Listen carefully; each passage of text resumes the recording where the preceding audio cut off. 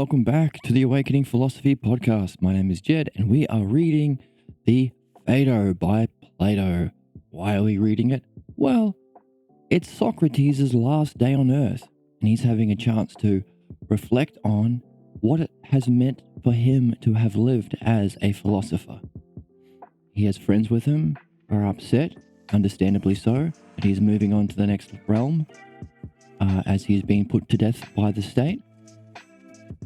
And we're curious to know, how does he approach this problem? How does he approach his friends? What does he do with his last day? What does he say to them? And how does he understand the significance of his life as a philosopher on his last day in the prison cell with his friends? So, reading the Phaedo will help us understand our big question: what exactly is philosophy? How exactly do we do it? Why should we care about doing philosophy? What benefit will it do for us in this life and in the next? And how exactly is philosophy done? So we have other questions we're bringing with us. What is the logos? The logos seems to be the distinguishing feature of philosophy. And the dialectic, of course. We've been wondering about what exactly is the dialectic, if the dialectic is the pinnacle, the apex of philosophy. And we've been looking for patterns in the structure of the work itself to bring to light more questions and more insights for us. One such pattern is a triad. We've been looking at the triad of Apollo, Aphrodite, and Hermes, representing philosophy, the love of insights that arise from philosophy, and where it leads to dialectic. We've been doing that because the god Apollo is key in this text. Socrates' death has been postponed because there is a ship that's been sent to another town to celebrate the god Apollo and to celebrate and signify purification in honor of Theseus, who slayed the Minotaur, saving self and selves. So we have a lot of questions with us. What does it mean to save self? What does it mean to save selves? What does it mean to purify oneself? And why should we wait until we've done that before we experience our death? Socrates' death has been postponed until this celebration and purification happens. And in that time, he himself has been writing myths in honor of Apollo, and also taking already established myths, popular myths like Aesop's fables, and adding the logos to them, elevating them. So why do that? Why not just be content with philosophy? Why share philosophy through mythology? This plays into one of our triads that we're using to understand philosophy. The logos bringing us to our highest goal, applying the logos to understand and remove our problems, and in between both, characterizing those principles so we can remember it and talk about those principles that can be applied to both in mythology. The logos, mythology, anti-logos, or false logos. We've also got some questions about dreams. Why is Socrates taking orders from dreams? He's Socrates. Also, he's content to take orders from the Athenians, even though, well, they're not as wise as Socrates, and they're sending Socrates to his death. This is Socrates. We want him around. We want more Socrateses. We should be celebrating Socrates. He should be ruling Athens. So why is Socrates content to follow the instructions of the Athenians in this way? To me, it makes more sense to follow the instructions of his dreams than it does the Athenians, but that's a question. So as we read, we're collecting questions. And as we go, we're collecting hypotheses that might explain our questions. They are ifs. We're collecting key terms that stand out. We're looking for tricks or tools in which the author might bring to our attention certain key terms. Repetition, maybe a term that will stand out as not fitting. Okay, we can recognize that these techniques movie directors use, or writers of novels use, or makers of video games use. Adding something that stands out. Oh, there's something significant here. Maybe there's a way of solving this puzzle. This piece does not fit here. Maybe there's another place where it does fit. Equally so, repetition is a tool in which the author can highlight certain key ideas for us. So far in the Phaedo, we've seen the repetition of the word accuracy, recall in detail. We've seen present. Were you present with him? What does it mean to be present? How should we use our time in the present? We've seen the expression collect yourself together a few times. What does that mean? So, some key ideas, some key questions. In fact, we've got a nice list of questions that we're going to be adding to at the start before we continue reading. And we're going to take them all with us as we read. This is the quest of the philosopher. So, on that note, let's jump in.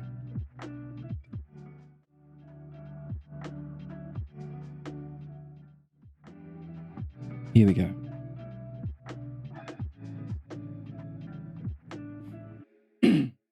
We ended with this expression.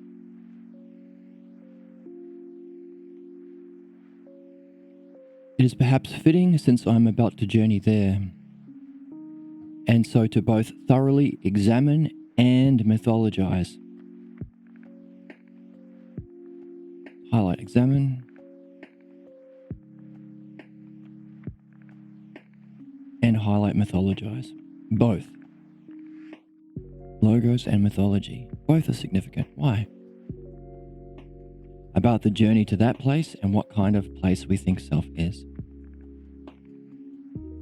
Okay, so let's add some questions to what we had just read. I hope you're making your own questions or carrying them in your own mind. So, philosophy being the greatest music is an interesting point. Is that a question? I'm not sure. Why is he being obedient to the commands of the dream? What does it mean for his friend Ivanos to follow him as quickly as possible? And why does that relate to being a philosopher? Why would a philosopher who's doing the work in a worthy way want to follow him as quickly as possible? Let's write those two down.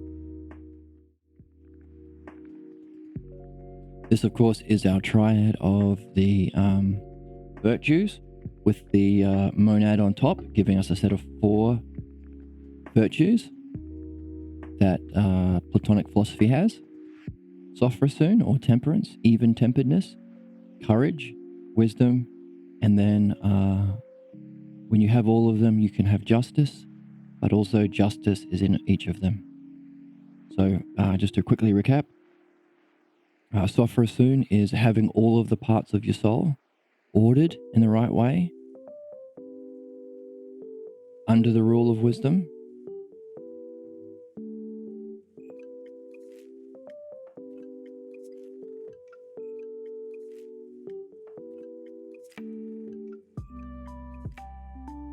Courage is holding on to what wisdom says, no matter what happens, in pleasure, pain, in fear and desire, the ups and downs of living a human life.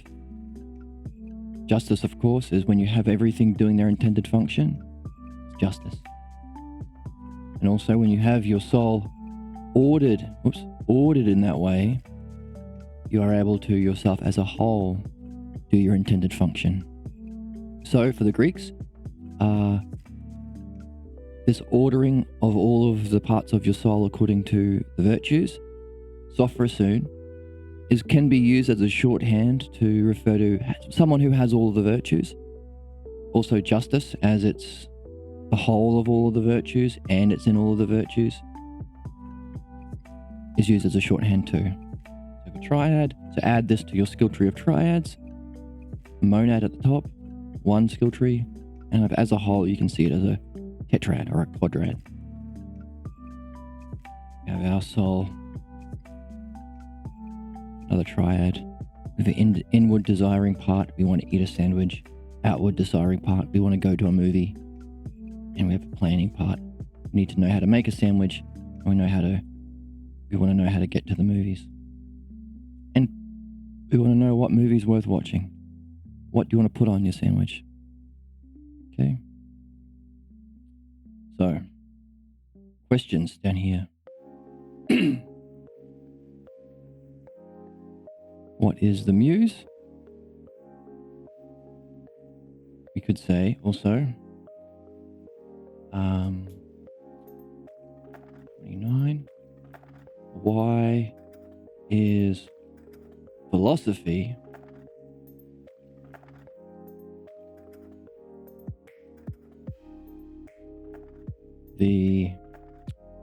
what's the text say?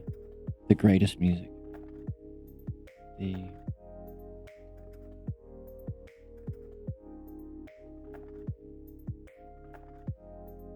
greatest music.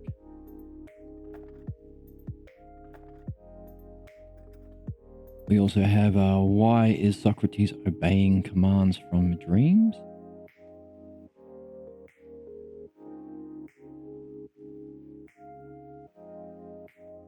Why is Socrates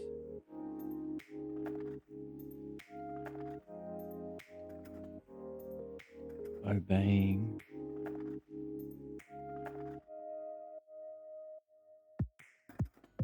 commands from dreams?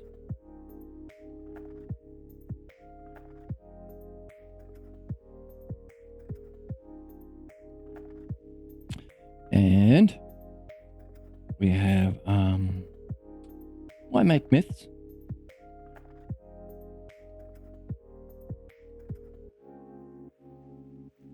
Why is Socrates makes myths using Aesop and his own? Why is making myths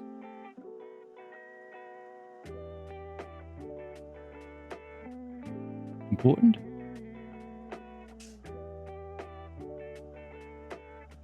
Bingo, bango, bongo. And we have in the text, if someone has the virtues, follow me as possible, as quickly as possible. Yeah. If someone is a philosopher and has done philosophy's work in a worthy way. So that's an interesting triad. I'm going to throw that in as a triad too.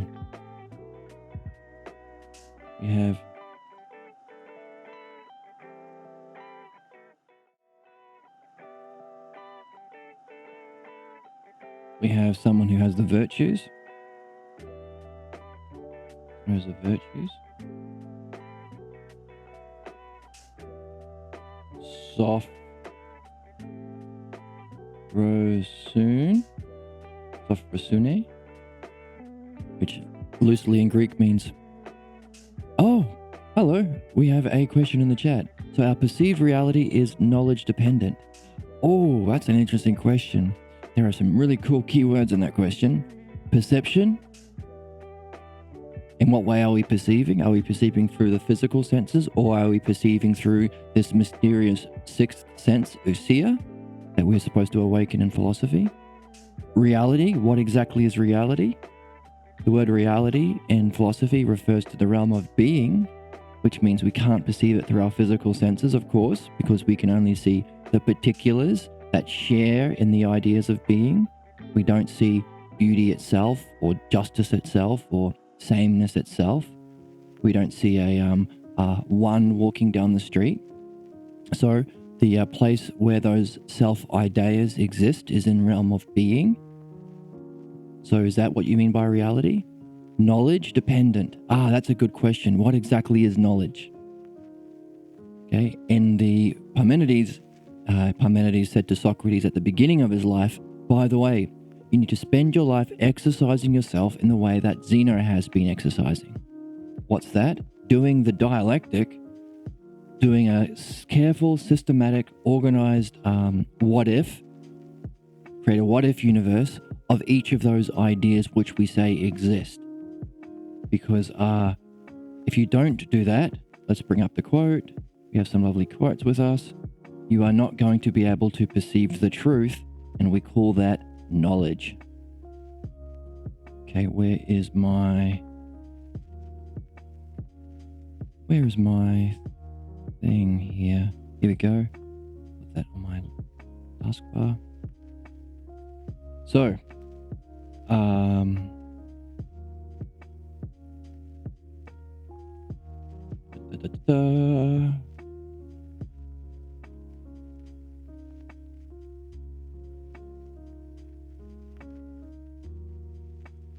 yeah. Collect thyself together by exercising more in that way, Zeno's dialectic, that appears to be useless to the many, and are called by them empty talk. For if you do not, while you are still young, the truth will utterly elude thee. So, some keywords in the question we have from the chat. So our perceived reality is knowledge dependent. Interesting. There are a lot of ways of taking that. If you can say more about what you mean by that question, that'd be cool. But of course, that's something we're interested in having for ourselves knowledge. Philosophy is not about opinions or beliefs. It's about having knowledge for ourselves. And our way of reaching there is through logos or understanding. So we can recognize it. So we know how to get there. So we know how to address the counterattacks that come up. And in this text, we're seeing something interesting. Not only are we to understand and follow that journey, we are to mythologize it. That's a big thing. That's kind of new for us. What is the significance about Socrates is getting commands from his dreams to be a myth maker? Change the myths of Aesop and create his own. Okay, so we have this question here. By the way, go and tell my friend Uvenos, who's also a philosopher, that if he has the virtues, if he's been doing philosophy, so let's add this to our triad. Thank you for the question in the chat, by the way. I hope you hold on to the question and nurture it. So, if you are a philosopher, so we can put that at the top of our triad. Why? Because we understand that there is a kind of archetype to triads of this one. Being, power, and activity. What is the thing itself? So to address this question we could say, okay, we want to know about knowledge and if it affects how we live our life, how we perceive our reality. What then is the nature of knowledge? What is its nature? What is it in itself? Also, knowledge can't be a dead thing. It has to have some sort of vitality about it. It has to have some sort of power. So we can ask, what power does knowledge have? What is knowledge? What is the power that it has? By the way, that knowledge has to use its power in some way, otherwise it's ineffective. It's a useless thing. And there are some common words we use nowadays to talk about someone who's useless that are funny, but I won't use them because that's a bit of a tangent. How does its activity? How does knowledge function? So we can make a triad for knowledge. In fact, we can add one more term to that and say, by the way, how do those having been affected by knowledge relate back to knowledge? So we've got 4. We can make a 4, and those 4 are the 4 categories of our dialectic. So if we want to understand knowledge, and we do, we would make our own dialectic according to Parmenides. That's the exercises we have to do to prepare ourselves for philosophy. Which is, so what is knowledge itself? Knowledge, self itself. How does it relate to others? Self to others. How do those others, having been affected by knowledge, relate to each other? Others to others. And then how do those others then relate back? So we could say, what is knowledge itself? What's its being? We could include power in that, I suppose. How does it function? So what's its being and activity? How do those having been affected relate to each other? Hey, if we have knowledge, if we are able to benefit or receive knowledge or perceive reality better through knowledge, how would we relate to our friends? What would we do in our world? How would we live? Finally, if we recognize we can live in a better way or relate to our friends in a better way, what will we then do about knowledge? If we recognize, wow, it has that effect. So we're doing the similar sort of thing with philosophy. We want to understand philosophy. So we can ask ourselves, okay, what is philosophy itself? What's its power and activity? These two here. Its power and activity. How does philosophy affect us? How do we live our lives? What kind of a life has Socrates lived, and what kind of a life can we live, given that we have philosophy in our life? What can it do to us? Does it benefit us to the highest possible degree? Is it truly the hero's quest? And finally, if that's the case, how do we relate back to philosophy? So in the dialectic, there are two primary terms, self and other. Make self philosophy, make other you. Philosophy itself, philosophy's power and activity in relation to us in relation to other us's, us in relation back to philosophy. So what does that mean? Well, we are going through that process now of understanding how we relate back to philosophy. That last term, others back to self. So in the text, we're jumping to the end. So we want to know what philosophy is itself, how exactly philosophy affects us, and how our life can be better. And finally, what we should do at the end of it. So we don't have those yet. But Socrates is giving us the last term, how we should relate back to philosophy. And that's where our question is right now. He says, by the way, if you have been affected by philosophy and you've developed the virtues, just to remind ourselves. Yeah, these four. We've organized the parts of ourselves. Hey, our desires are not ruling us. Our love of honor is not ruling us, but our reasoning is ruling us. That's temperance. By the way, we are using our love of honor, our spirit, our power. Notice activity, power, essence. So we could put one triad on the other to understand them both. This is why we have a skill tree, because we have many triads, but we can use a triad in this skill tree to gain better insight and understanding of this one. That's the fun. That's the discovery. So we can say, holding on to what the reasoning part of the highest part says is worth pursuing. In the ups and downs, that's courage. And wisdom is knowing what it is that we should be doing at all times, applying the paradigm, the model of the Logos to ourselves. So it's being ruled in this way. And if you can have all of those, you can do your intended function and only that at all times, justice. So, and if you've developed that, says Socrates, as Euvenos may have done, then he will have been a philosopher and he would have done his life's work. So that's important. Doing your life's work. What does that sound like? Justice. Doing your life's work. Your intended function and only that. Which means you've unified your life's work. You're not running around chasing a million different things. You're like, oh, I know what it is I should be pursuing while I'm here.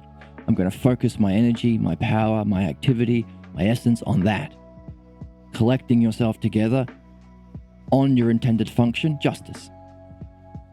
So if he has that, then he would have discovered, we've got this, if he has the virtues, and he's a philosopher, and he would have done his, what's the text? Life's work. All those who have a share of this life's work. Oh, share. Key term. Share. You're not taking a part.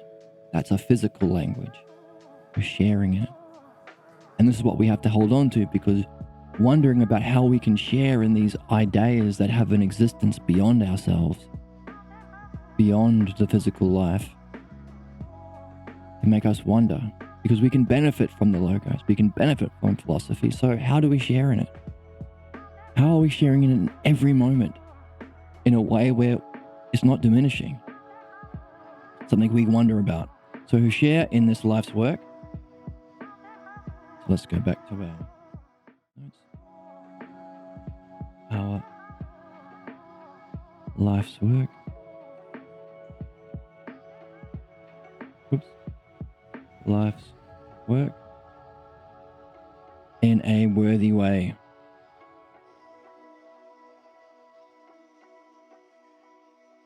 Boom, boom, boom. A nice triad there. And we have the virtues at the top. So that's our triad with a 3 skill tree, the monad, which is a 1 skill tree, and then together we can have them as a 4 skill tree. So we see some patterns there. Socrates says, if you have ultimately developed the virtues, because you have been a philosopher, your being, your essence, and you have done your life's work in a worthy way. In fact, we might even say, okay, let's look at this. You are being a philosopher, so we can say that's the being term. Then we have our activity and power term.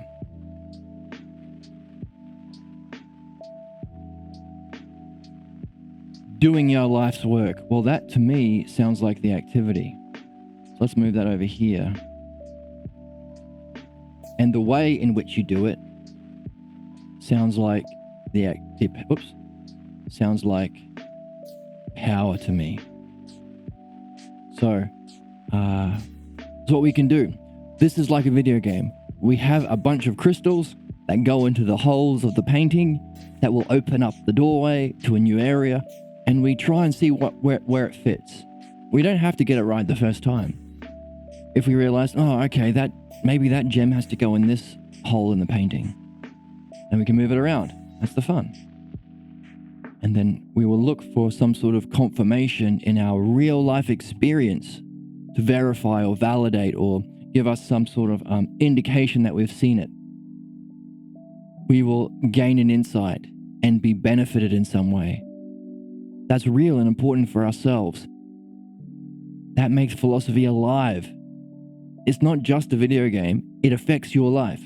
It's the best video game, you could say, because of that reason. So that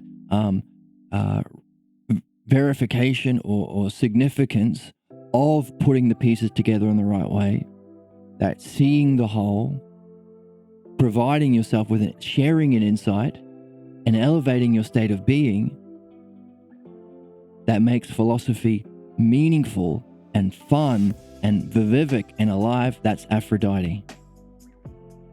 The way of mythologizing that force, that principle that we share in, that's Aphrodite.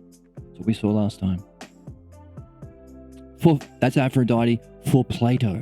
That's how Plato uses the mythology.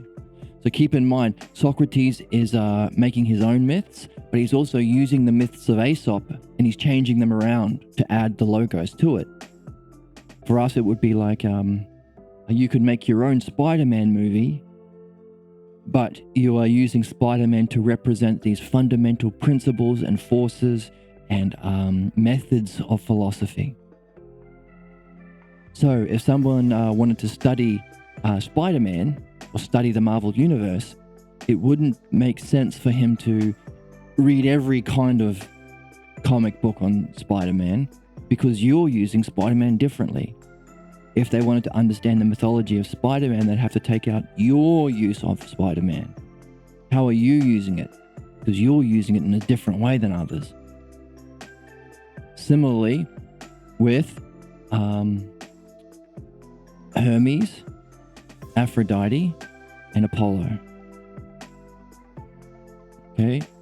The being, the highest being, the power, and the activity of philosophy, which we've seen last time as dialectic, as Hermes at the top, the beauty and the love of those insights that affect us, and Apollo at the bottom, the harmony and rhythm and music of philosophy.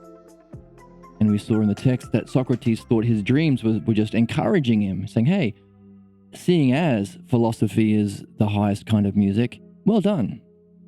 But he's like, actually, I wonder if he's saying if the dreams are commanding me to actually make real music, popular music. So that's one of our questions. What's the significance of not just doing philosophy, but sharing it through mythology? So, to me, this triad of, well, we can throw that in. We can say, just as a reminder, we can throw in that triad of Hermes or dialectic. Hermes, Aphrodite, and Apollo. Significant because this whole text is in honor of Apollo, and we can connect it, overlay it with another triad in our skill tree of what they represent, which is, let's make it in pink.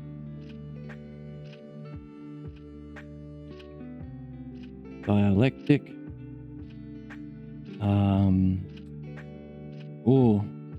Love of insights, beautiful insights.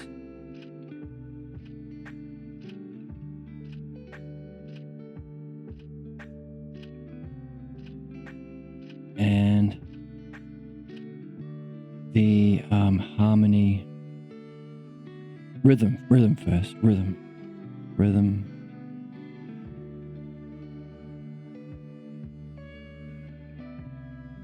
and harmony of philosophy.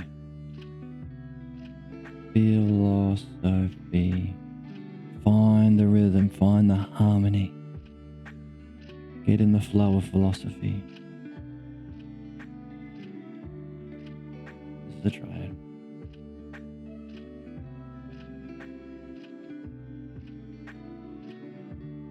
Now, we also can have with us this being, power, and activity triad. Let's throw that in there next to it. Why not?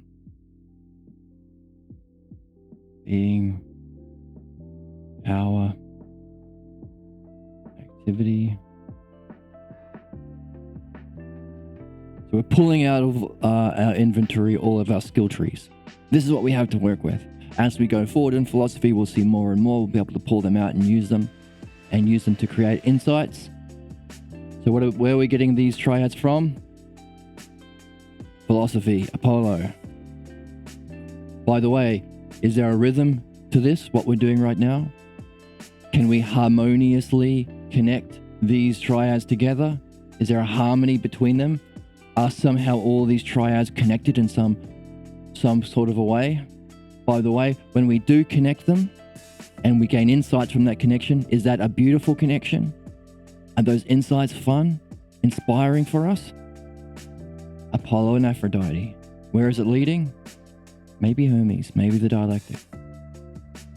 So, in the text we have, by the way, if Socrates' friend Euvenos is got the virtues, then he has been being a philosophy, and he's been doing the activity of his life's work, and he's been doing it in a worthy way. One of the things that we recognize as central for being a philosopher, is our philosopher guy, this guy here. I'm looking for You're a wizard, Harry. in an adventure. You're a wizard, Harry. This guy here. Developing our key terms. Seeing a rhythm in how they are given to us, how they come together. Seeing the harmony or the pattern and order in those key terms. Selfa terms. Selfa because they have a honorific. Developing our hypotheses, bringing it with us. Developing our questions. Developing our skill trees. Triads, fours, duads, singles. So that we can weave them together with our weapon. The sewing needle of infinite truths, our snit. And by the way, the whole time we have to be seeking excellence in what we do. Not settling. Over here we have our reflection on the language. We are sharing. It says, all those who share in this life's work in a worthy way. What does that mean? It means Socrates might no longer be using the language of his problem. What's part of his problem? Well, early in his life, he used a certain kind of language.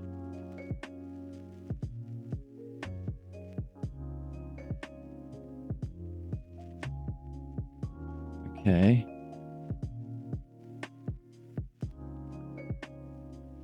A language that was more about the physical world. Participate. Taking a part. So if we've got a pizza, if someone wants some of the pizza, they take a part so they can participate in the pizza. Some of the toppings have fallen off. Bring them back over. And that's where we get a language which diminishes philosophy, diminishes the pursuit of the self and the excellence of the self. So we have a language of, oh, by the way, if you want to do things for yourself, that's bad. That's selfish. Don't do it. And we say to that, because you're saying don't do the very thing you're here to do. What you should be is be selfless. Sacrifice your goals for the authority, the priest, the king, the ruler, tyrant, bullshit. And we need to replace that with self-full. If we change participate with the idea of sharing, then we can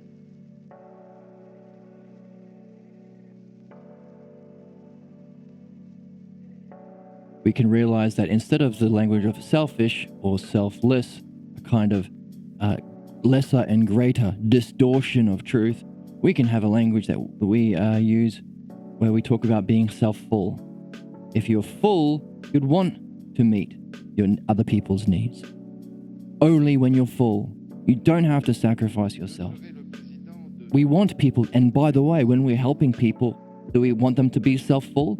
Or do we want them to be lacking? So the very activity that we do helps, if it actually benefits, would be to benefit the self. So this language is irrational. Why? Because we're supposed to be selfless by sacrificing our self-needs to help others, specifically the king. Right? But then how do we help others? Do we help others by giving them more stuff? Or do we help their self? Do we help their self grow?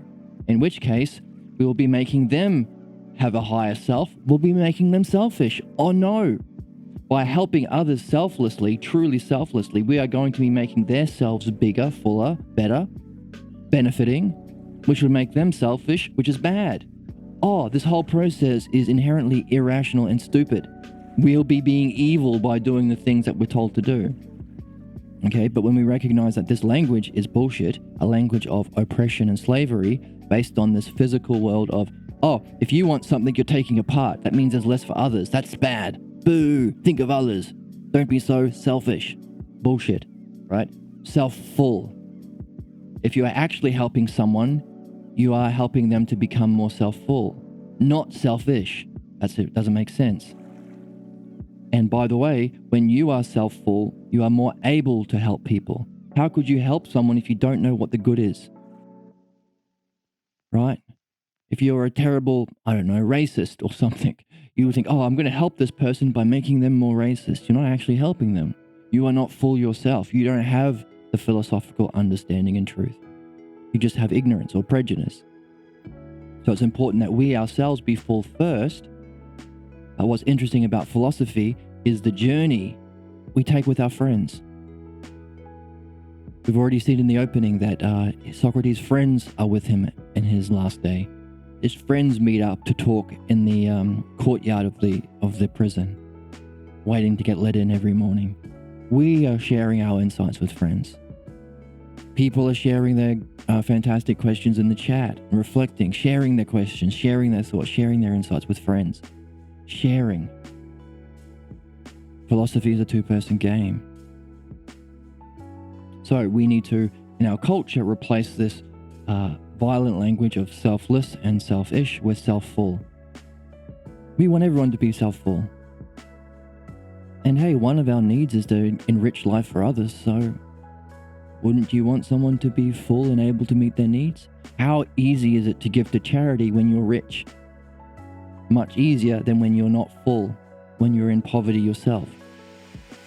Makes sense, right? Change our language to a higher one. So, get rid of the violent language. That's interesting because in our text we have Socrates saying, by the way,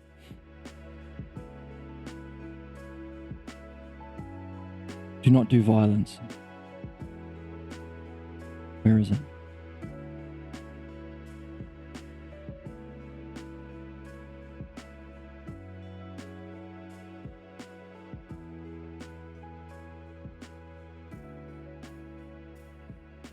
There we are. Violence, right where we are.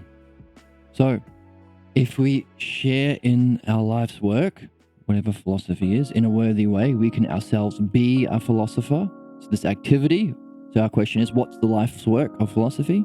Number 2, how do we do it in a worthy way? So then we can ask the question, what does it mean to be a philosopher? With the virtues. So each of those 3 is a question for us. What does it mean to be a philosopher? What's the life work of philosophy? And how do we do it in a worthy way? But do not do violence. That's our language of oppression, selfish and selfless, instead of throwing both of those bullshit words out and having self-full, not violent. Okay, so how do we follow Socrates as quickly as possible without doing any sort of violence to ourselves? So it's not suicide. But what is it then? Okay, let's add those in as questions.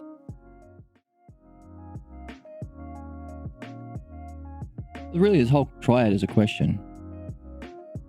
What is the being of a philosopher? What is the activity of our life's work? And how do we do the power in a worthy way?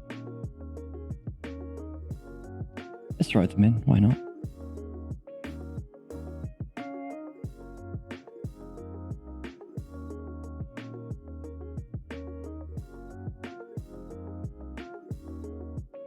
What is the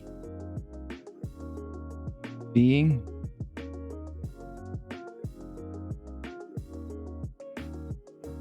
of a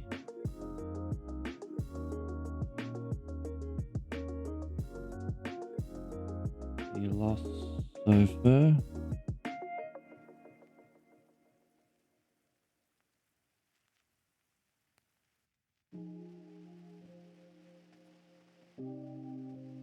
What is the activity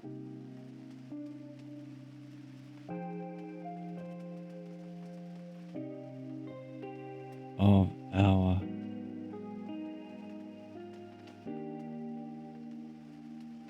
life's work? And how do we do it? So I think how should be in a different color. How do we do it? What's the way in which we do it? How do we do it in a worthy way? 3 new questions into our question stack, into our inventory. Let's go. Oh, and fun, and also, of course,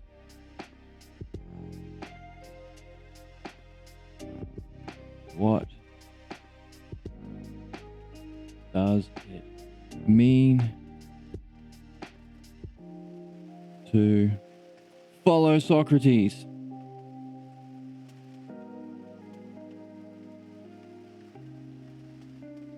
Follow Socrates as quickly as possible. As quickly as possible.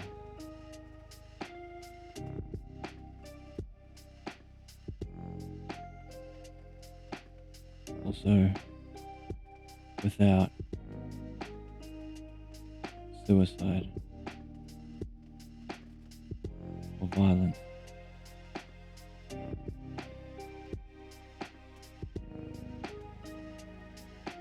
Okay, we can even see our triad there. So we said here our triad of philosopher. Take a little picture.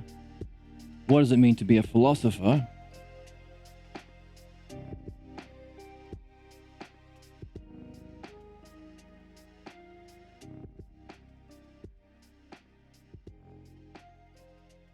What's its life? What's our life's work, and in what way do we do our life's work? Here we can say, what does it mean to follow Socrates? In what way? As quickly as possible. And then how do we do it? So where would we be as Socrates? What does it mean? What would it be like to be where Socrates is tomorrow? How do we do it? Or what do we do? And how do we do it? How do we pull off that stunt? What would it like to be with Socrates there? And how do we do it as quickly as possible? So we see that triad even in this question.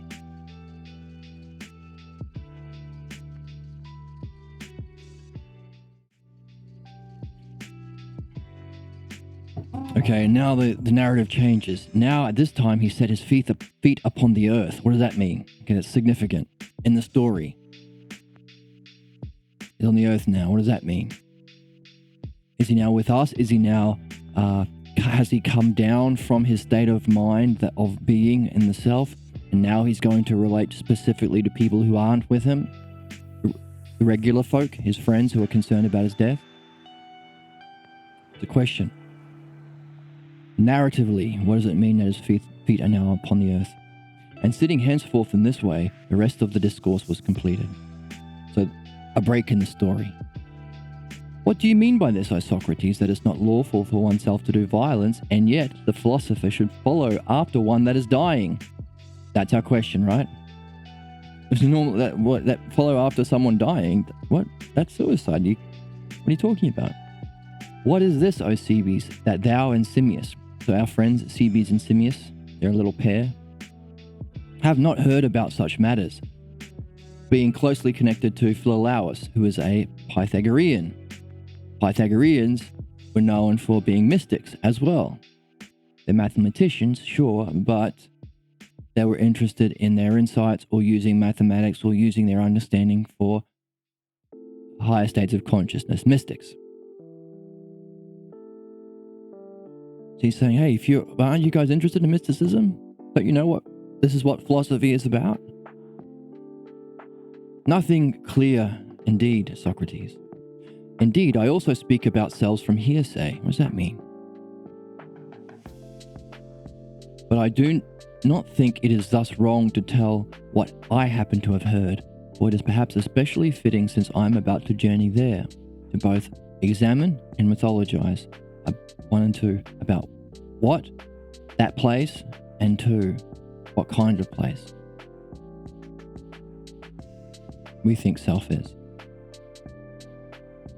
So the what and the how. Examine and how, mythologize. What, that place, and how, what kind of place. So what is that place and what kind of place we think self is? That stands out, right? For what else should one do in the time before the sun sets? Good question. Wow. What then is the reason, O Socrates, for them to say that it is not lawful for self to kill oneself? For I at least have already heard Philolaus also say, as you have just now, when he was living with us, and I have already heard it from others, that one must not do this, but I have never heard anyone give a clear account about selves. You must take to heart, for you may presently hear one, and it may perhaps appear wonderful to you, if this alone out of all other laws is simple, and it never happens to humans just as it does in other cases, but that there are times when it is better to die than to live. There are times when it's better to die for us, which is interesting. So there is something about us that is eternal and immortal for this statement to be true. Why? Because there's something that is saved from something bad happening to it. So this whole idea, the implications mean it's better to die than to live. Meaning, well, if you don't have any existence after death, that wouldn't make sense.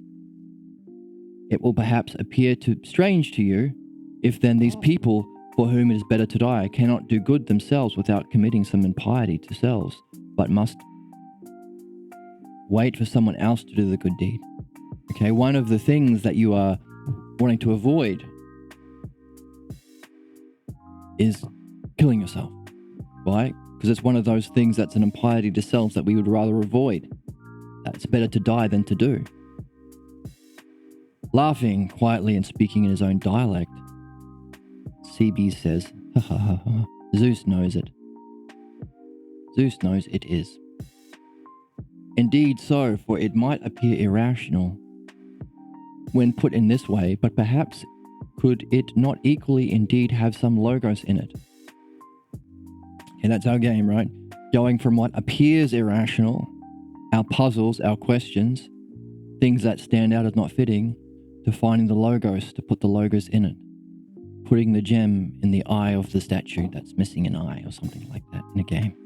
Therefore, on the one hand, there is the doctrine put in the language of the mysteries about self, that human beings are in some kind of tour of duty, that one must neither free oneself nor escape from this.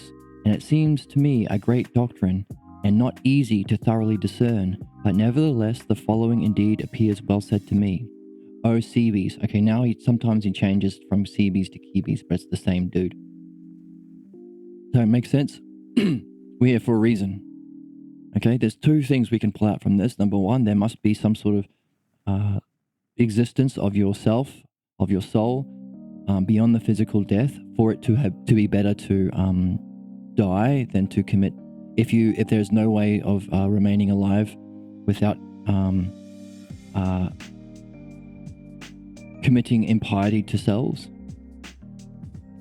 but you have to wait for somebody else to do the good deed for you. Meaning there must be a surviving existence of yourself beyond physical death. And also, we are on a sort of tour of duty, meaning there's some meaning for us being here. We're not being punished. We're not in a sadistic universe that's just torturing humans with suffering that's completely irrational. There is a logos, there is a meaning and a pattern and a significance and a purpose. These are things that must necessarily follow from Socrates' statement. So for us to be rational would be to ask, well, why am I here? What is my tour of duty? Why am I stationed here? And what's my mission? If we are here for a reason, and Socrates is saying, obviously we are. That's why it's bad to pull yourself out of your tour of duty too soon. Not for you to make that call. And what is our tour of duty? What is our mission here? What is our destiny? Right? So this might add fuel or add some assistance to one of our questions that we've got, which is, from the beginning, he mentions destiny. What is destiny? So we've got something we can add to this question. Maybe something to do with a tour of duty. If you're on a tour of duty, you got a purpose. Could that be your destiny? Okay. Does that work so far? Look at that. We're traveling in the galaxy. Look at the picture. And then we come across, whoa, the notes. Whoa. We go past them. That's cool.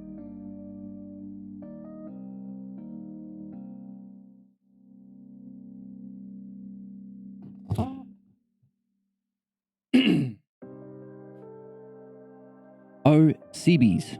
Kebes. Kebes looks like kibble that dogs eat. Kebes. The dogs are our superintendents, and we human beings are one of the possessions belonging to the gods. What does that mean? That's enough for a question.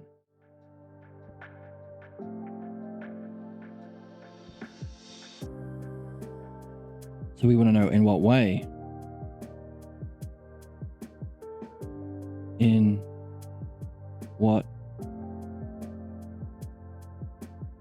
way are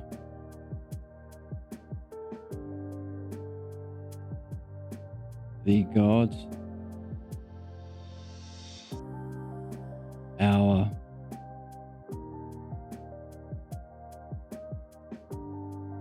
superintendents?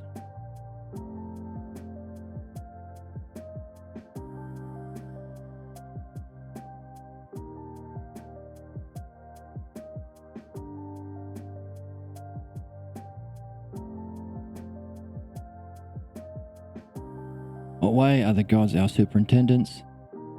And equally so,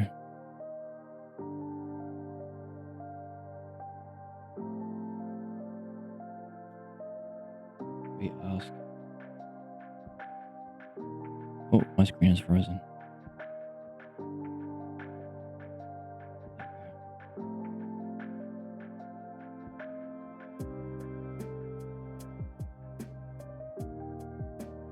In what way are we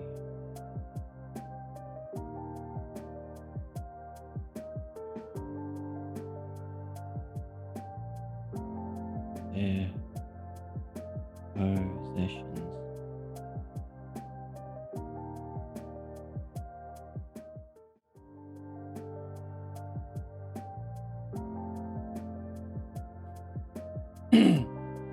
Or do you not believe that's the case? CB says, it is to me the case indeed.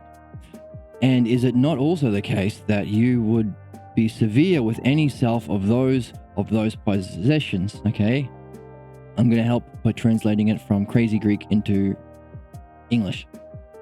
If the self of your possessions killed itself, and that you had not given any sign that you wished self to die, wouldn't you be annoyed if your Roomba killed itself? And if you could give some penalty, would you penalize? Would you spank your naughty Roomba? By all means. Okay, and then we have a quote from the Apology that our translator thinks is significant. We can come back to that at the end, maybe. About the evidence of the great doctrine. Socrates, perhaps now then, according to this perspective, it is not irrational that one must not kill self, not kill self beforehand, until God should send some necessity to do so, just as the one which is now present to us. Okay, Socrates sees some necessity for his death. Meaning, so if there's something rational and necessary, what does that mean? That means there is the parts required for justice. There is some justice, some purpose, some higher significance, making it both rational and necessary for Socrates to be killed at this time. So what is that? What is the justice behind Socrates' death?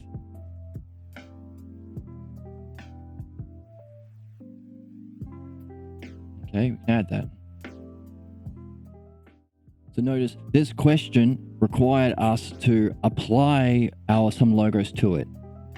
Okay, he's saying it's rational and necessary, so we could say, why is it necessary, or why is it rational? Or we could do some work and say why, or apply our skill trees, apply our leveled up understanding of the logos to say, why is it rational, necessary,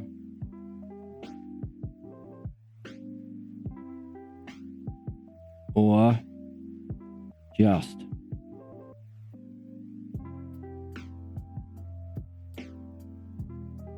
That Socrates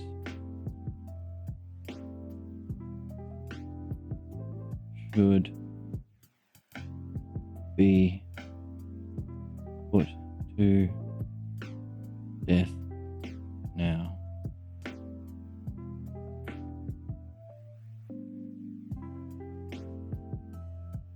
Another question.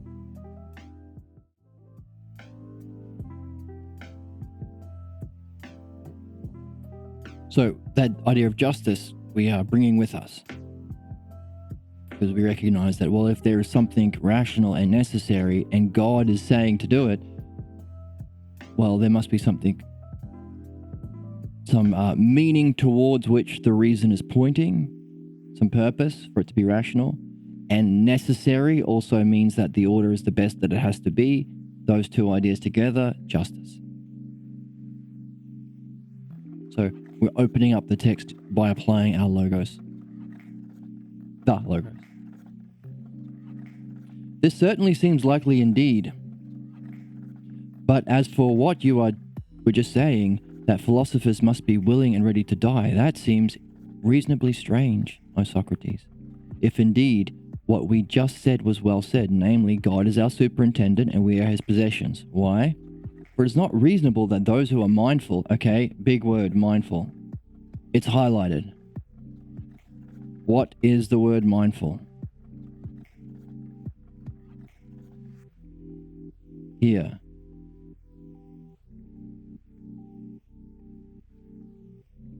Okay, mindful is one of those big words. Why? Because mindful is a kind of the best word that we have in our English, but it's kind of a loose word, right? Mindfulness is used in a lot of different ways. We want to nail down exactly what it is because we're not interested in what we think or what our friends think or what our society thinks is being said. We want to know what Socrates is saying. What is the truth? We want the truth. So we have this fun game we can play where we copy the text and then we call up Jarvis. Are you there? 24 hours a day, 7 days a week. And we say, Jarvis, can you please bring up the internet? Which means we have to leave this prison. That's where we are. Prison. See, there's the chains underneath there. We've got this ancient Greek table that we're on. But the internet doesn't exist in 2300 BC. So we have to go out into space.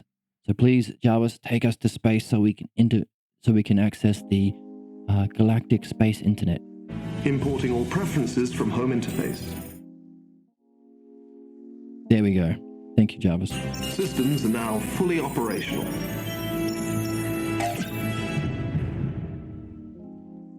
Okay, that. We paste it into this one, which takes our ancient Greek into modern Greek. And then we put it into Google Translate. Zoom in.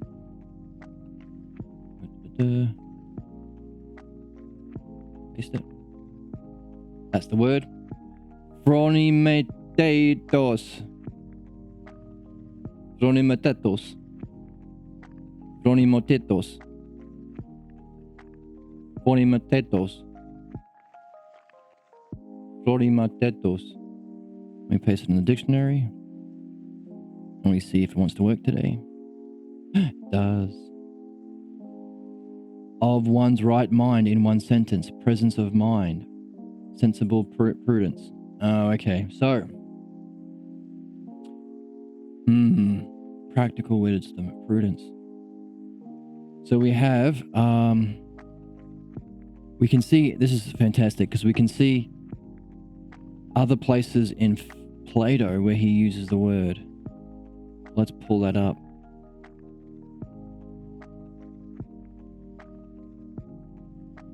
Okay, we want the English.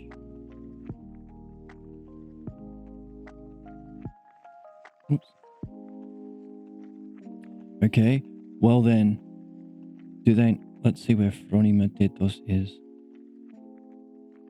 Let me see it.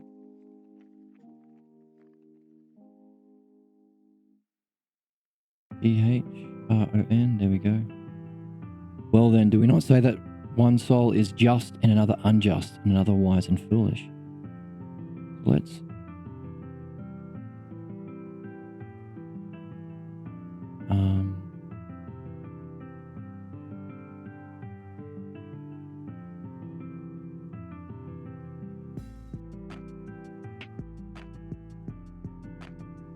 copy this and paste it here so we can find it on the page.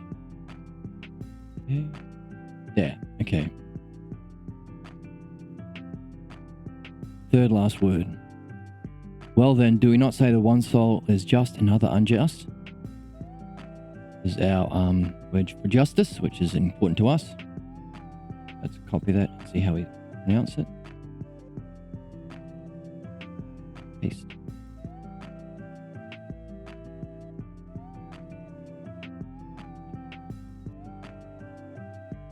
Dikaios. Dikaios is justice. So, in the section here of the sophist, well then, do we not say one soul is dikaios, just, another unjust, and one wise and another foolish, okay? Phronemon.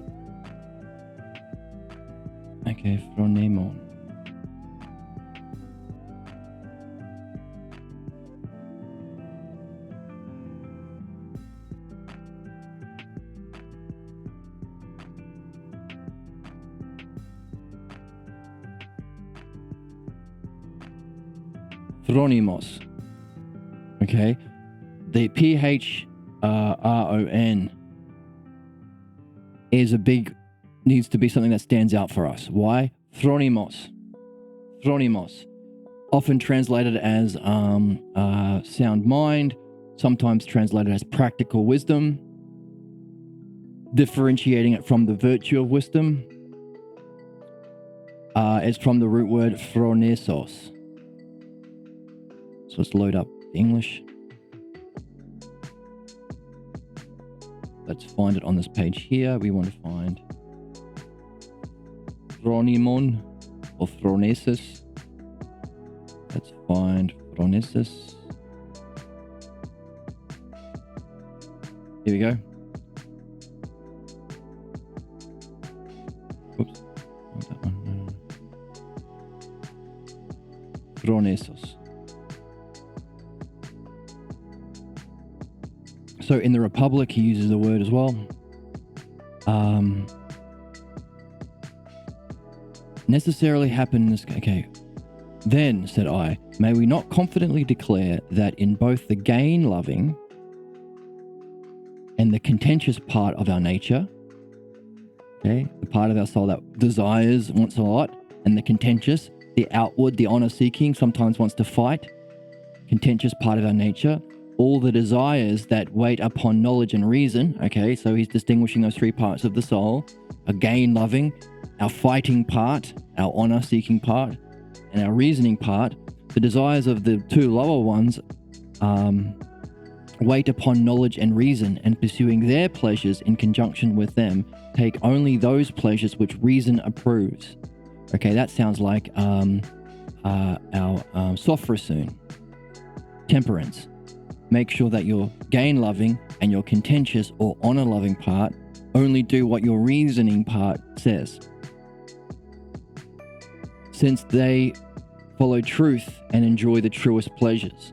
So there's a truth that your reason-loving part of your soul can have and pursue, and a pleasure of that as far as possible for them, and also the pleasures that are proper to them in their own.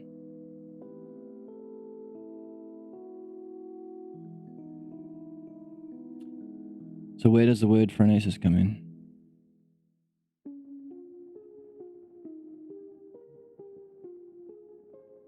Here, it's there.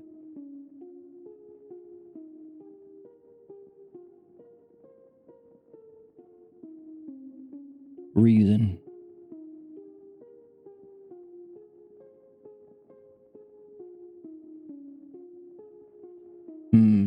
Either truth or reason. Hard to say. If we take this part before that, takes us to here, and then this one takes us to here, and this one takes us to here, and this one follow truth. Okay, so it's been translated as truth. But one of our questions is, what is phronesos or phronedon? Or what is it? Phronimos. Phronesos. Okay, also it's here.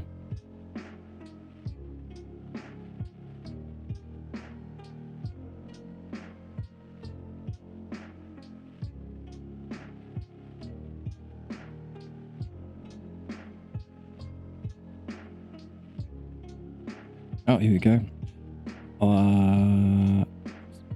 But indeed, my most courageous friend, perhaps there is another animal capable of thought, such as the crane appears to me, or some other creature. Capable of phronesis?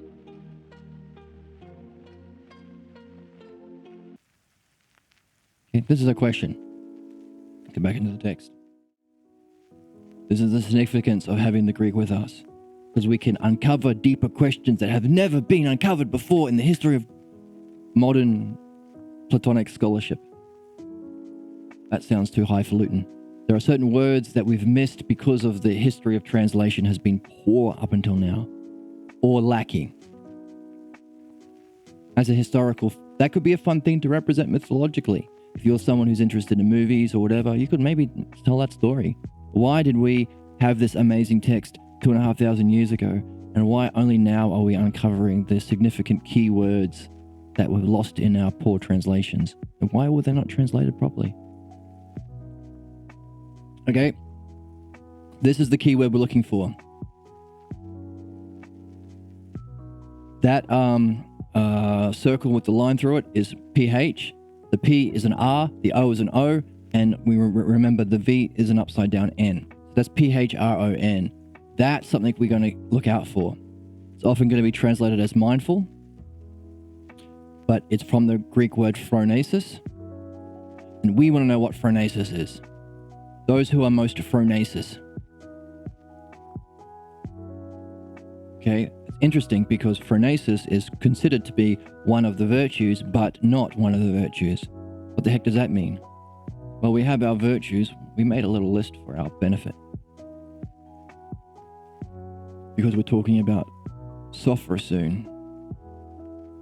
Oh, and what's our word for... We should have the word for justice too.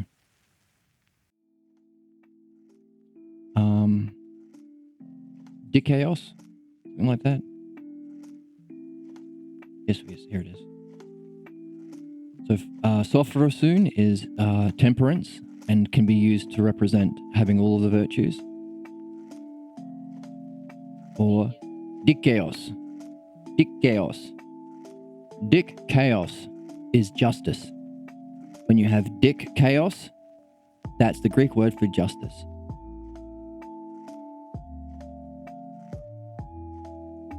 Okay, dikaios. So we are in this part here. We were looking at the virtues. Here we are. There are 4. There is a triad with a monad above it. And then we've got another question, which is, what the heck is this 4th one that we are translating as mindful? That is the Greek word phronesos. Phronesos. Bump, bump, bump. What is phronesos? And how does it relate to these 3 and these 4?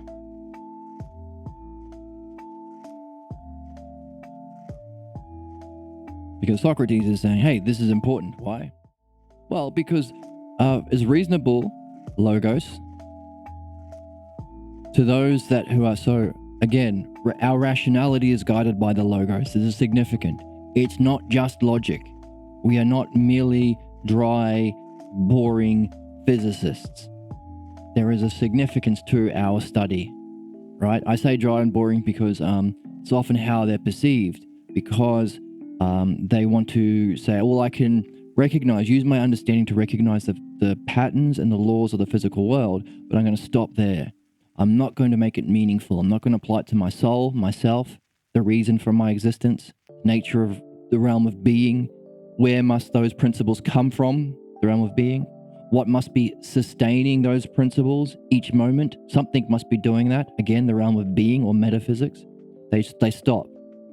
Of course, there are historical reasons why we stopped asking those questions after Socrates.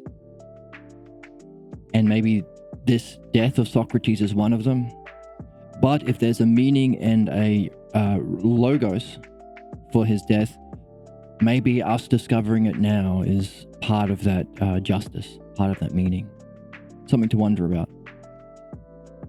But logos is not just logic. It is rational, of course. We use our reason, but it doesn't reject or discount or ignore or be blind to the higher levels of reality and the most significant parts of our own selves as human beings. We have a mind. You know what? You can't put a mind in a test tube. We have a soul. People have separated their soul from the body in many different ways: yogas, near-death experiences, drug experiences, meditation, breathing, chanting, all sorts of things. Okay? Maybe modern physics is catching up with quantum physics and realizing, well, we can't keep ignoring these things, and maybe even asking the question, why are we being told to ignore it? I know there are some people in the realm of physics who are facing the boomers, the boomers saying, oh no, don't talk about mind. You can use the word consciousness sometimes, but you can't talk about mind. You can't go into metaphysics, even though you're a fantastic quantum physicist. And he says, why? And their response is prejudice. We don't know why, but we're old and we're convinced. We seem certain when we say it because the person who told us seemed certain when he said it. But let's go back to our history and see what was the cause. Maybe the same prejudice that Socrates was facing when he was talking about the soul and the mind. Maybe they had a similar prejudice in their time that we have yet to address. Maybe it's time we address it. Right, Owen? Wow. What, Owen? Wow. Yeah. So, the question is, let's add that to our questions. What is phronesis?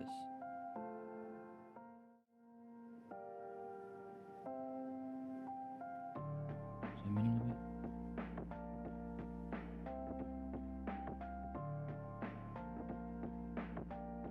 What is phronesis?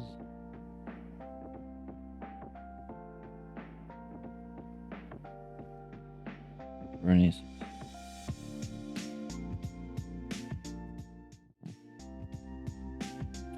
Those who have the most phronesis should not resent leaving this service in which the gods, who are the best overseers of the real beings. Okay, real beings. So again, it's the real beings. It's fundamental to philosophy. Those who say philosophy is just about arguments in the physical world so you can somehow get more pieces of the pie, more fame, more money, or more, I don't know, internet followers with your podcast or something. As we see some philosophers do nowadays, they're missing the point because they're missing real beings. Real beings is significant. Being, the realm of being.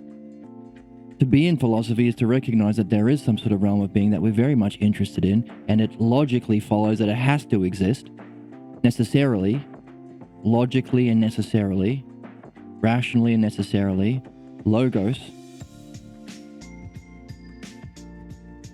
for there to be the principles that are, the principles that are maintained, the principles that are universal, beyond physical examples.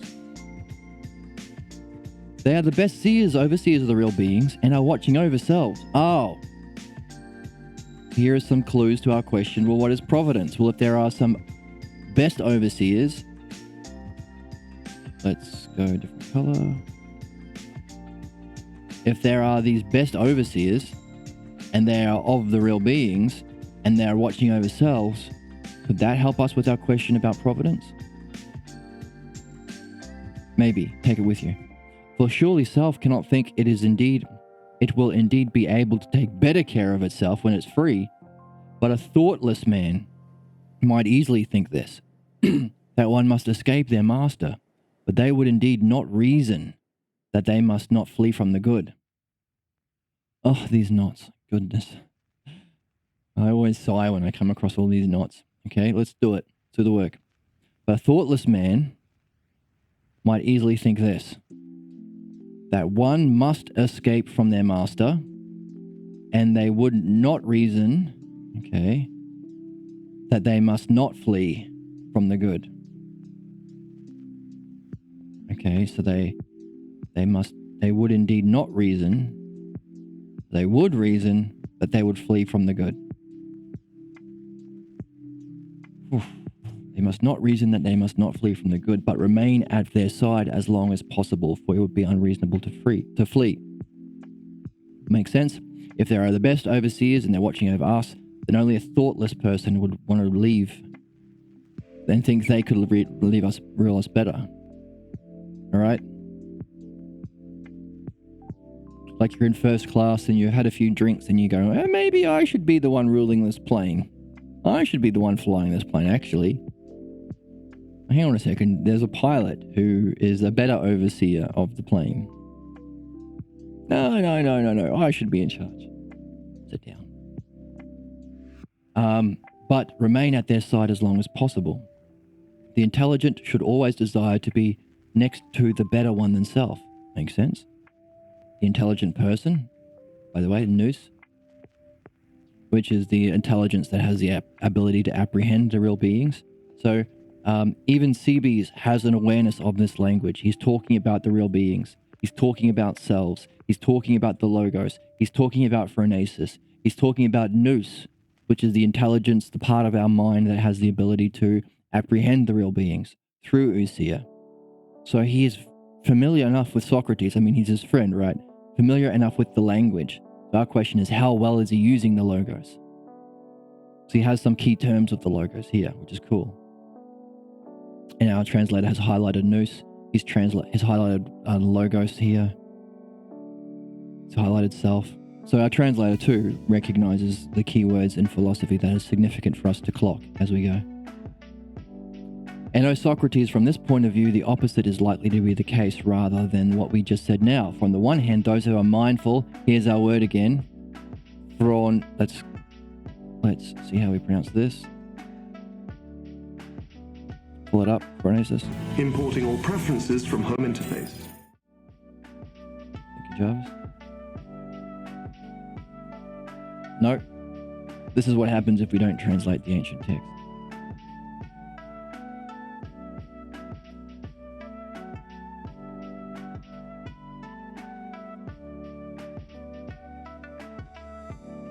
Phronimus.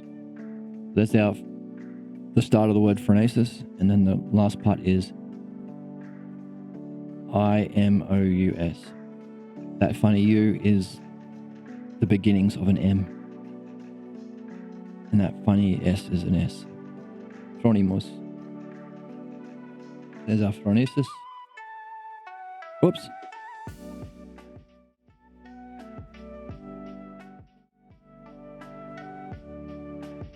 Those who have phronesis would clearly resent dying, whereas on the other hand, those who are mindless would rejoice.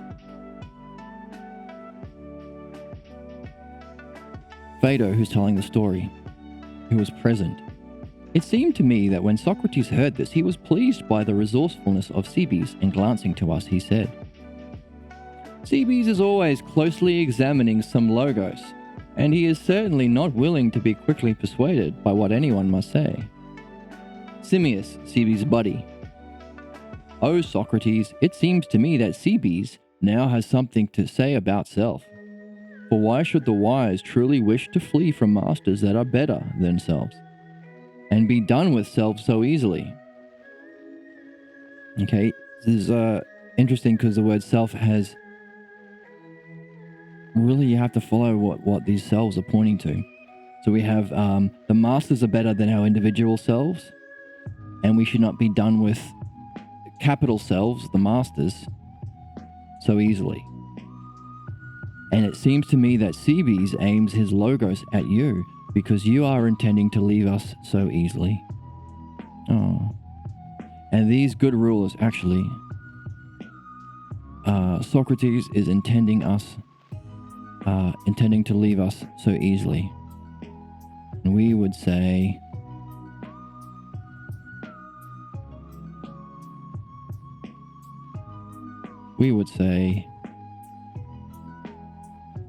meow. No. We would say, no. Okay, I'm gonna have to work on this. Okay, we would say this.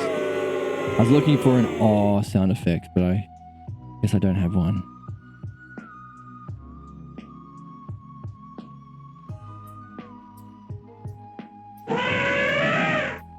Okay.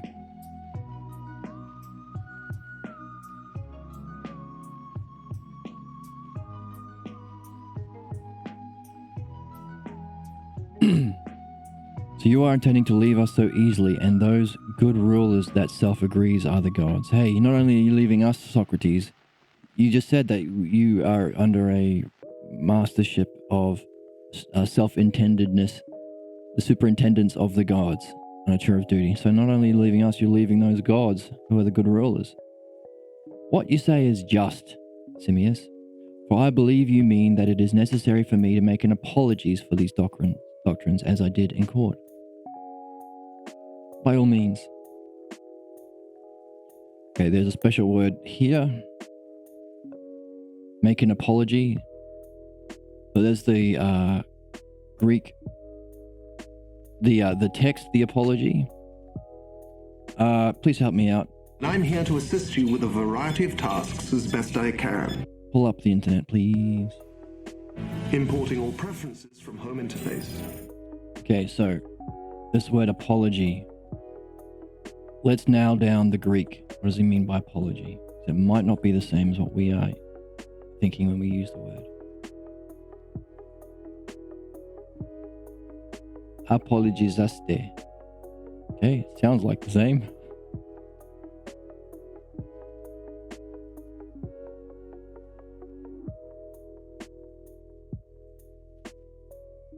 Speak in defense, defend oneself. Right. Answer to the evidence, speak in one's behalf, speak in support of a fact. Right. So give evidence, support, and defend a position. So apology does not mean I'm wrong and I'm sorry, the Christian idea of apology, right? I'm bad, tell me I'm bad, hit me on the head, priest, and give me a punishment. It's not that kind of apology. Apology means to speak in one's defense. Give the reasons for your statement. Cool, right, Owen? Wow. Wow. Wow. So, good thing that we took the time to look it up. In what? In detail.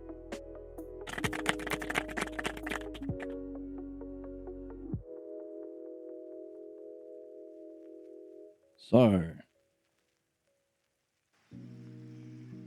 you intend me to make a reasoned account and defense for the argument for these doctrines, just as I did in court. Oh, interesting. So the apology, the whole Greek text, the apology of Socrates being in court, isn't him apologizing for what he's been doing his whole life as a philosopher. It's him giving a reasoned account of it, defending his doctrine. Interesting, right? Wow. By all means, come along then. I will try to defend us more persuasively then in regards to that jury. I didn't convince all the people in the jury. He convinced a lot of them, by the way, just not enough to prevent him being murdered. For on the one hand, O Simmias and Cebes, I would be wrong by not resenting death. I would be wrong by not resenting death. So he should be resenting death. If, first of all, I did not consider that I shall be present with those gods that are wise and good. Right. This is important. So, he is going to be present with the gods. That's a big one. Let's make it pink.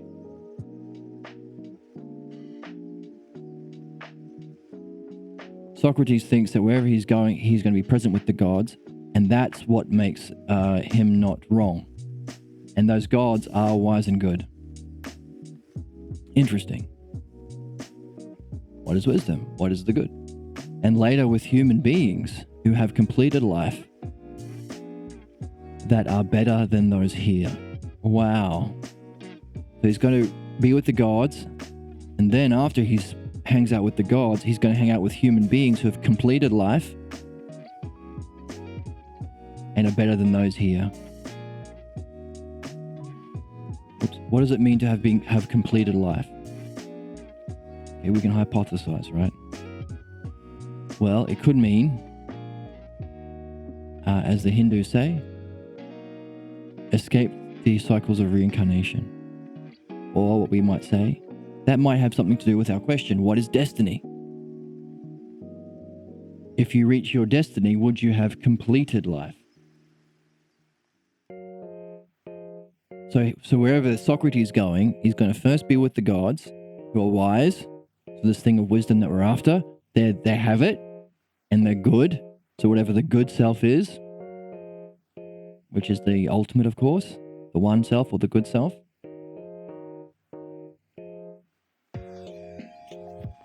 And then after that, which is interesting because maybe there's a progression.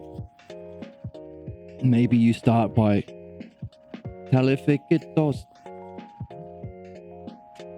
Telefikotas. The telekolfas. I can't say it.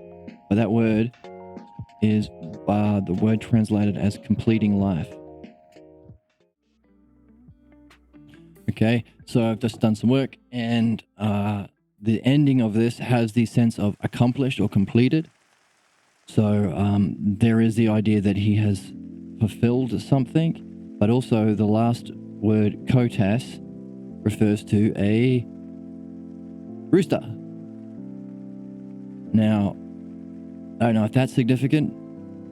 Maybe it's not. Maybe kotas on its own is nothing related to the end. But maybe having finished or ended your life in a way that you've completed something in a certain way has something to do with the rooster. I don't know. A little tidbit. File it away in case it's needed. So he's going to the gods who are wise and good, and then later to human beings who have completed. So maybe it's related to destiny, or maybe related to completing. Where's our triad? To doing our life's work in a worthy way, which is sort of an answer to our question that we had before. Well, not an answer of what it is, but this is where they go. But as the case stands, be well assured that I hope to reach the company of those that are good braves. And last, I would not entirely confidently affirm, however, that I shall be... Oh my God, this... It's much more simple in Greek. This I would not entirely confidently affirm. So I would affirm, but not confidently, that I shall be in company of the gods who are altogether good masters. But he can say it. So he's going to be with good braves, good masters, and be well assured that if I could confidently affirm this, or any such matter as this, similarly through doctrines, the result is that I am not resentful. Oh, if really I could. Okay, this is that expression we've seen a few times. Phaedo said that Socrates will fare well if ever any man could. Right, and he's saying, I can confirm if ever anybody could, like to the best that we can confirm in our human form, that I am be well assured that I am going to be with those good masters. And also good humans, good braves, that are better than those here. A better class of chaps to talk with. Wow. Come on, Owen. Wow. Wow. Imagine that. Okay, we're being guided providentially in a certain kind of way through the logos that we're sharing, and which makes us wonder as we read. But when we can go follow Socrates in some sort of a way, which is what we want to do in philosophy, is what we're working towards somehow with all of the virtues, then we can actually meet them. Be with them, hang out with these good masters, and also philosophers, good braves, human beings who have completed their destiny, done their life's work in a worthy way. Cool. There is a party. Hey, what do you do when there's a party? You gather with your friends at the entrance and you wait for the guards to let you in. Just like what's happening here. But this is like the ideal nightclub. I am not resentful, but I have good hope that there is something in store for those that have completed life. And indeed, just as it has been said from ancient times, it is much better for the good than for the corrupt. Okay, wherever he's going, it's going to be much better if you're good. So whatever we do here to get into that nightclub, we got to make sure we're doing what's good, which is, we said, doing our life's work of philosophy with the virtues in a worthy way.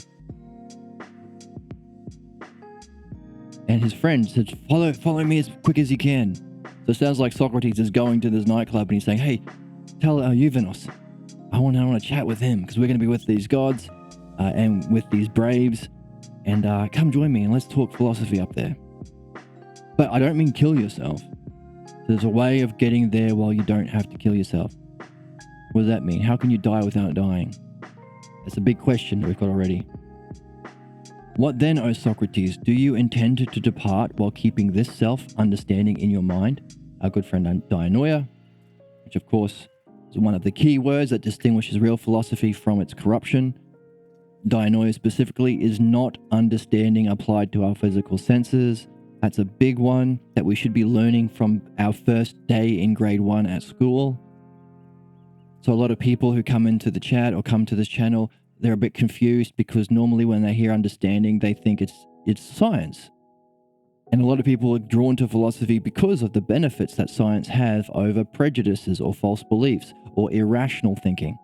They recognize that, hey, there are a lot of crazy, stupid beliefs that cause a lot of harm out there, but scientific understanding is far more integrity. You can create things with understanding. It's verifiable. Everyone can share an understanding. Understanding is a way of uniting everyone together because it's understanding the laws of physics does not have prejudices against races of people or religions or cultures or anything like that, or men or women. Scientific understanding can bring us together and actually works better than, irrational faith or belief or things like that. But when they see this word dianoia in the Greek, they might be confused because dianoia specifically means the understanding applied to the realm of being, which is important, which makes sense with this because we're talking about the gods, talking about a place where human beings can go after they've completed their life.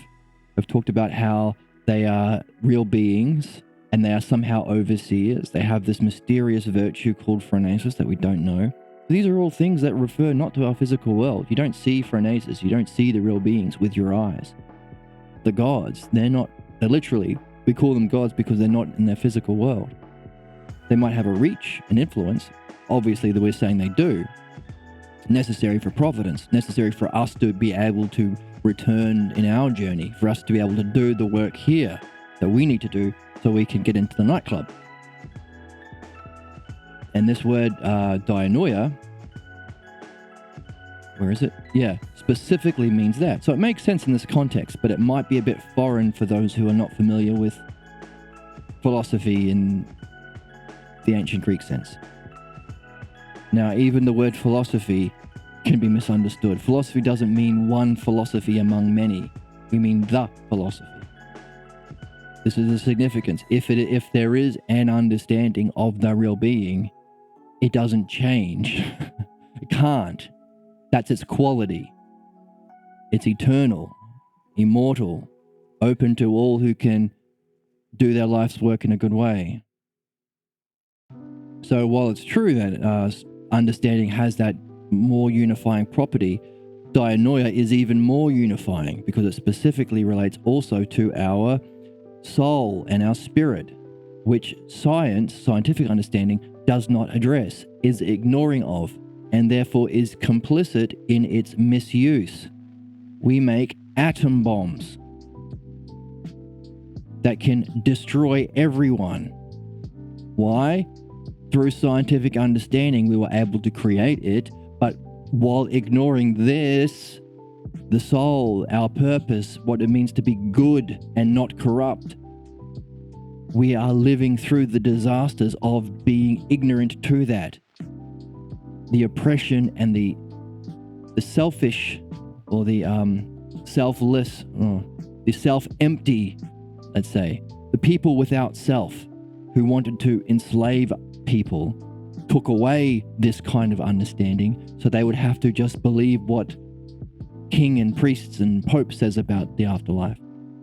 And as such, we did not apply our understanding to understand it, meaning we can create atom bombs, but we don't know why. And we have no scientific understanding of how they should be used in a good way, because good is not a scientific question. It's not. And that's why it's like, oh yeah, hey, if you got money, buy an atom bomb. Hey, what's the most profitable industry in the world? The military industry. Yeah, Boeing and all these companies that make weapons that can exterminate humans and exterminate our entire race. Should we address it? Is it time to address that? That scientific understanding without dianoia, specifically dianoia is different in that it applies to the realm of being as well. It is not ignorant of that. Is it time to wake up dianoia and say, hey, what are we doing with our scientific understanding? Are we using it to serve the good? The common good, as it says here, common good. Efficiently and sustainably meet all human needs so that we can partake in our life's work, philosophy, and go from being a caretaker of our race and the planet to reaching our destiny? Are we doing that, or are we doing the exact opposite, and are we corrupt because we haven't distinguished scientific understanding from dianoia understanding? And so we have atom bombs and mousetraps and no idea of how they should be used. We have this question. What is our life's work? To make as much money selling atom bombs, blowing up human beings for a little bit of profit until you die? Maybe pass it on to your kids that can live in it for 5 years until humans go extinct? Or is there a real life's work that you can do in a worthy way, developing the virtues, sophrosoon, to become a philosopher? And is that necessary to pull this stunt off, follow Socrates as quickly as we can, and get into this nightclub? So, this is the significance of the word dianoia. It's understanding, but it's, whoops, what did I do? But it's a capital, where is it? Notice our translator highlighted it and gave it a capital, saying it's not just understanding, it's dianoia, capital U, meaning applies to this self-being realm. And this is the difference. This, you could say this word is probably the most encapsulating of what philosophy is compared to what it isn't. What philosophy really is, what we have to awaken in our human life, in our world, for ourselves, for everybody, for our friends, for our teachers. Share this, share it, really share it. You don't lose by sharing it. You become more full. Okay? This kind of understanding is what makes philosophy, and also missing this is its corruption, is the way it's taught in the Roman tradition that specifically murdered these people. Okay, we can say, oh, well, yeah, Socrates was murdered by the state. Yeah, but then 1,000 years later, they killed all philosophers. They shut down the academy. They burnt the libraries. Everything went to shit, and we call that period of history the Dark Ages. Okay, 530 something AD. Emperor Justinian replacing dianoia and nous with faith in authorities. The ignorance of authorities who want to enslave. Okay, leading us to a kind of understanding where we are now. We've kind of pulled ourselves out of the Dark Ages to a degree where we are allowed to read and understand for ourselves, and we are allowed to participate in science. Hey, how many scientists were killed by the church for understanding the way things are because it challenged their ignorance? But now we're at a stage where we have to go one step further. Okay, now it's time to challenge the ignorance of science that ignores dianoia. And they'll say, oh, but we have our culture, we have our spirituality, we have our tradition of ignoring the mind and not being able to answer how should we use our science? Should we be making atom bombs? Should we be killing people? Should we be destroying our human race? These are all questions of morality, and that's completely subjective. That's whatever you want it to be. Whoever's in charge gets to decide how it's used. That's the best way of doing. Hang on a second. You've never used that way of thinking for anything else you do. So hey, how does gravity work? Oh, whoever's in charge gets to decide how gravity works. You don't say that. then whoever's in charge gets to decide whether we should make atom bombs or not. Shouldn't be something you say, scientists. It's wrong. Equally so, that was exactly the problem that was Galileo faced. The Earth, Copernicus, one of the two. Does the Earth revolve around the sun, or does the sun revolve around the Earth? Oh, whoever's in charge gets to decide. Was of something they used to say. And someone was killed. Galileo or Copernicus, I can't remember who, was killed for disagreeing. And now we realize that's stupid. That's the height of tyranny and injustice to say, oh, I get to decide what's real because I'm the tyrant in charge. So we don't allow that. We have we understand that Earth goes around the sun. Now it's time to have dianoia, right? So we can have understanding. You intend to depart while keeping this self-understanding. So not just an understanding, the fact that it applies to being and also the cause of being means it can be called self-understanding. There can be a selfhood or honorific of it, meaning there can be an excellence of understanding. Right? You can see the rhythm and the harmony of Apollo and be in that flow state and have it with excellence. There is an ideal of it. You can't have this understanding. All these questions that Socrates is asking is, of course, philosophy. But if you don't realize that understanding is not scientific understanding, you can't answer any of them. What are the gods? Where do we go when we die? How should we live our lives? Whether we should make nuclear bombs and kill everybody or not. You need dianoia to answer these questions. You need philosophy. That's why we're awakening philosophy. That's the whole reason. For ourselves individually, because we're not getting it anywhere else. It's not taught at schools like it should be, but also for our human race. We are all adventurers. You're a wizard, Harry. Do you intend, Socrates, to depart while keeping this self-understanding of being good, being in the company of the gods, the braves, the good human beings who've completed their life well?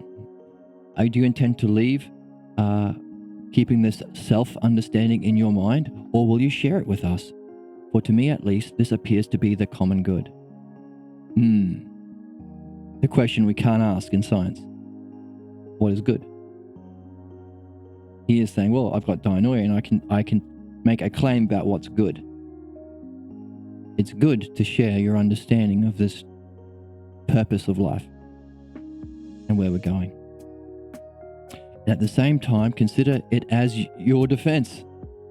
If what you say convinces us. Oh, yeah, if you convince, not only, so this is cool, not only share it, we say apology, it's not apology, it's explanation, defense, explanation, but also convince us, please. And if you've convinced us, you can consider it a defense.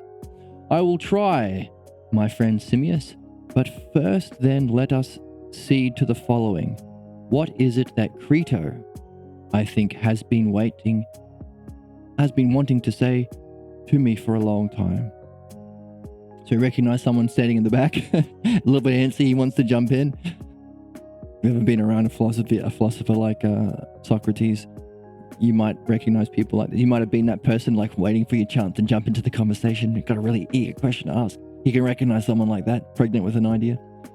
Crito, what do you have to say? You've been waiting for a while. What else, O Socrates? But that which the man who is to give you the potion has been telling me for some time.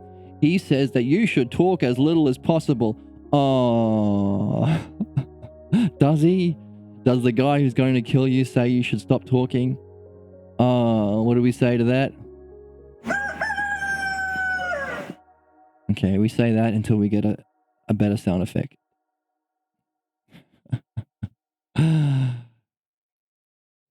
For he says that talking causes heat. Oh my God. And thus one should not do this before taking the potion. For if not, sometimes it becomes necessary to make such persons drink the potion twice or thrice. Oh my God. That's your question, Crito? Oh no.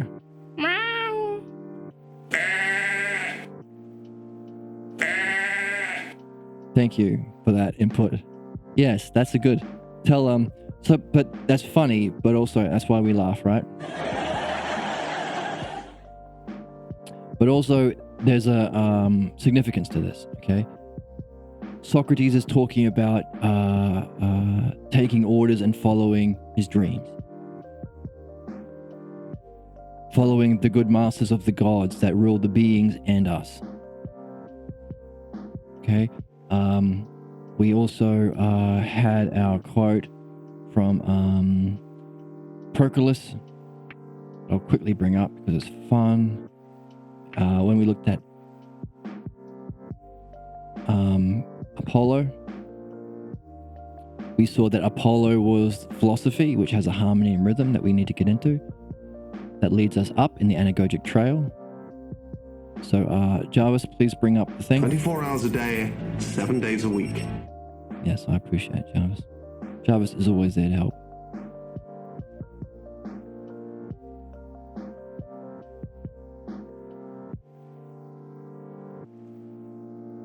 Here we go.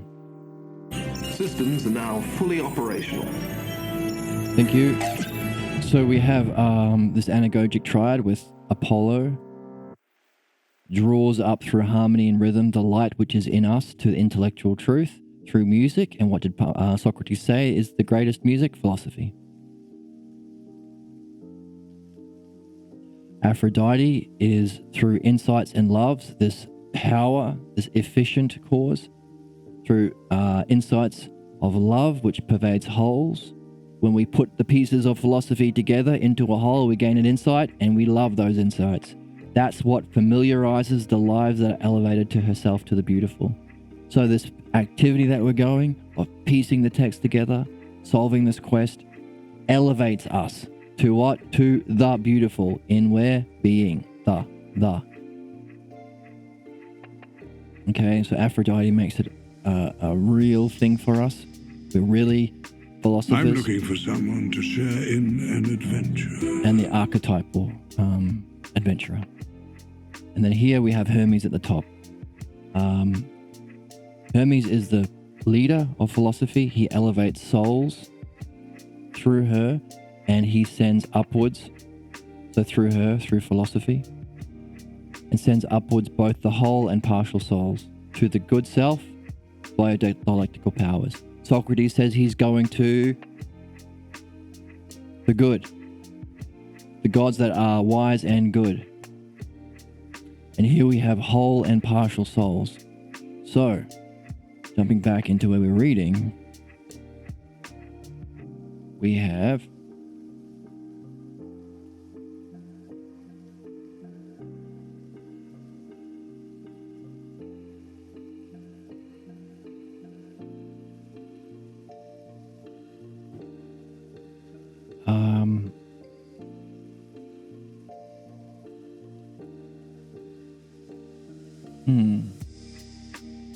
I forgot why we talked about whole and partial souls. Oh well, maybe it'll come back to me. So this idea of whole and part, right? Even our partial souls, even us humans can reach there. Or if we can return to the whole soul, maybe both. Hermes can raise both kinds. Of course, we would rather be the whole soul, I would imagine, than a part. We would rather identify with our whole body than just our fingernail. But both can be elevated through Hermes. So, the common good, what is Hermes? What is philosophy? What is it? How do we pull off this stunt of following you to be present with those gods, both wise and good, and those human beings? So maybe the gods are the whole souls and the human beings are the partial souls? I don't know. Questions? So, Cebes is there saying, hey, don't talk. Boo. Why? Oh, because the murderer might be slightly inconvenienced. Right, this is interesting. Why is it there? Well, this is a kind of archetype, right? There are people who, while Socrates, here we go. Socrates is following the rulership of his dream master and the gods. Thumbs up. This guy, Credo, is following the rule of someone who's doing the worst thing, the most unjust thing. And he's more, like Socrates is leaving a teaching that's going to last more than 2,000 years. Us today are benefiting from. And this guy, Credo, is saying, oh no, we don't want to inconvenience the murderer. So, So don't talk. Don't do that. What a joke. But it is a question. Why is this guy here? What kind of state of mind is he in? What kind of teaching has he have that he doesn't know what rulers he should be following?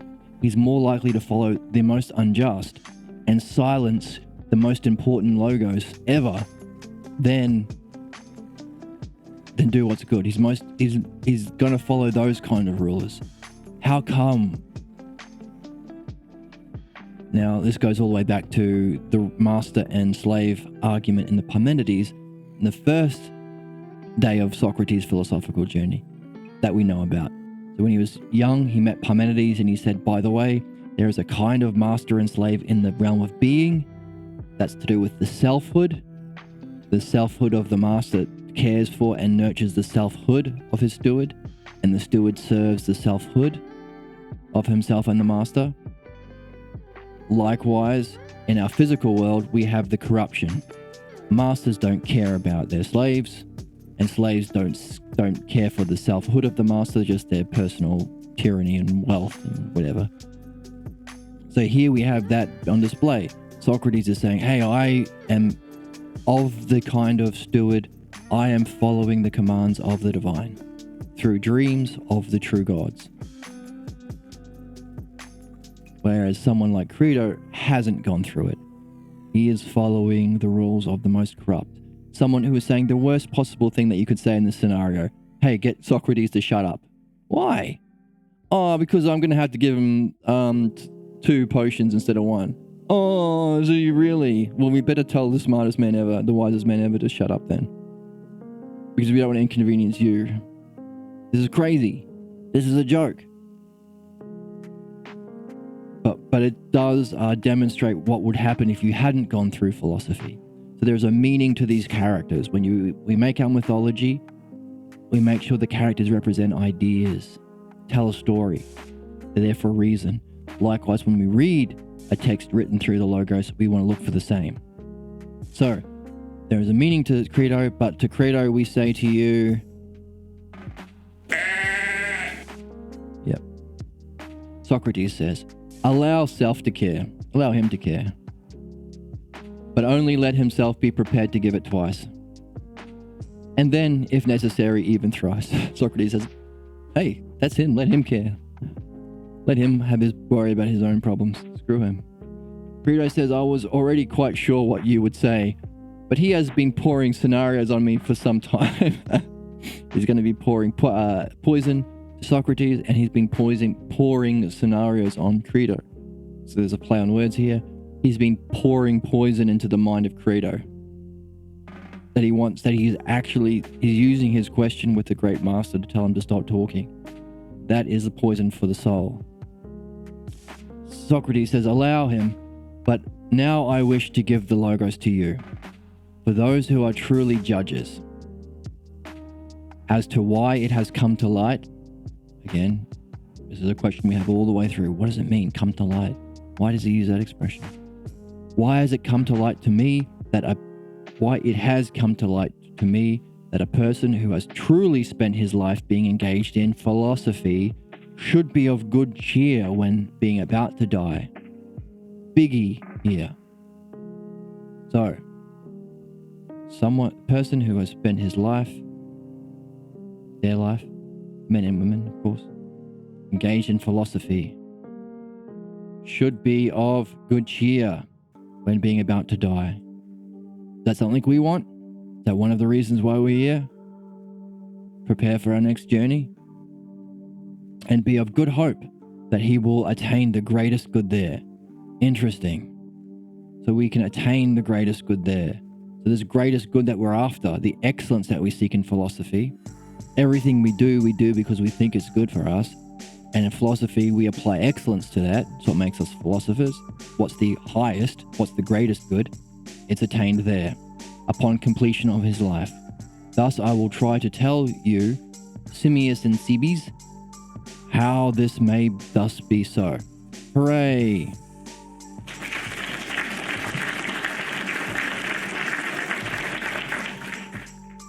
And then our translator says this is where the great doctrine starts, telling us how it's so that we can be of good cheer. so long as we have spent our life playing sports games. No, I mean winning all the video games. No, being engaged in philosophy. Oh. Wow. You could say it's the greatest game or the greatest sport. For it is very likely that so many others happen to be unaware that those who pursue philosophy correctly pursue contacting nothing else than dying and being dead. If therefore this is true, it would be without a doubt strange on the one hand that having been eager for nothing else than this in their life, but then on the other hand upon arriving, they resent that which they have eagerly desired and practiced for so long. Wow. Wow. Wow. So this is the great doctrine, this passage here.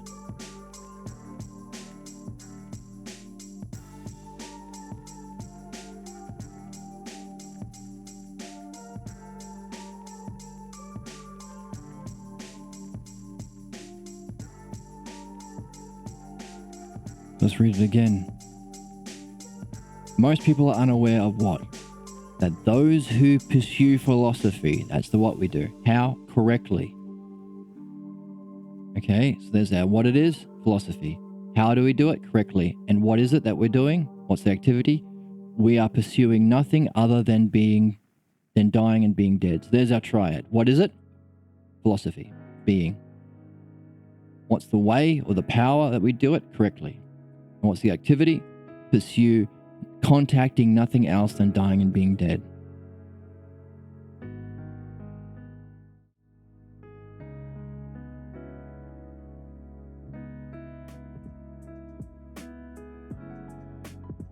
Let's make a triad to add to our skill tree. Hooray.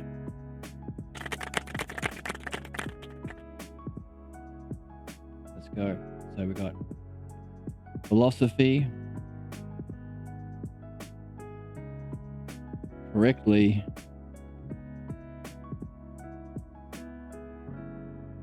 contacting nothing else than dying and being dead.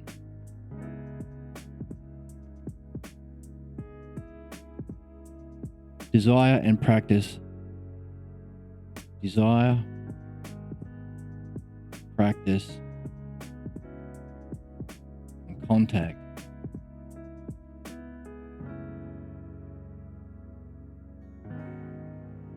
Dying and being dead. Wow. This is Socrates. This is the big dog saying philosophy is... To pursue philosophy correctly is nothing other than desiring, practicing, and contacting, dying and being dead.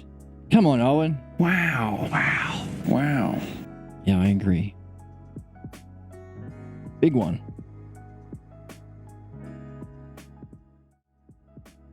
Therefore, if this is true, it would be strange that, okay, here we've got our men and day. One, that they had been eager for nothing else in this life. Other, upon arriving, so that they, one, be eager for nothing else than this. But then, upon arriving, they resent that which they have eagerly desired and practiced for so long. They wouldn't resent that. Wow. What a bombshell. On that bombshell, let's bring this read along to an end. Bring it to its correct completion. On that, that's something that we could wonder about until next time, right? Why the heck is that philosophy? Pursuing, contacting, desiring, and practicing, dying and being dead. What? And how does dying and being dead relate to all these other things he just said? Being with good masters, having completed our life, being with good braves, good humans, applying your understanding, living a good life rather than corrupt, being with the overseers that watch over ourselves, Let's go on a little bit longer. Let's see what's next. I feel my daemon is saying, don't stop yet. Keep going a little bit more. Simmias laughing. By Zeus, O Socrates, you made me laugh. Though presently I was certainly in no laughing mood. For I indeed suspect that the majority of people, on hearing this, will believe that it describes the philosophers quite well. Uh-oh. Yeah. By the way, we've got a quote from Parmenides. That's fun.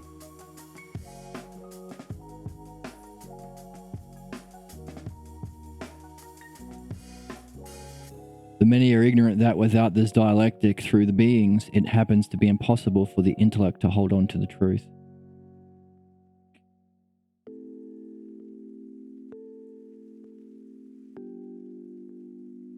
And also Parmenides says that he calls it empty talk.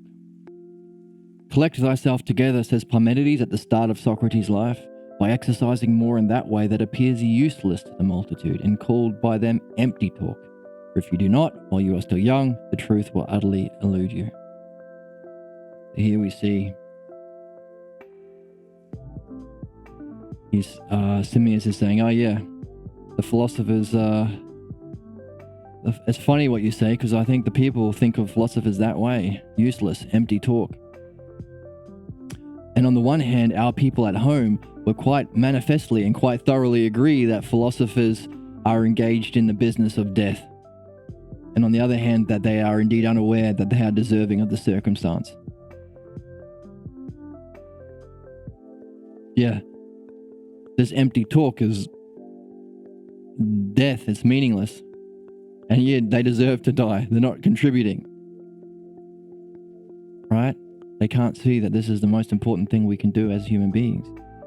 So they say, oh, that they're the ones who are useless. They're the ones who deserve to die. Ha, ha, ha, ha. So he's saying the people would agree with you that philosophy is the desire and practice of death and dying and contacting. Socrates said, they would be telling the truth, O Simmias, except for their being unaware that they are truly unaware. Except for them, okay, so they're telling the truth, except for their being aware. For they are truly unaware of the way true philosophers are engaged in death, and of the way they are deserving of death, and the kind of death. So 3 questions. The way we are engaged in death, number 1. The way we are deserving of death, number 2. And the kind of death it is. That's our big one, right? Number 3. What the hell does he mean? What does he mean, follow me as quickly? What kind of death is he talking about? For taking our leave from talking about those people, let us talk about ourselves. And are we led to believe that there is such a thing as death? Of course, says Simmias. Take notice then, is it not anything else than the separation of the soul from the body? And on the one hand, this it is to be dead, when the body comes to be free, self according to self, separate from the soul. Whereas, on the other hand, the soul comes to be released and separate from the body, self according to self. Accordingly then, is death anything else than this? Simmias says no, it is nothing else than this. Okay, this is a big one. So we have this mythology of Socrates taking his chains off his leg and saying, oh, isn't it funny, in the human world, you have pain off these chains and then you have pleasure shortly after, like they're connected to the same thing. Right, so this idea of separating or freeing himself from chains. In his life, he is going to be free from his body, but both are metaphors for philosophy, which is somehow the desire, the contacting and the practice and the pursuit of separating your soul, releasing it from the body, as though the body were chains. Self according to self. And we recognize self according to self as the Greek expression for the first part of the dialectic. What can you say about the thing itself according to itself? separate from how that thing affects others, then others to self. But the thing itself, you want to get to the thing itself. That's our goal. The thing of what? The soul. You want the soul itself. Thumbs up. 2 thumbs up. So this is what death is, separating the soul from the body. Oh, interesting. We might call that yoga in our modern language. All yogas are fundamentally this, depending on how explicit they are about saying it. The methods might be different, but this is what spiritual yogas are about. More or less.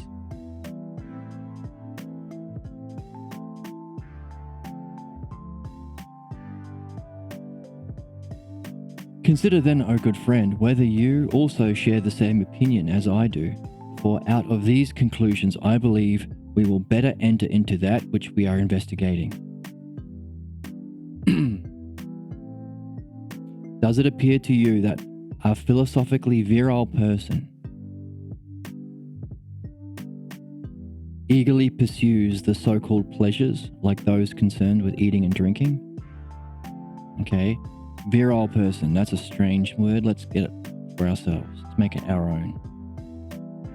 Jarvis, A virtual artificial intelligence. please bring up the internet. Systems are now fully operational. Thank you.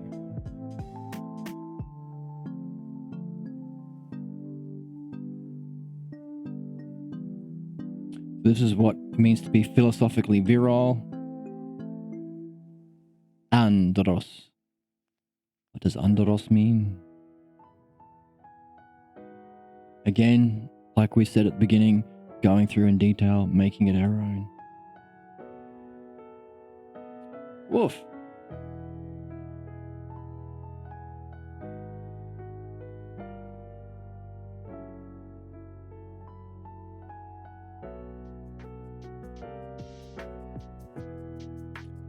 Huh.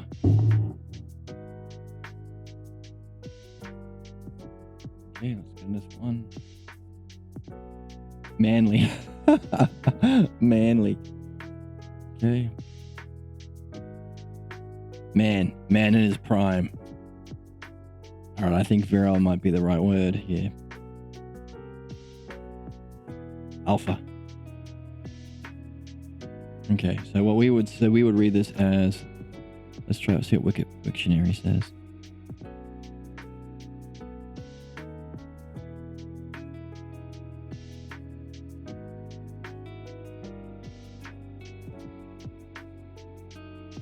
Yeah, manly, virile kind of works. All right. So we might translate this word a philosophically alpha, sigma.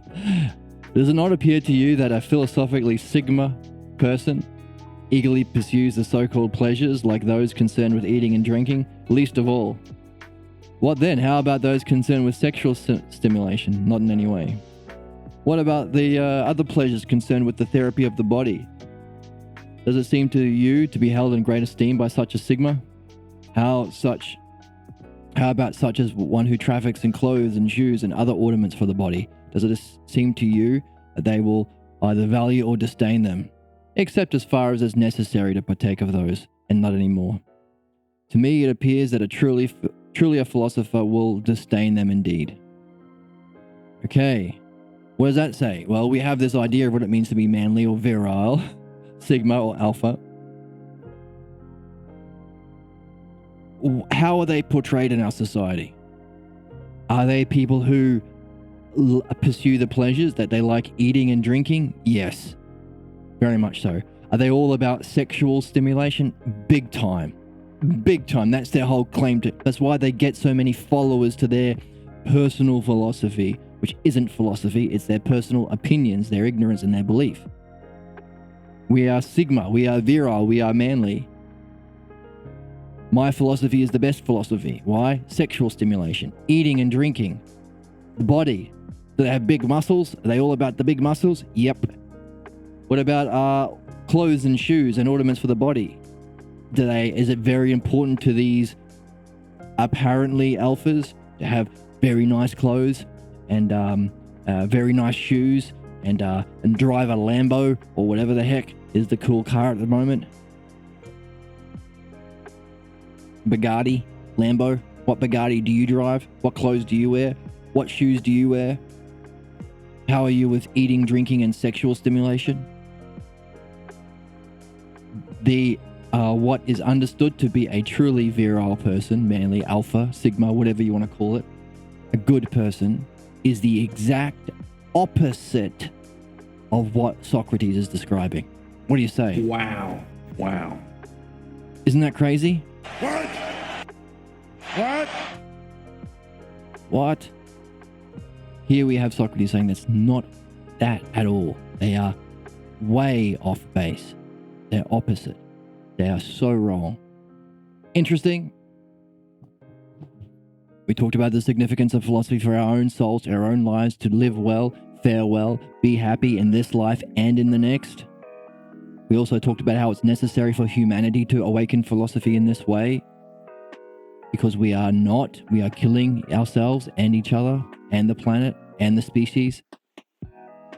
Is this misunderstanding of what philosophy is and what being a virile, manly, alpha person is that a symptom of this very problem that we can all see with our own eyes and see playing out in real time today?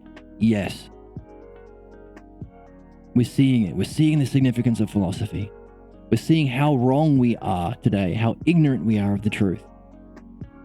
That this is exact opposite of what we're taught.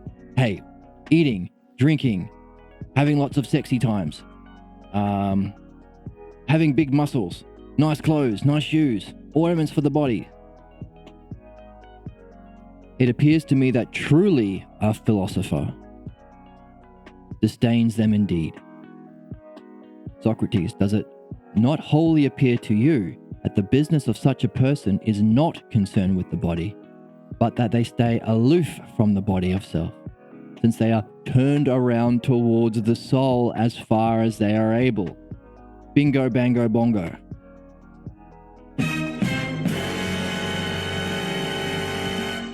Turned around towards the soul. What's that word? Ousia. That's the engine of philosophy.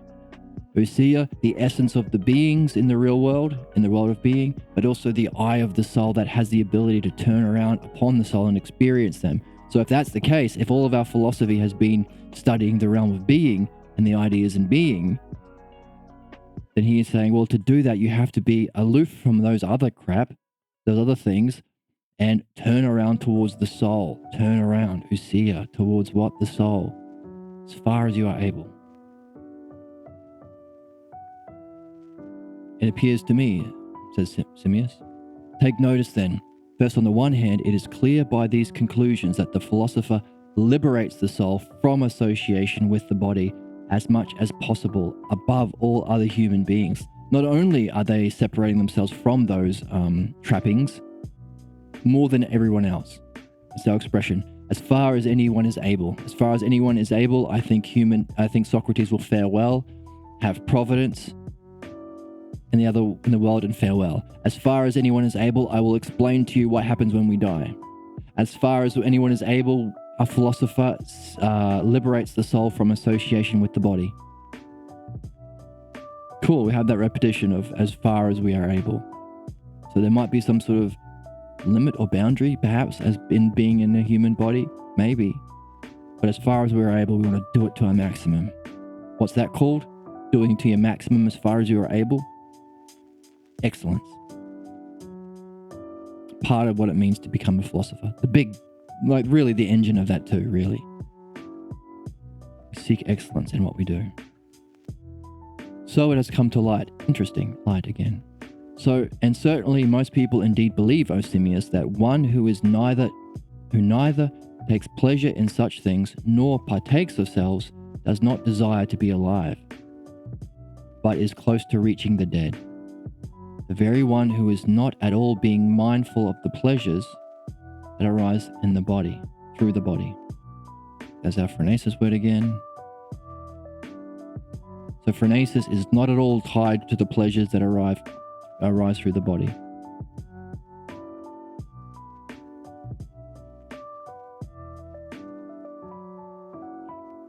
What you say is quite true. Surely then, says Socrates, what about the acquisition of their self-mindfulness? Okay, so now we have this idea of mindfulness coming back again here, self-mindfulness. So we've got the self version of it. So what is the ideal? It's our question. What is phronesis? The self-phronesis. Okay, you could apply phronesis to the pleasures of the body, but if we don't do that, we are truly a philosopher, and we can call that self-mindfulness. So what is self-mindfulness? Is the body an obstacle or is it not? Whether one takes it along in common with the search? I mean the following. Do human beings comprehend any truth by sight and by hearing? Or is it such as even the poets are always forever murmuring to us that we neither hear nor see anything accurately? And surely if these perceptions related to the body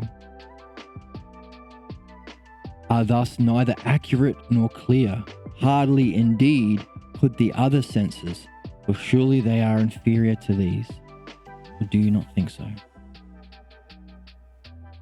So hey, we don't comprehend any truth by sight or hearing. Even the poets, they have to murmur because they don't really understand, right? Our best poets and songwriters and things, they don't really understand this, but they murmur about it. They talk about it a lot. Oh, we never see or hear anything accurately, right? We're always mistaken in what we hear or see to some. That causes the problems in our world. Causes our conflicts. There'll be another Taylor Swift album about not seeing your partner correctly or not hearing each other in conversation, and we don't really comprehend the truth about the essence of our love or beloved or what we're interested in. Even the poets know that. So if even those everyday perceptions related to the body are neither clear or accurate, even the poets know that we miss the mark all the time. That's the cause of their songs and poetry, right? They're messed up. We don't actually see it. So even if the perceptions of the body are neither clear and accurate, hardly indeed could sensing the truth in the realm of being be accurate if it's through the body, the sight and hearing and the other senses. Do you not think so? Well, I do, says Simmias. When does the soul grasp the truth then? Bingo, bango, bongo. That's a big question, right? So we want to know. We want the truth. We're philosophers. We want to know the truth. What is reality? What is the soul? Why are we here? What is the truth about what the heck is happening? There's something happening here. What's going on? How do we grasp the truth then? Through the soul. Not by the senses, of course. For on the one hand, when she attempts to examine anything with the body, it is clear that at that time the self is thoroughly beguiled by that. Yeah. How do we grasp the truth? It's not through the body or with the body. Simmias even says, oh, you speak the truth. Take notice then, is it not the logical inference, reasoning, logos, we see logos there, if anything, anywhere, that any of the real beings becomes quite clear to self? Is it not the reasoning, if indeed anywhere, that any of the real beings, if indeed anywhere, is it not anywhere? Take notice then. Okay, that doesn't make sense. So let's jump into 65C in the Rouse. The Rouse. Rouse is another translation of this text. It's usually a really good one, and we have it on Perseus. Okay, so let's jump into the Loeb translation and just read the section here. See if it sheds more light on the difficult part. Altogether then, do you think that such a man would devote himself to the body, but would, so far as he was able, turn away from the body and concern himself with the soul? Yes. To begin with then, is it clear that in such matters the philosopher, more than any other men, separates the soul from communion with the body? Interesting. Separates soul from communion with the body.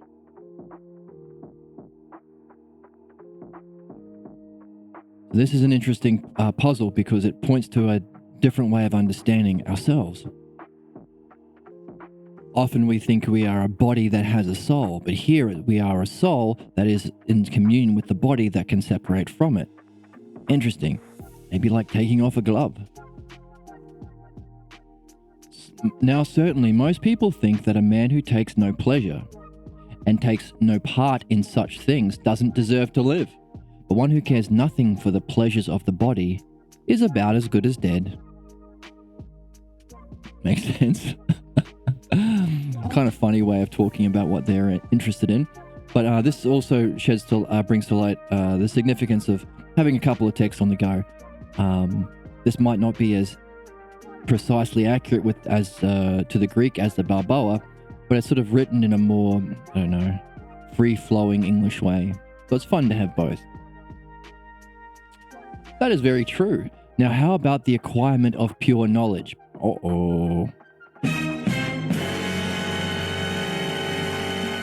This is something we're interested in. Is the body a hindrance or not, if it is made to share in the search for wisdom?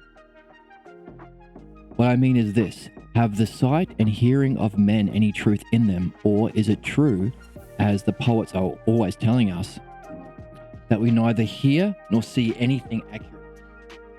And yet, if these two physical senses are not accurate or exact, the rest is not likely to be, for they are inferior to these, is it not? Do you not think so? These two physical senses, sight and hearing, are not accurate. And the other senses are even less accurate. Do you not think so? I do.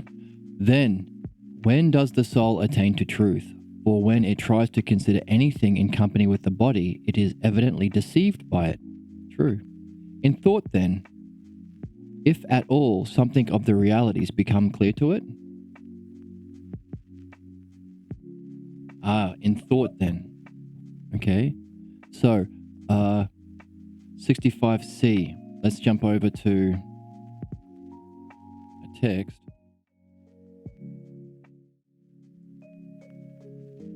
Take notice then, is it not in logical reasoning or logical inference, if indeed anywhere, that the real beings become quite clear to self? Okay, so this is the difference between the two texts.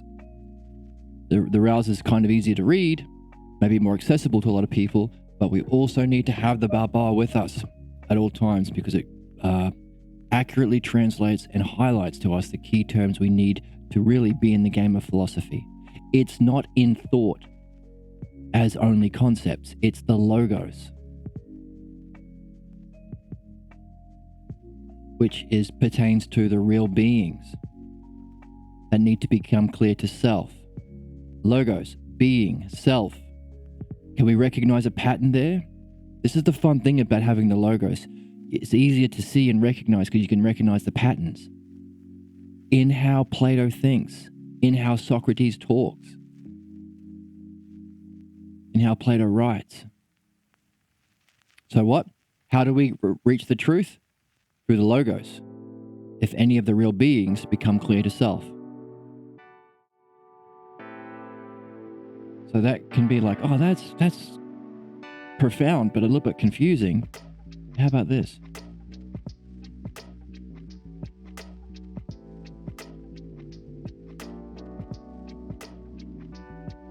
The Selfhood Triad.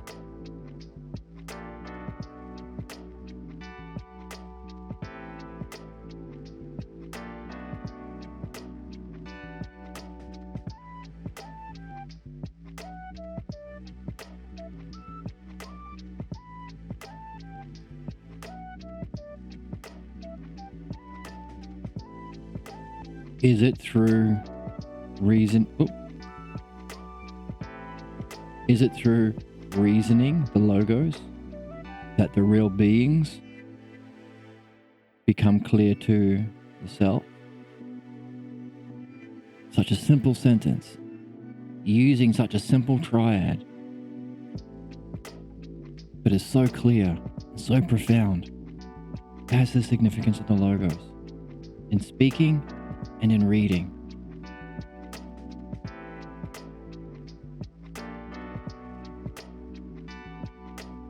Okay, let's bring our self triad over here, back with us over here, right here. We have the self triad of the one self, self, mind, or being, and we have the. Actually, let's make it even with the rest of them.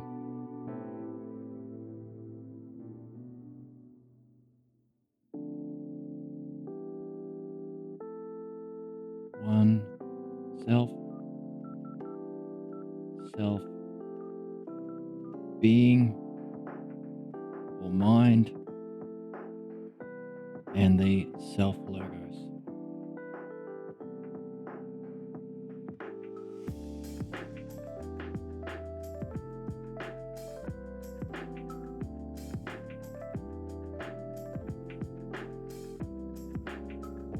Okay, cool.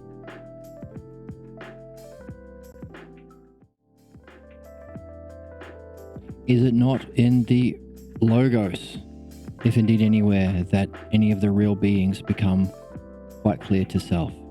Logos, being, self. Yes.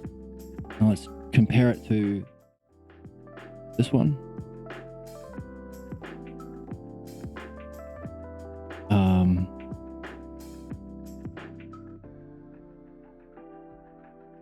In thought, then, if at all, something of the realities become clear to it. Okay, this is a fantastic sentence because it really highlights the difficulty that we've had up until now, up until the Balboa translation, of being able to read Plato and do philosophy and really discover our quest as human beings. In thought, then, okay, is thought the same as logos? No. Fundamentally, that's the huge difference. Thought is concepts. Can thought reach the real beings? No. Logos has the ladder up from one dimension to the other. That's the significance. It's not illogical. It's not irrational. It's the highest use of logic and rationality applied to not only the physical realm, but understanding the cause and the principle of the physical realm. Right? You understand a thing better by looking at the thing, not its effects. If we want to understand reality better, we need to apply our thinking to the realm of reality, not its effects, which are the physical world. We have beautiful things. We have one and many things. We have same and different things. We have examples of motion and rest. These are all effects that are all over the universe, all through the universe, for all time and space. So they're universal. They apply to everything. But if we just look through our senses, our eyes, and even the poets knows our eyes and ears are fallible and confuse us and miss the mark. So if our eyes and ears and all the other senses, which are even less than that, miss the mark, how can we understand anything? And equally so, if we just look at the effects, concepts and thought based on our physical senses. So, learn the thing itself, apply logos to the thing itself, and logos recognizes that hey, you have physical examples, you have particulars, but they have a cause, and they have principles, and there are forces that always apply, that are universal. So wouldn't it make sense to understand that? It's like understanding an Xbox by just looking at the pixels on a screen. That's the effect of the Xbox. Look at the Xbox itself, look at its components. Look at how it fits together. Look at its parts. Look how it works. Look at what's real about it. And also look at its cause. Who made the Xbox? You're not going to learn about an Xbox just by looking at the pixels on the TV screen. Same too with the logos. So that's the significance of the Balboa translation to our human quest in awakening philosophy. In logos then, or as we used to translate it, this is a great translation, by the way. It's one of the best we have. But fundamentally, the self-triad. 3, you could say these are the 3 most essential or primary or significant and therefore all-encompassing concepts, levels of reality, levels of enlightenment, the self-triad, right? So let's look at this here. But in thought is not logos. That's one difficulty we have. So we're understanding why philosophy is new or unusual or tricky for us. It takes a lot of work. Effort, sacrifice. Sacrificing what? The so-called pleasures. Eating, drinking, clothes, shoes, overcare of the body other than what's necessary. Sexual stimulation. Be less interested in that and more interested in this. Okay, so thought versus logos. That's past translations compared to the new translation. Next, something of the realities. Okay, realities. Kind of vague. It doesn't specifically specify that those realities have an eternal, immortal existence in a realm called real being, whereas the Balboa translation does. Let's look at it. Here. The real beings. The, capital T, the. Beings, ontos. They have being, they have life, they have an existence, they have an essence of ousia, they have a power of vitality, they have a functioning, they're a living being. Very different than just the realities. Kind of vague at best. So, quite clear to it. Whereas quite clear to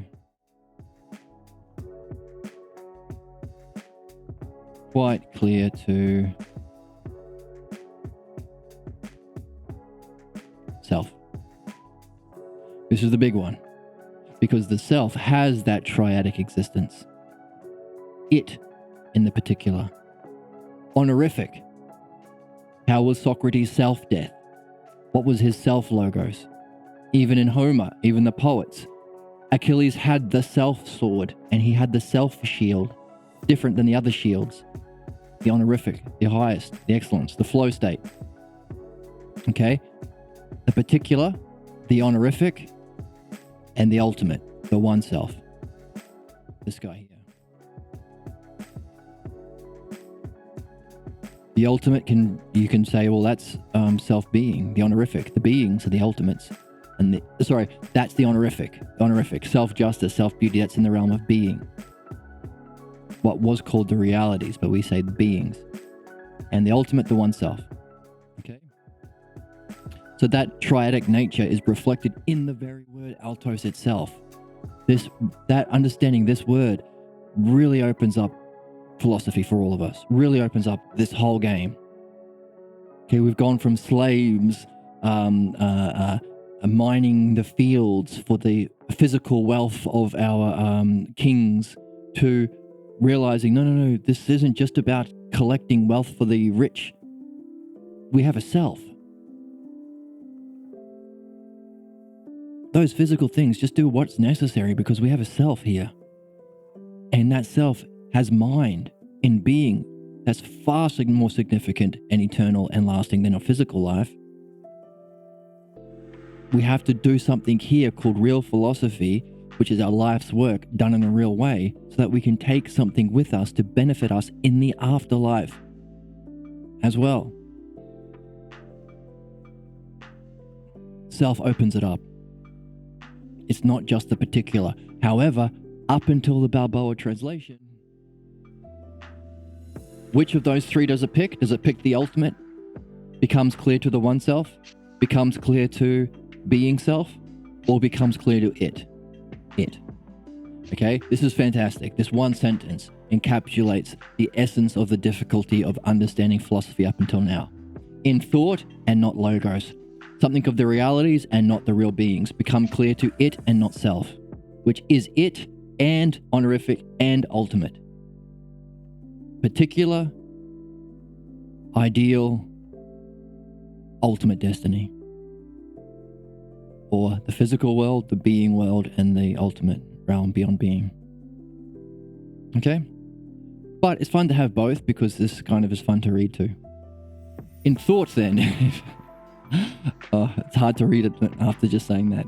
In logos then, if at all, something of the realities become clear to it or self. Yes.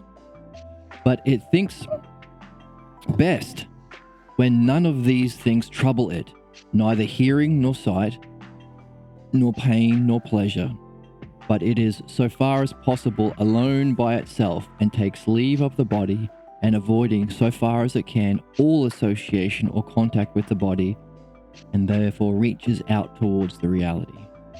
That is true.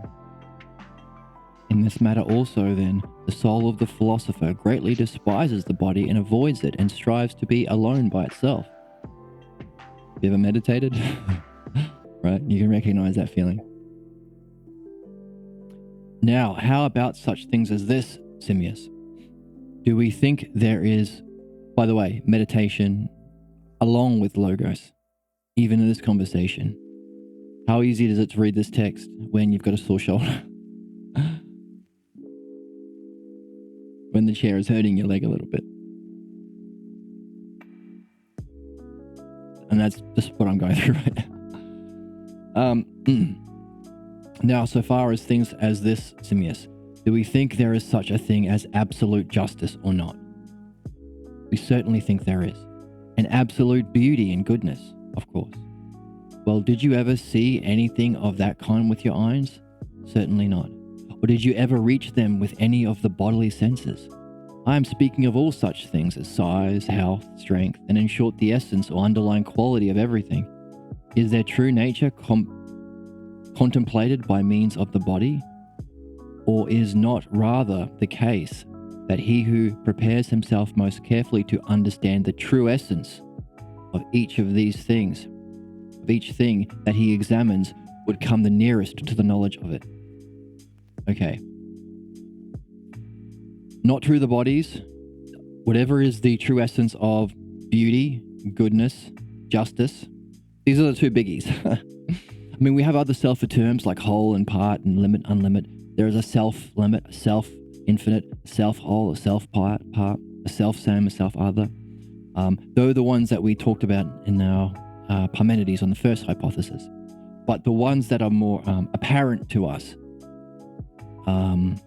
you could say those ones I just mentioned are to do with our thinking, our reasoning, whereas our desiring part, the bigger part of our soul, seeks goodness, seeks beauty, we want justice. We're watching a sport game and there's a bad call against our team. We're like, everyone in the stands gets up and goes, no, we want justice. That was unfair. That's part of the fun. Also, we want to see the best players play the best game because there's beauty in how they play. We get upset when our favorite player cheats. He's like, no, we want you to be good. So everything that we do, we seek these three things. So talking about the absolute justice, absolute beauty, absolute goodness, which not the particulars in a sports game or in a person, the ideal in the realm of being, from which it has the effect, the Xbox itself, you could say. We won't see it with our eyes. Doesn't have a size, doesn't have health or strength. Wait a minute. I'm speaking of such things. Okay, this is a bit complicated. The size, health, strength, or the essence of, or the underlying quality of everything. Interesting, because he's saying they do have a size, a health, a strength, and essence. Interesting. Okay, we're going to jump over to the Barbour to make sense of this. Okay, but also, absolute justice, absolute beauty and goodness.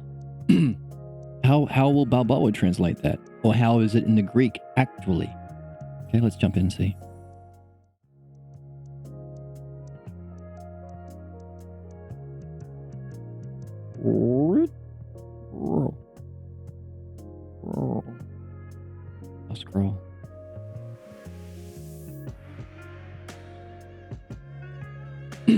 Take notice then, is it not in the logosing, if indeed anywhere, that the real beings become quite clear to self? Yes. On the other hand, she surely reasons best indeed when none of these make self suffer. By not hearing, nor seeing, nor suffering. Interesting. It's all shoulder, right? Nor by any pleasure. But whenever self is most especially by self, by taking leave of the body, and as far as possible having no association or contact with the self of the body, so that's a good time to put in the it, right? As far as possible having no association or contact with it, the body, she reaches for being / reality. That is so. Is it not also the case then that the soul of the philosopher most disdains the body and flees from it? For she seeks to come to be self according to self. Okay, now that's the significance of having three meanings.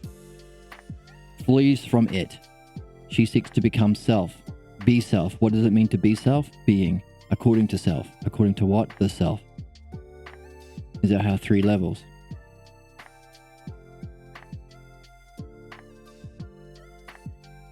So it has come to light. Cool that it's helping us out. Hey, you talked about the self, the significance in this translation. Here are the 3 levels. Flees from the physical self. The soul seeks to be self in being, according to the one self.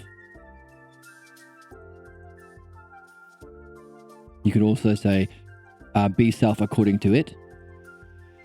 Be self according to the honorific. You want to be it in the realm of being. Or you could even go all the way and say, be self according to the one self. The beings are the emanation from the one self. In Platonic philosophy. So it has come to light. But what about the following then, O Simius? Do we say that there is a certain self-justice? What do we have before? Absolute beauty, absolute justice. Interesting. So there is a recognition of the past translators that self does have a honorific. Curious. What do you make of that? What?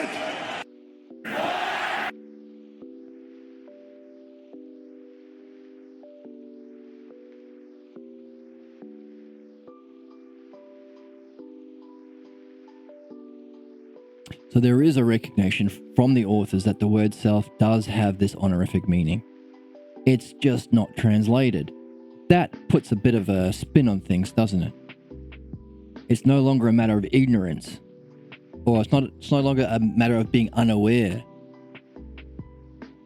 There must be another cause to our previous mistranslations and the great betrayals of philosophy. There is an awareness that it can mean the absolute in the realm of realities, but there must be a reason why they are limited from telling the truth about it, or their own vision is blocked in certain moments. Must be something of our society, certain mythology and culture and fundamental beliefs about telling the truth, about the nature of philosophy, about whether we humans can know the truth, whether we should be allowed to read what actually Socrates says. Keep in mind, they're killing him. They don't want people to hear him. The powers that be at the time. So, is there a fundamental mythology? Like, we had our friend, who was it? Crito? Crito was manipulated by the authorities. He wanted to silence Socrates, his friend, because they were going to inconvenience the authorities who are running around doing injustice. Well, so too our translators know that there's a way of translating self as the absolute. They just don't do it most of the time. Why? Could there be a social reason, a social belief in mythology, a culture around understanding what we are as fundamental selves, as human beings, how we relate to God and the divine, that we mustn't say that we can reach the God because that's heresy. Oh, no, no, no. We have to just stay on our knees and pray in ignorance and give our money to the church. All that crap. Or could there be a way of addressing that fundamental false mythology, fundamental false opinions and beliefs that are cultural, religious, family, based on a certain part of time in human evolution? Can we understand it and free ourselves from the chains of it so that we can see the truth ourselves? Read the text self by self. Literally, read the text itself, but read the self in the self of the text. Read the self text, reading the word self in its highest way, in the self way. Can we read the self text itself by itself, reading the word self in both its particular, honorific, and ultimate self way? Freeing ourselves from the binds of that ignorant, false mythology that keeps us from reaching our truest destiny and keeps humanity chained to its ignorance and the implications or the consequences that follow. Right? Same problem. We can't understand the problems by looking at the effects. Oh yeah, everyone's in ignorance, everyone's fighting over their ignorant beliefs and killing the world and, hurting human beings, and there's no unity, there's no compassion, there's no understanding, we're not solving problems, blah, blah, blah, blah, blah. These are the effects. You can't understand the Xbox by looking at the pixels on the screen. You have to look at the thing itself, its cause. That's what we're doing here. Okay? We can also apply it to how come we haven't got a good translation of Plato until Balboa? Look at the cause. Could the cause be the culture, the cultural false beliefs that limit our functioning, limit our perception of ourselves, and limit our functioning like the translator had his functioning limited? His seeing, his acting, his doing. And if so, can we see a way of addressing that false belief that limits our ability to participate in philosophy in the Phaedo?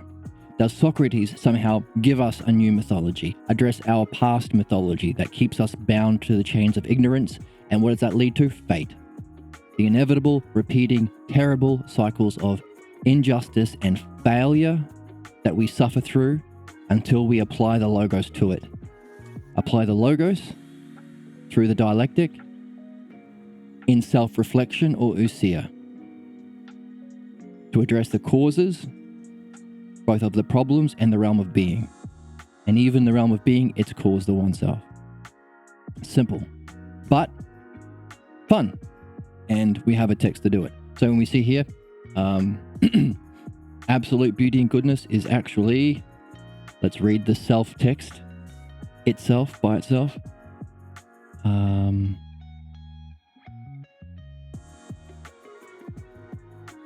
Where were we? 65 here.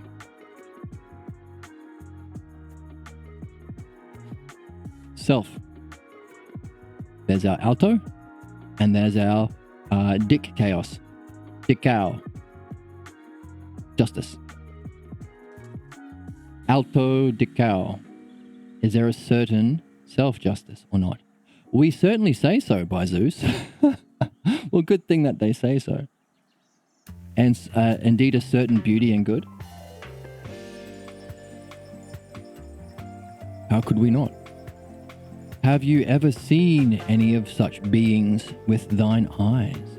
In no way. But has thou grasped selves through any of the bodily perceptions? For I mean all those such as, here we go. Right, magnitude itself, health itself, strength itself, and in one logos, the ousia of all the others. That's another big one. Ousia is the key as well. Unlocks the whole thing. Whatever each self happens to be.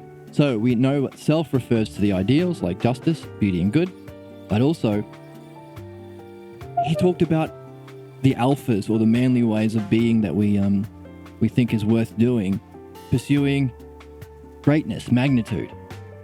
Be a great man, be a healthy man, be a buff man with strength. But he's saying, no. You're not going to get them through the physical world, through your bodily senses. Don't subscribe to that alpha podcast. because they have a self nature that can't be seen with the physical senses. They are, in one logos, it is ousia. Okay? The, big word, key difference, and ousia.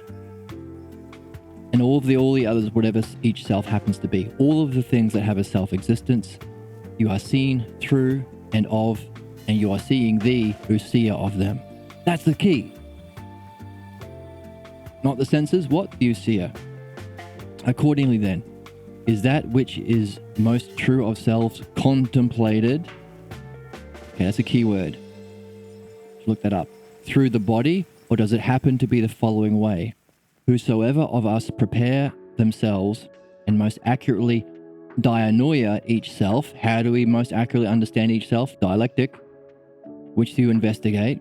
This person will approach the closest to the intuitive knowledge of each being. Okay, that's a big one as well. What is the essence of the things we're after? Ousia. How do we reach them? Contemplation. Now, how do we get there? Well, how do we behold them? The intuitive knowledge. That is this word here of each being. Okay. Let's nail down this word here, intuitive knowledge, because that's the word describing the apprehension. So yes, they have their existence, but we can also know them. How do we know them? This word here. So let's get this one down.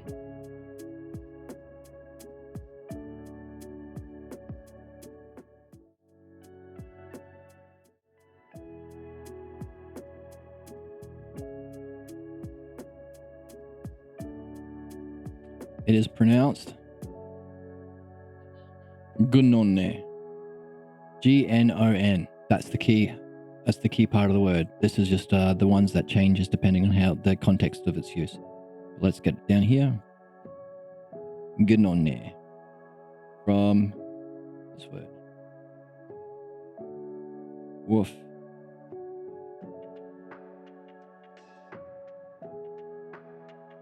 Okay. Bad one.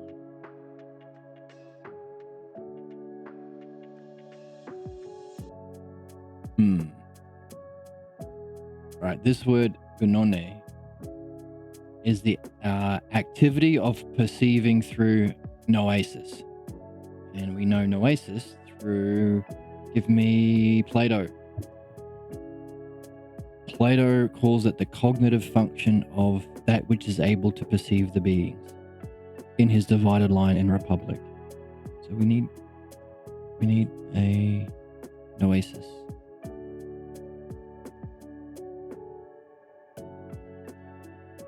Gnosko. That one.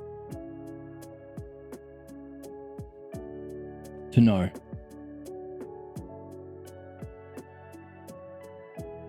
Okay. So let's find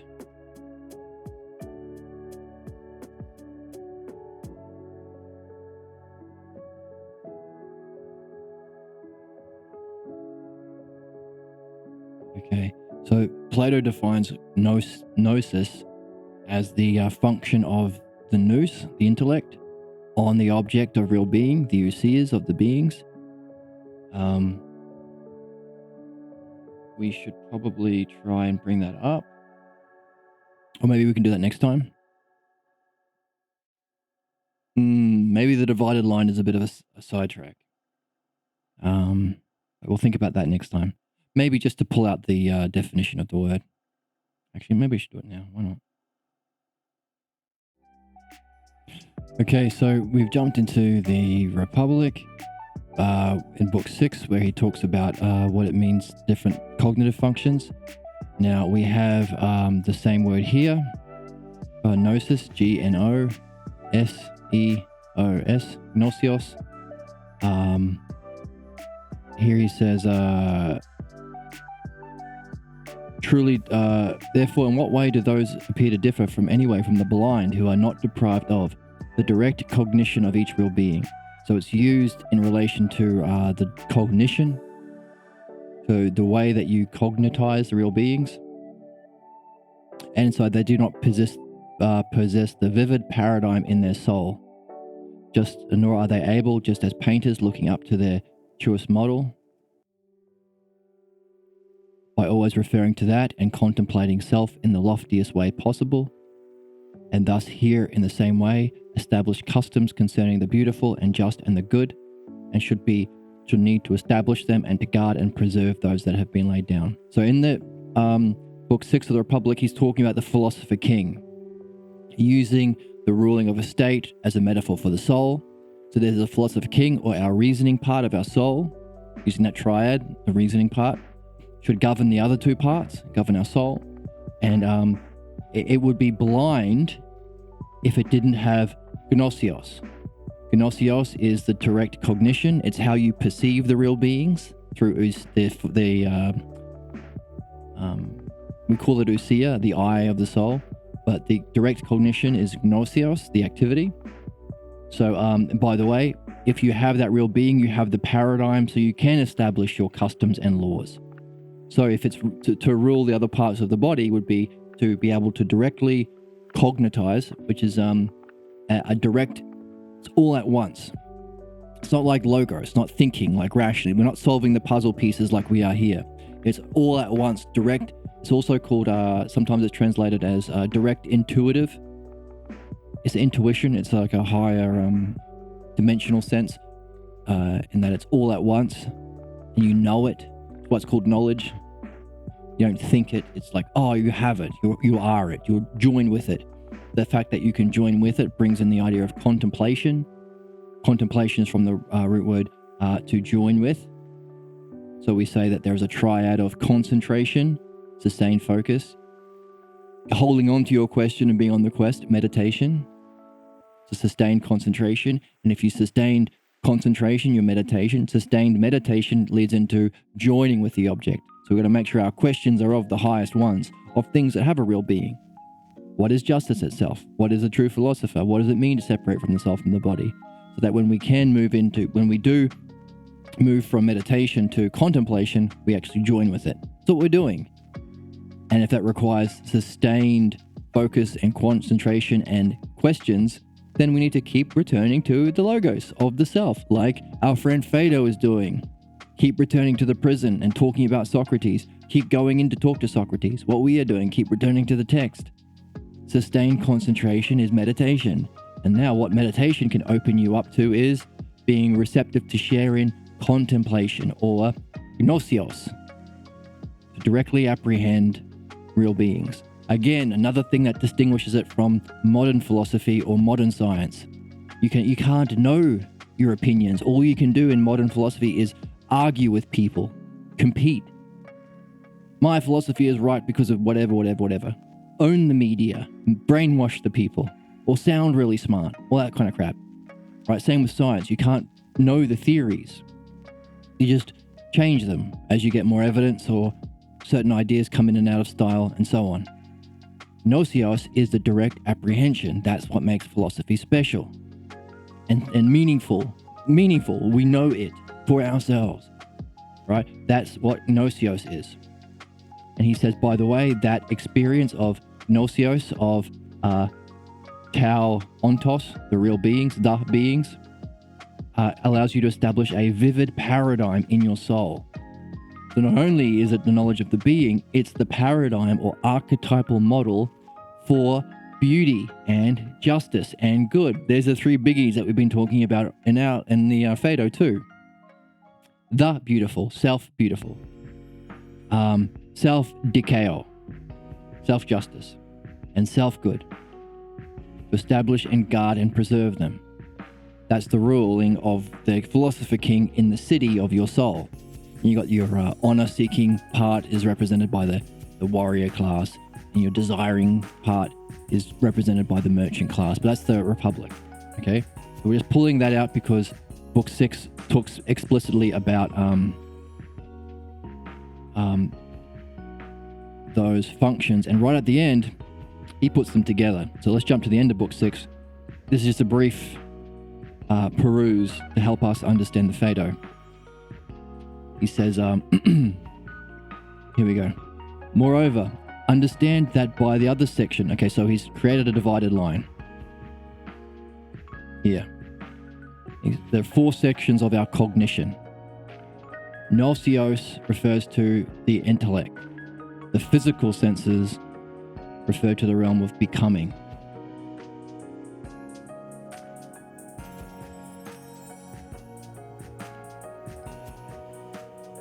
The section of the intelligible, the knowable, the beings, I mean this, which the self-logos, okay, we know that word, touches by the power of the dialectics. That's what we're after too, right? The self-logos and the power of the dialectics. Those are buddies. That's a duad. By making use of hypotheses, we carry hypotheses with us, not as principles, but as truly hypotheses, as if they were means of access and impulses. This is why we carry our hypotheses. Why we're mastering the logos, why we're looking for the structure of the logos called the dialectic and using that, why we carry hypothesis with us. It's a means of access, in order that by proceeding as far as that which is unhypothetical, you go beyond your hypothesis to the origin of all. Wow, come on, Owen. Wow. By coming in contact with self. Wow. The self-logos may then, in turn, keep holding on to the ideas that are maintained by her. So the self maintains the ideas in being.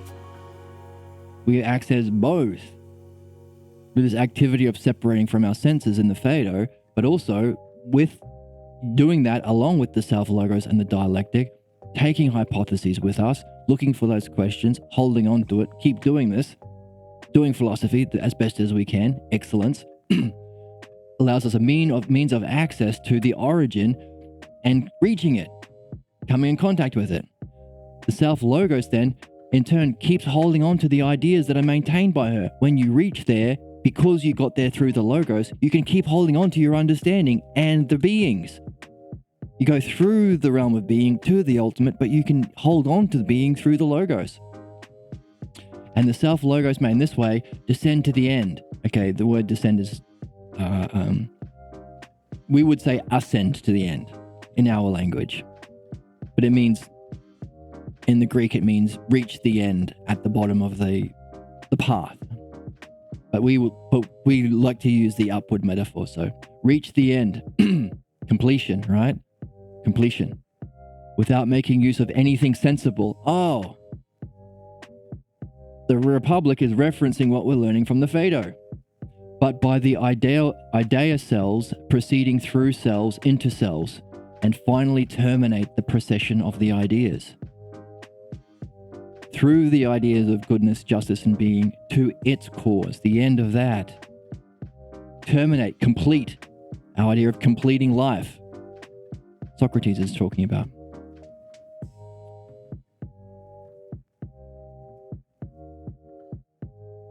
So that's our little foray into the Republic, just for a little bit of motivation and a little bit of insight into the word gnoseos, which is key because we want this. So this is what intuitive knowledge means, is the apprehension of the beings, the cognitive function.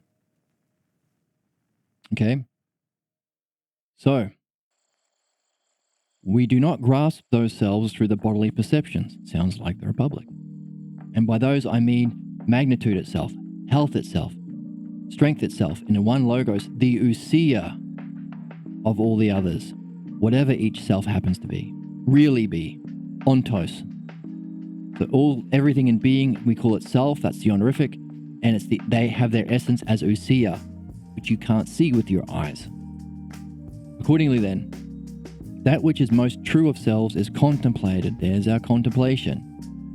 Concentration, meditation, contemplation, joining through the body. Wait, is that contemplated through the body the most true? No. Or does it happen in the following way? Whosoever of us prepare themselves and most accurately, are we understanding the logos accurately? Are we really pulling out the pieces and getting definitions if we need, jumping to other translations if we need, jumping to other texts for a little bit if we need? Yes, we're doing it. Good for us. Most accurately understand each self which they investigate. This person will approach the closest to the gnosio, the intuitive knowing of each being. Yay! By all means.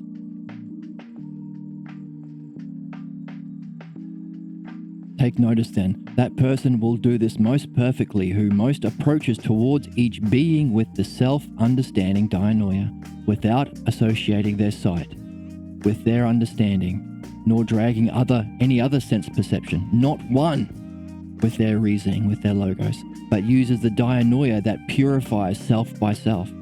Purification, oh, we talked about that. That was represented with Apollo. We are here to purify ourselves.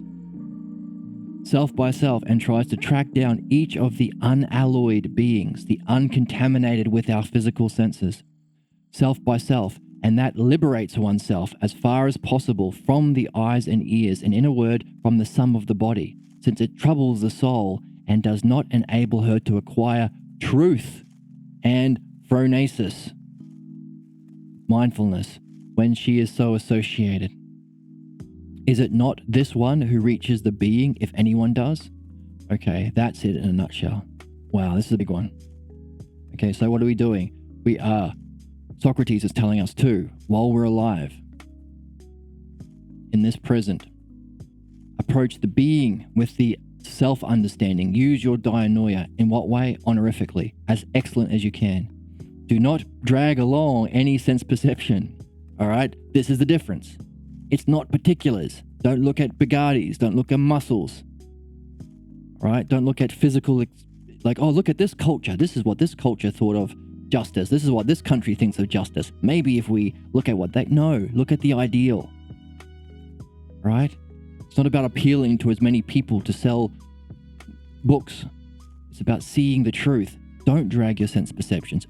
In fact, what philosophy allows you to do is, through your logos and through your use of understanding, purify yourself by yourself. This is the kind of thing that Socrates was saying. This is the kind of death we're talking about. The purification from what is not real or has a lesser kind of reality. So you can what? See. Gnoseos. See what? The real beings. They're real. They're real and you can see them. Oh my God. Oh my God, you can see them. Oh my God, that's a big thing. Come on, Owen. Wow. Right? And it's a kind of liberation. So it's a purification and a liberation. And these are our two themes in the text.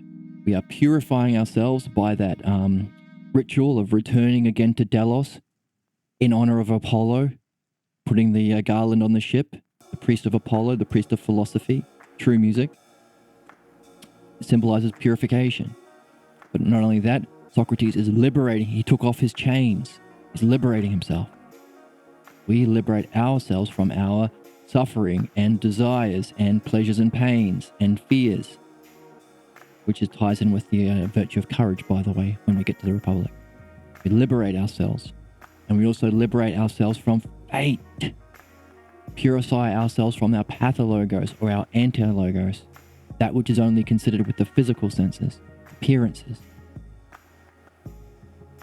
So, track them down. Right? We're adventurers. This is our... I'm looking for someone to share in an adventure. This is our, this is what we're tracking down. You're this a wizard, Harry. Right, this is our quest. This is our wizard's quest. This is our, this is the one ring we're after. The real one. The archetype, the paradigm. Liberate yourself as far as possible from the eyes and ears, and in other words, the sum of the body. Yoga. Since it troubles the soul, right? And does not enable her to acquire truth and mindfulness when she is associated, when she is so associated. Is not this one who reaches being, if anyone does?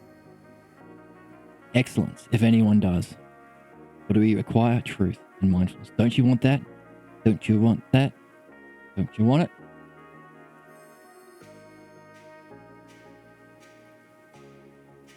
Okay. On that bombshell, let's take a break. And I hope you had fun. I hope you got a lot of questions. I hope maybe we're getting some answers towards our questions. What does it mean to follow Socrates as much as possible? What does it mean to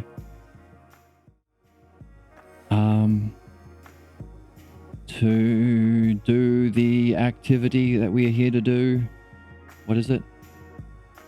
Our life's work in the worthy way, right?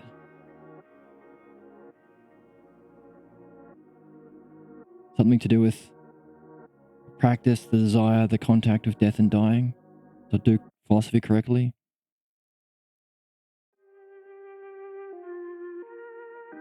I hope you got some questions. I hope you're puzzled. I hope, yeah. I don't know, if you've got any questions or you've got any insights that you want to share, please do so in the chat. Thank you for coming along with me. And thank you for joining. Congratulations for coming along this far and joining me in this journey. Isn't it great? Isn't it wonderful? Thankfully, we have the text, finally. Thankfully for the Balboas. Thankfully for Socrates for not listening to Crito and actually saying it, spelling it out, putting it in black and white. Isn't it interesting that it was in black and white? And it's so fundamentally different than how we're taught to think at school. And yet, we missed it. It's not just some chump, it's Socrates. But we missed it. It was there in black and white. It was there to be seen the whole time, so long as we had eyes to see it. In order to do so, we had to do some sort of purification.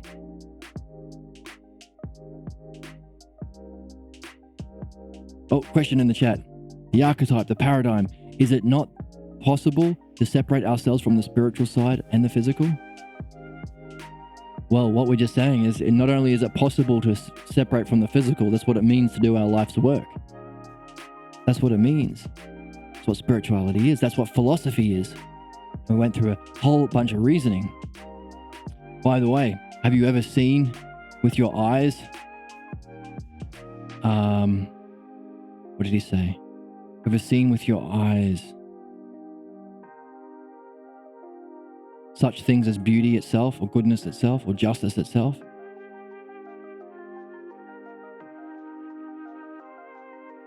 Not the case that the soul of the philosopher most disdains the body and flees from it, for she seeks to be self according to self. But what are the following, O Simius? Do we not say there is a certain self-justice? We certainly do. And a certain beauty and good. Have you ever seen such beings with your eyes? In no way, of course not. We only see physical examples of them. Have you grasped the selves of those things through any bodily perceptions? Greatness itself, that's magnitude is greatness. Health itself, strength itself, or the ousia, that's the ousia. The ousia of the beings. How do we get there? Contemplation. How do we do it? Gnosios, the intuitive knowledge, which requires us to separate from our physical senses. So yeah, so in the chat, yeah, this is defining what spirituality is. Spirituality is recognizing that the things we're after, goodness, justice, beauty, have their own eternal existence, so we can call them self-beauty, and that exists in a different realm that we can't see with our eyes and ears. He says, hey, even the poets and our songwriters say that our ears and our eyes deceive us. So if we can't see everyday like relationship things properly, then how can we grasp the real beings with our physical senses? That allows us to realize that we want to awaken our ousia. That allows us to liberate ourselves from our eyes and ears, and in a word, the sum of the body. Because that troubles the soul and does not allow us to acquire truth and mindfulness if we're associated with the body. Right? We have to liberate ourselves from our physical senses because they fall short. You can only see the effects. It's like wanting to understand how to build your own Xbox and you only look at the pixels on the screen. You're just seeing the pixels, you're just seeing the effects, you're not seeing the Xbox itself. So, yeah, that's what you could say. This is the archetype or paradigm or the true form of spirituality. So how do we do it? Employ our understanding, our dianoia. What's that? Our highest reasoning about the things that are most interesting to us. Beauty, goodness, justice, truth, knowledge. And then that will lead us to recognize, well, there must be an existence of them in this realm of being. Now, how can we get there? How can we know it for ourselves so we don't have to just believe it in a book? It's ours. We want it to be ours. So Socrates was saying, hey, tell the other philosophers if they've got virtue and they're doing philosophy right, follow me. I'm about to die. Follow me as quickly as you can. I don't mean kill yourself, but separate from your physical senses as much as you can, because that will, you do that by reasoning, using your dianoia, applying your reasoning to the realm of being, the spiritual realm. existence, pure existence of these ideas. And that purifies yourself, liberates yourself from your physical senses, because it troubles the soul. And this will allow you to reach being. It's the spiritual method. Oh my God. Wow. And we contrasted it Wow. with people who say it's manly or alpha to where is our jokes at the alphas? Manly. What's the word for manly? Vigorous?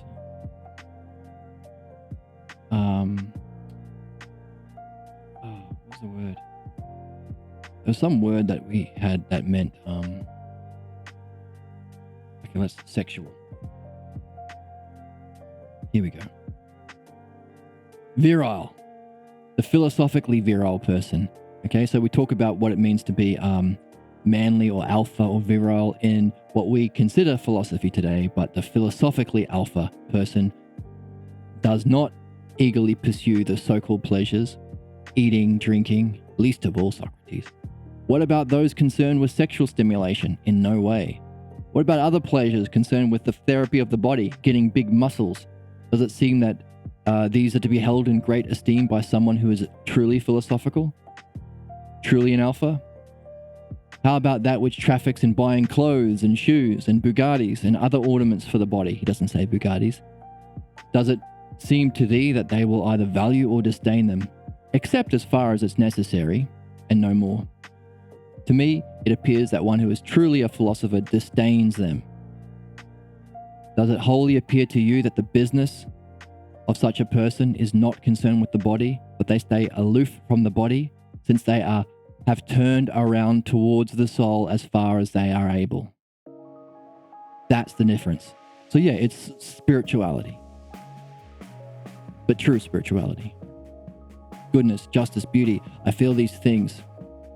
And I believe that most scientists would agree that feeling is a human construct and that they are nothing outside of the physical realm. Yes, you're right. Most people in our current world, considering we are just discovering and reawakening philosophy, are ignorant of what these words are saying. You're right. We cannot look to them for our understanding. Why? Because they have this ignorance. They don't think that there is a realm of being, or they think it's unknowable. This is the difficulty that Parmenides told us that we have to deal with.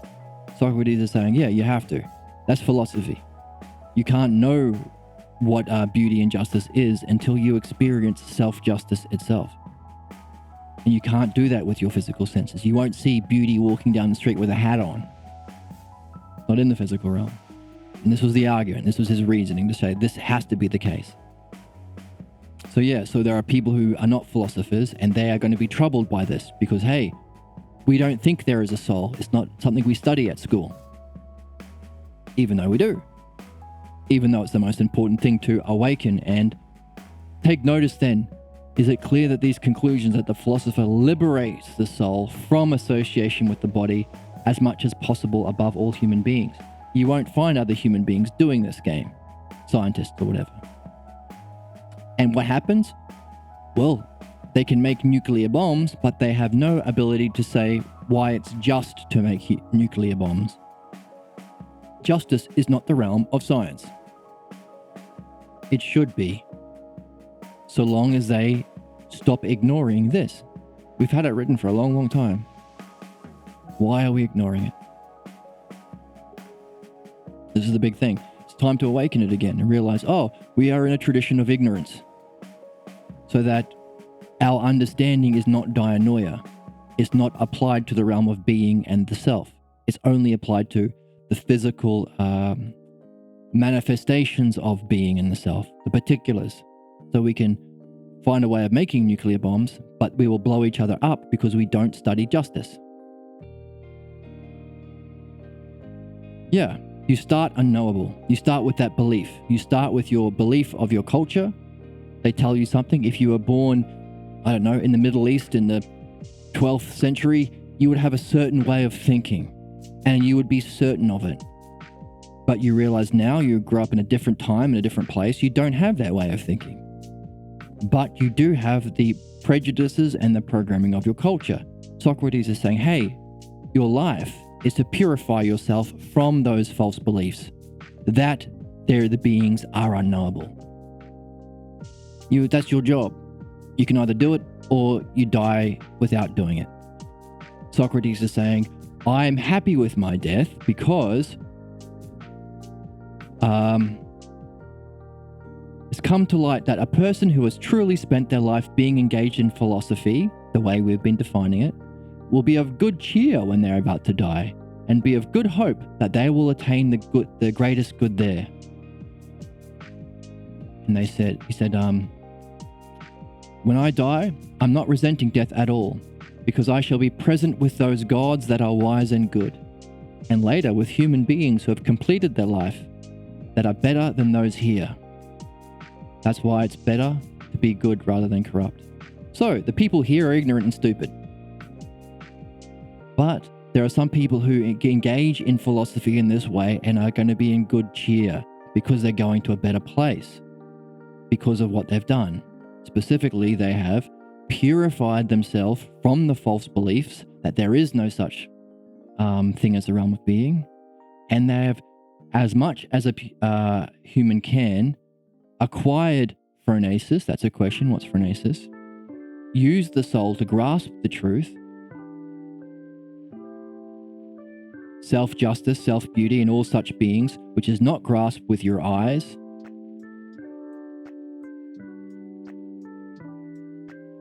but through your ousia. So, this is why we're reading the text. We have to rediscover it. So if you say, well, I grew up and I was told this. Well, yeah, of course. Your job here, says Socrates, is to purify yourself from the ignorance about yourself, about being, and about the one self that's beyond being. And not only that, get there. Follow him as quickly as you can. Do this. Return to this over and over and over and over. It's not personal. It's available to everybody. It's not about belief. Okay? What we're doing, belief is believing the opinions of another person. That's belief. And if you were born in a certain family, you'll have certain beliefs. Doesn't make them right. And you'll think your beliefs are right. But Socrates is saying our job is specifically to purify ourselves from our false beliefs through philosophy and realize that we have to, if we want to see the truth, the ousia means their spiritual essence, pure mind, in a different dimension, not the three-dimensional world we see with our physical senses, right? We want to contemplate them. That's why it's spiritual, meditative, or mystic. So we can have our own knowledge of the being. It's not a belief question. People who want you to be into beliefs are in the wrong game. Do you have to believe someone if you know it for yourself? He is saying this is philosophy, the preparation and purification of experiencing the realm of being for yourself in something we call gnosis, intuitive being. And we do that by applying our understanding. That's why we're reading the text.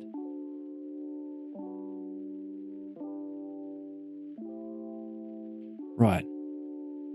So this intuitive knowledge could be the only thing we can be certain of, if it's the only thing that's knowable. So how do we get there? Develop our dianoia, our understanding. How?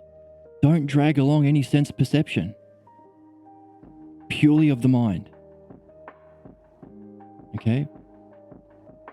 This purifies self. You track down each of the unalloyed beings. What would be beauty without a physical representation? Completely unalloyed. This liberates yourself from your eyes and ears and the body, since those things trouble the soul and does not enable her to acquire truth and mindfulness when you're associated with the body. Isn't that a weird game? Doesn't that fly in the face of everything we're taught?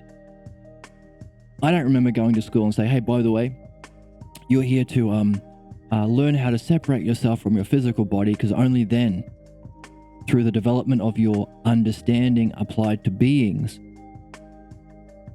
can you separate or purify yourself from your physical senses and really experience what you really are. Not just what you really are, but what really mind is. And all of the paradigms, the principles, the patterns, the models upon which everything is based, you can know directly. That's philosophy. Not only that, that activity purifies yourself, gives you a kind of learning called paideia in Greek, a kind of learning that you can take with you out of this physical incarnation.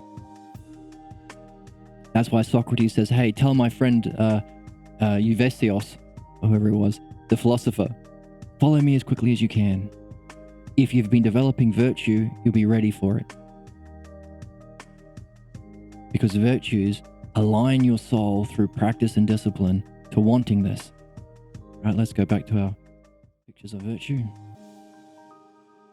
He says, hey, to do philosophy correctly is nothing other than the desire, practice, and contact with dying and being dead. What a strange way for the father of philosophy to define philosophy. Did you learn that at school? Hey, this is Philosophy 101. Today what we're going to be doing is practicing contacting being dead and dying. So we're going to learn how to die, and we're going to try and stay dead for as long as we can. All right, any questions? Okay, let's do it. I never remember having that class at school. Socrates says that's what it is. Wow. Wow. Very different. What is beauty? Is it not an emotional response based on evolutionary? No, of course not. No, that's what we've been talking about. Beauty is not simply an emotion. So if you were to reject Socrates and thousands of years of Platonic thought, you would need another way of explaining things. That rejects the mind, rejects being, rejects beauty, rejects all of the most important things, okay? This is called reductionism. You are trying to reduce everything meaningful to just the least meaningful thing. So what's the least meaningful level of reality? The physical, okay? So how can I use the physical, if that's my rules, if that's the rules of my game? Why? Because the Romans decided not to allow philosophy so they could be oppressed people, right? The Latin tradition. It's modernism, stoicism, materialism, right? So the game is, okay, how can you reduce everything to its least meaningful parts? Chemistry. Biology is just squirting chemicals. Yes, that's what beauty is. Beauty is nothing other than a serotonin. Just chemicals. That painting, you're silly. Don't listen to a beautiful song. Just squirt chemicals. That's all it is, right? Which is stupid. But it also is ignorant of what Socrates is saying. So it's the game they're in. It's not philosophy. Philosophy isn't explaining the most meaningful by reducing it to what is least meaningful. Evolution only. It's not the opposite. It's saying, well, okay, what is the highest experiences we can have? The realm of being? Can we separate our soul from our body? Yes. And Socrates on his last day is saying, that's what you have to do. Follow me as quickly as you can, he says. So it's a question that you can ask yourself. Do you want to keep an open mind to this? Are you interested in knowing the truth for yourself? Or are you more interested in following the ignorant beliefs of moderns that tell you to shut up? Keep in mind, we've got Credo here who says, Socrates is like, Credo, you've been waiting in the back. We've been talking about how I'm going to go to a different realm, and there are human beings who have purified themselves of their false beliefs and have practiced the art and practice of death and dying and have experienced this other realm that exists. That's not a belief. You can't believe it. You have to get there, walk around, check the place out. There are some people who've done it and they're going to die well, and that's important, and you should spend your life doing that. Oh, Credo, you've been wanting to say something. What do you say? Credo says, by the way, Socrates, the guy who's going to give you the potion to kill you for disagreeing with the scientists of the day, disagreeing with the authorities of the day by talking in this way, the guy who's going to give you the potion, he wants you to shut up because talking causes much heat. and therefore it might be necessary for you to drink the potion twice or thrice. Yeah, there are people who say, shut up about this. I know better. I'm not going to do it. Creto people. In fact, Socrates was killed for not agreeing with the state. Doesn't matter. Who gives a shit? We care about the truth, not what authorities tell us. That's the game. That requires courage. So if we go to our virtues,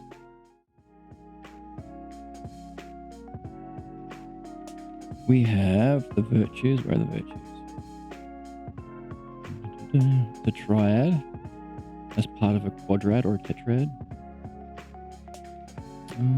Here we are. So, our virtues again. The virtues of being a philosopher. Temperance or sophrosyne. Organizing the parts of your soul.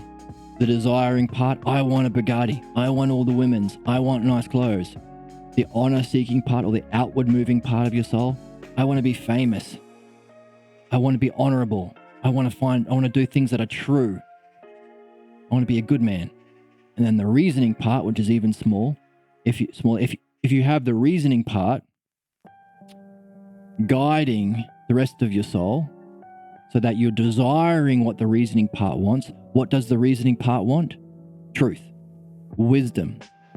Socrates is saying wisdom is to be able to separate from your physical senses, experience the realm of being, but also bring the logos with you so you can understand it, so you can use it as a paradigm for everything you do. How to act justly, how to do good, how to be beautiful, what is beautiful.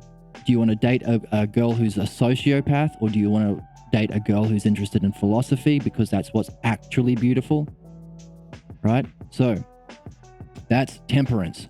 Organizing your soul so that you're what's the good of the reasoning part, reasoning, is desired by your belly part. You don't want Bugattis, you want what reason wants. What does reason want? Wisdom. What do you defend? What are you going to fight for? What are you going to argue for? That's the middle part of your body, your heart. I know, I'm going to defend what my parents told me. I'm going to defend what my teachers told me. I'm going to defend my country. If you'd want to defend wisdom, the truth. If you want to desire wisdom, the truth. And if you want to reason about wisdom, the truth, that's what Socrates calls temperance. That's a virtue. Right, and so in the chat, somebody is saying one of the standard ways of ignoring all of this reasoning, all of this evidence, all of this experience, all of this thousands and thousands of years of understanding is a way of saying, it can't be right. Why? Because we are younger than them. If we're younger, that means we're better. Why? Oh, because evolution says so. The younger the species, the smarter they are. So because we were born later, we know better. Well, you can say, well, hang on a second. What about this? We haven't studied this. Oh, just ignore that. You could say, well, actually, evolution isn't a matter of like centuries. It's a matter of millennia. So you can't say we are smarter than Socrates because we're younger, because we're not younger. In the spec of evolution, we're of the same. Like if the evolution was a clock,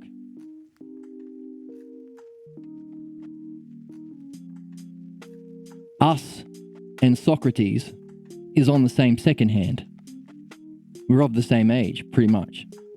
So we haven't grown much, but also that's a stupid theory, because just because we're younger doesn't mean we're smarter. What happens if we were taken over by a church who wanted to take away our ability to understand, like the Dark Ages? Oh, that happened.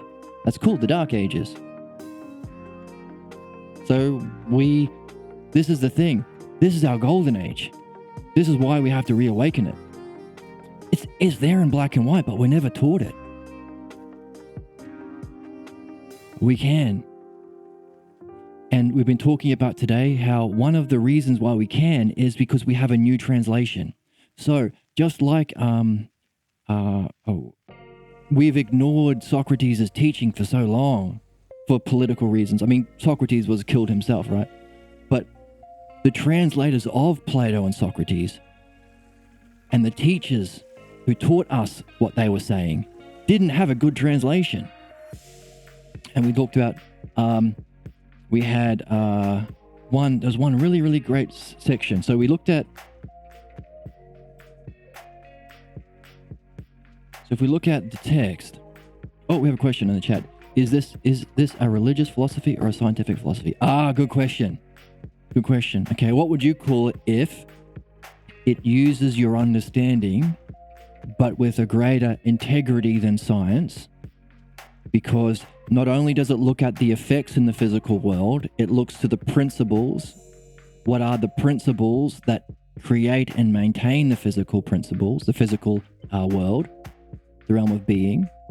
So if it's the use of reason, but it's greater than science, would you call that scientific or better than scientific? Second, religious. If religious is a belief about the metaphysical world, the spiritual world, but philosophy isn't a belief, it's a method for preparing yourself to experience it for yourself, So we have, let's get to the text. Make sure we're talking about it from the text. So if we think that philosophy is, so where do we have something that we've read so far?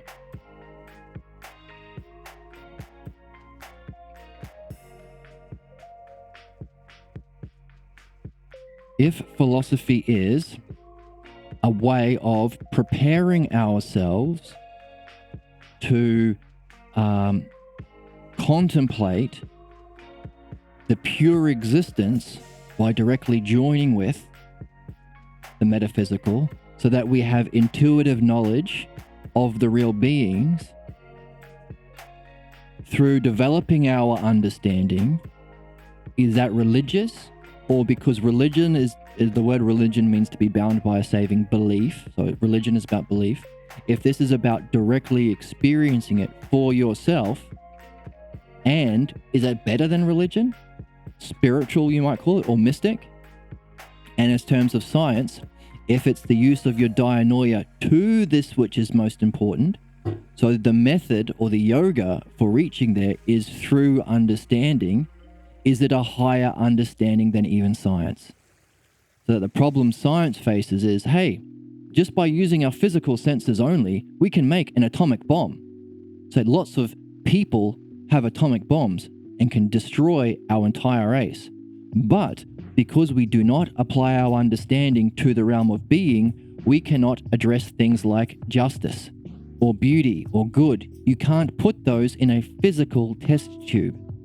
You can't reduce justice or beauty or goodness to its lowest. You can't say it's just a physical thing. So we can't say, oh, let's have a true universal understanding of what is the just thing to do with our technology. All you can do is make atom bombs and distribute them. That's the difficulty we're in. That's the human problem we're facing right now. Socrates is saying, hey, that's baloney. Your understanding is supposed to be used on that which is most meaningful, on self-justice, justice itself, not an example of a just person, but what is the idea itself that exists before the physical world. That's called metaphysics. But not only that, is you can apprehend it through ousia. You have a sense that's non-physical. And in this is, we're reading a text where it's Socrates' last day. And he's saying, by the way, a lot of people say it's manly, virile, manly, this is the word for manly. We would say alpha, to be, to pursue physical things, eating, drinking, sexual stimulation. We will also say, oh, you know what? It's the body getting big muscles. So, clothes, buying clothes, shoes. Socrates is saying, hey, these people who say that's philosophy, we recognize them in our day, right? What Bugatti do you drive? That kind of stuff. Ornaments for the body. That's not what it means to be philosophical. In fact, he says it's the opposite. Socrates is saying, look, these things pull you down because they're not, you can see an example of a beautiful thing, but you'll never see a beauty itself, the paradigm. He says, look, the separation of the soul from the body, the body has to become free and separate, released. That's what death is. And he goes, by the way, does a philosophically virile alpha or sigma person pursue the pleasures? In no way. What about buying clothes or shoes? No. Truly a philosopher disdains them indeed. Says you only do what's necessary, right? Buy enough clothes so you don't get thrown in jail for exposing yourself, right? Does it not appear to you that the business of such a person is not concerned with the body, but they are aloof from the body, they are turned around towards the soul? I'm getting a triangle formula of religion, philosophy, both philosophy mixed with scientific philosophy. Yes, that's a good way of seeing it. Okay, let's actually make that picture. So, in one way of seeing it, this is a good way of getting into philosophy, by the way. You could say, look, you have reason. Oops. Where's my... There we go. Reasoning. Reason. Okay? Then you have over here, you have your state of mind. State of mind. All right? So, you could say, well, this thing here, that's the spiritual, because you can rank all of your states of mind. You can be happy, you could be sad, you can be miserable, you can be, no one understands me, but then you can be happy, you can be content. But then there are states of mind that we have insights. There are even higher states of mind where suddenly everything falls into place. Like maybe you're a mathematician and you finally solve a puzzle, or you're playing a game and you finally figure out something. But then there are higher states of mind called insights that are beyond the physical. Near-death experiences, spiritual experiences, mystic experiences, near-death experiences, yoga experience. Sometimes people who play sport talk about being in the flow state. So we can take all of these states of mind and list them hierarchically. If we're interested in understanding the top parts of it, the highest states of mind, we could call that philosophy or spirituality. But I'm far more interested in the scientific empirical side. Right, okay, so states of mind. Now, we could say, well, if we approach states of mind in terms of belief, that's religion. In essence, to be bound by a belief specifically about the higher states of mind, which go beyond the physical world, so you could call them the divine states of mind. What happens after we die? Like we're reading the Phaedo, it's about what happens after we die. If you talk about experience, we call that spirituality.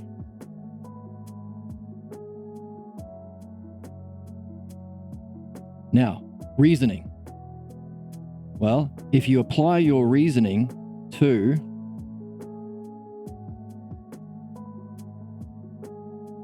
defending cultural or family beliefs, opinions, or images, you have a class. I'm more on the religious side. Oh, okay, sorry. Stuffies is on one side. Okay, cool. We got two people in the chat. One who's more interested in one side, one more interested in the other side. Cool. So we also have, defending cultural, family, beliefs, opinions, or images. We have names for that, right? We call that prejudices, right? These are beliefs that are disproven by evidence, right? We have supernatural beliefs. Those are ones that can't be proven by evidence. You can't prove whether Mary was a virgin or not. You can't prove it. You just have to take it as faith, do what you're told, believe something that you physically can't prove. Then you have simple beliefs. Like, I believe that my car needs petrol. I haven't done any research. I'm not a scientist on that, but I know I have enough to go on. So it's enough. So it's enough evidence. So we have enough evidence. Enough evidence. So supernatural has no evidence. Prejudice is against evidence. And then we have scientific beliefs. This is usually where people stop, which is scientific beliefs, which is still a belief, still a theory. You have no way of verifying the belief directly through a cognitive function where you can experience the nature of reality. You don't have that. It's just a theory. But it has supported by evidence.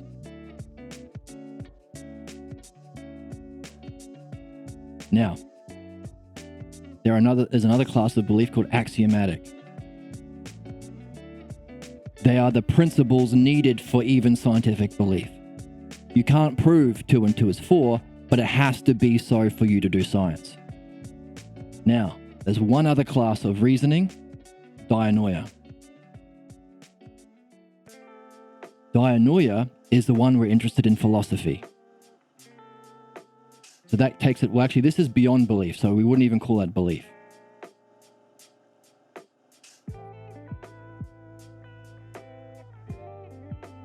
So there's a use of reasoning that is applied, let's go a different color.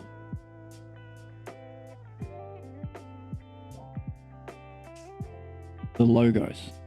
The logos is your highest use of reasoning that is applied to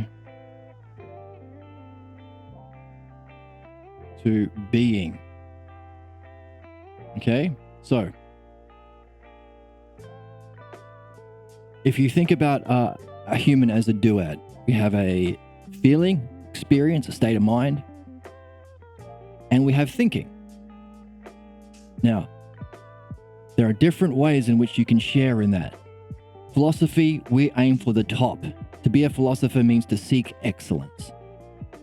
So what's the highest use of reasoning?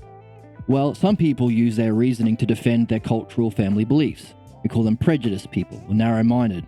But then there are people who realize actually there is a better use of reasoning. Drop them. I can purify myself from those kinds of reasoning to better ones. That's a purification. But then I can realize actually evidence and logic is way better than prejudices or faith or even simple beliefs that most people use for everyday things. So it's a higher class.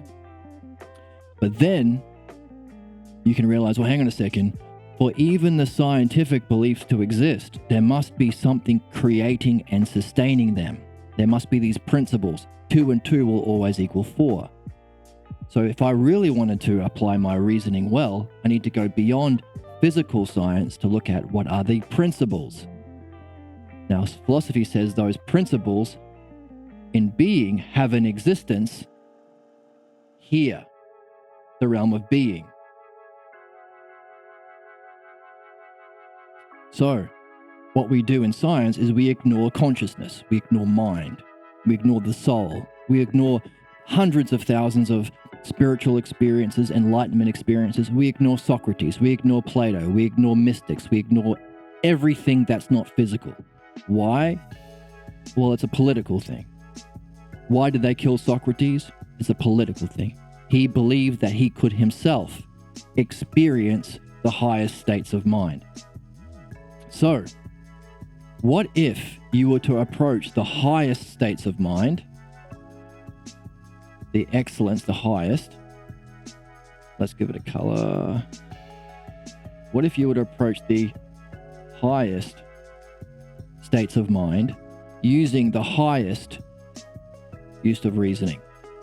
Well, there's a name for that. The highest states of mind are called philosophical. Or we could say being or self-being. And yeah, that's self-being. The highest use of our reasoning we call logos, which is reasoning, but also applied to this.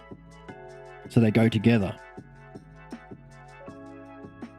So if you're interested in spirituality, but you want to do it rationally, you're a philosopher. You're interested in using your reason, but you don't want to be limited by political prejudices that say only look at the physical world and just give atom bombs to everyone. Don't actually concern yourself with justice or truth or the destiny of man. Ignore so much. If you want to use reason without being shackled with ignorance, you're into philosophy. That's called the logos and self-being.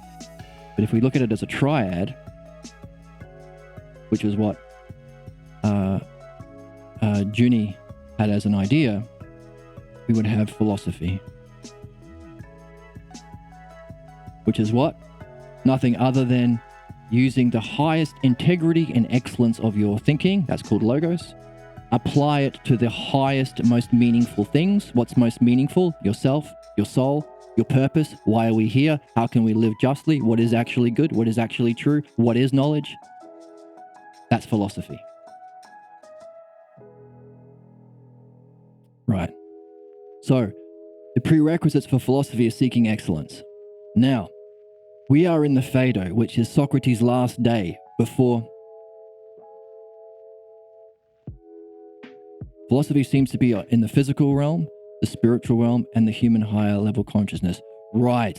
So, you start here. We start in our physical world. Because we're human, we are born into a world where we are given ignorance. There are certain false beliefs we develop simply because we're human. That's part of why we're here. Now, in the Phaedo, he is saying, look, Socrates was sentenced to death for believing or for having a knowledge and experience of a spiritual entity called a daemon, which communicates to him, helps him out, a spirit guide. All right. But before they kill him, he had to wait in jail for a few days because they were, there's a ceremony where they're sending a boat out to a place called Delos and back. It's in celebration of the myth of Theseus, who slayed the Minotaur. It's a purification. So in the story, Socrates is sitting in jail and his friends are talking to him saying, hey, what was your life like? And what should we do? And we're sad that you're leaving us. You're like the man, don't leave us. So this is a representation in the mythology of the story of what we should do before we die. Some sort of purification that we can go through. So that what? So that we can do this. And Socrates is saying in the text, okay, it starts right at the beginning. Let's jump to the start. We're about 12 pages in, but go to the start. It starts with Socrates saying, hey, Phaedo, were you present with Socrates on the day where he had to drink the potion and die?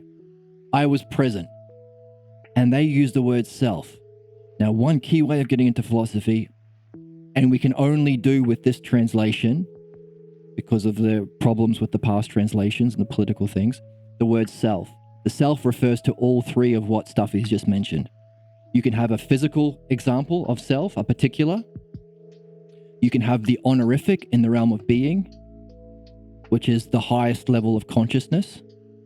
But in philosophy, for there to even exist a realm of being, something must have caused that. That's the one self. And we have another series where we look at the one self. That's our first one. When Socrates was first beginning as a philosopher, he met a teacher named Parmenides, and he said, can you give me an example of the dialectic? What's the dialectic? This, the logos. The highest use of reasoning applied to the highest things is the logos, and the way that you do it, or the method, is called the dialectic. And he said, so Socrates has the problems we have in the Parmenides. He's like, I don't understand how you can say that there is a being realm, because that means there has to be a being of likeness and a being of unlikeness, and they're opposites. How can you say it's one realm of that's eternal, that our soul is in, that we can access? If there's a self being of likeness and unlikeness, how can they be one but opposites? Doesn't make sense, right? So we have that problem. It's hard to make sense of this other realm that we're not really familiar with. So Parmenides says you need to exercise yourself in the logos and the dialectic. That's the only way of getting there, because you have a language that's in the physical realm. You think of things, you take a part, and that was a big thing. When we share in something, we take a part. You take a piece of the pizza, which means there's less pizza to go around.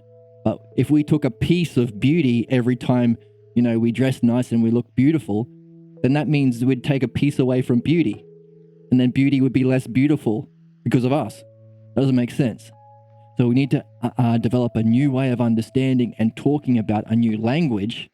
That's logos, language. Language and understanding. It's a little like my religion. All right, so one way of understanding religion, well, I think the accurate way of defining it is to be bound by belief. Now, Socrates is being told you can't settle with belief. In fact, he said that's your problem. We have a quote from Parmenides here. He says, look, your problem, Socrates, is you are still young and you give heed to the opinions of human beings.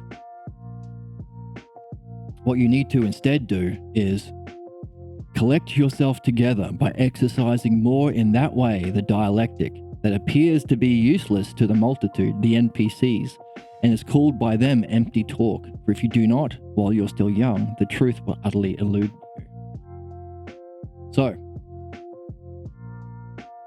this use of, let me bring down that. Right, so you could say, well, if there is an experience of this realm of being, doesn't that sound like Hinduism or Buddhism? Yes.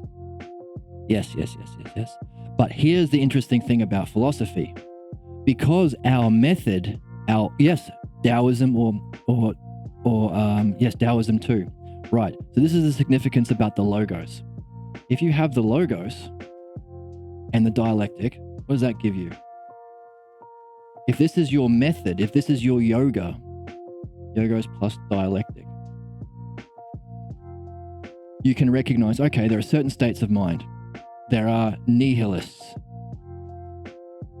people who are depressed. They think there's no meaning. There's not even no meaning. They don't even have an existence. It's all illusion. Some religions, Buddhism calls that Maya. Everything is illusion. Some people have a view of everything is just physical. We're all just rocks. We're billiard balls in space, right? Physical. Some people think, well, there is some language that we have that allows us to communicate, but it's just all relative. Like, I say beauty and you say beauty, but it's all relative. There's no actual beauty. Right? These are ways of thinking. These are mentalities. Yes, absolutely. Some people say the relative is all beauty is in the eye of the beholder. The beauty is in the eye of the beholder. There's no actual beauty. Eye of beholder. Some people think, okay, that doesn't make sense. If that was the case, we wouldn't have supermodels. So there is some sort of beauty, but doesn't have an existence in being. It's just a concept. It's a shared concept. Okay? Someone might come along and say, well, actually, no, there are these experiences. I mean, I know enough about spirituality, billiard balls in space. Absolutely. You can pick that out. All right? So this is the thing. We're developing this way of understanding all the possible ways of thinking, but also all of them have, remember, we have two sides. We have the thinking or reasoning, and we have states of mind. So we have those two things that Juni said was a part of a triad. We have thinking, or logos, and we have states of mind. So each of these ways of thinking will have a corresponding mood. When you're nihilist, when you think there's no meaning and no one understands you, you might feel shitty. You might feel depressed, right?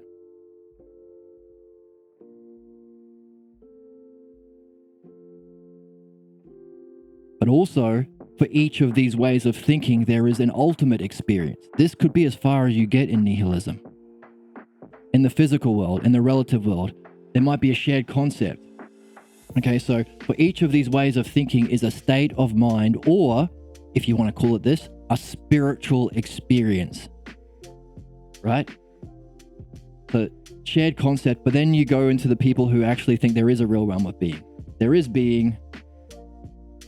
Another word for being is God, divine, God, but he has nothing to do with me. And we can understand that thinking. Like, of course, if there was a divine presence, why would he care, what I do with my day? I'm just an ant to him. Right, yeah, so you can recognize yourself as in one of those states of mind. That's great. That's where we start. Of course, you wouldn't be here as a human being with the need to purify yourself from your false beliefs, A, and perfect yourself with the logos, B, purification, perfection. You wouldn't be here if you knew everything already. We're here to learn. That's what Socrates is saying. There are two things we have to do: purify ourselves and perfect ourselves. He says that. That's what we have to do. In fact, he ends this thing here in a really nice way. We ended last talk with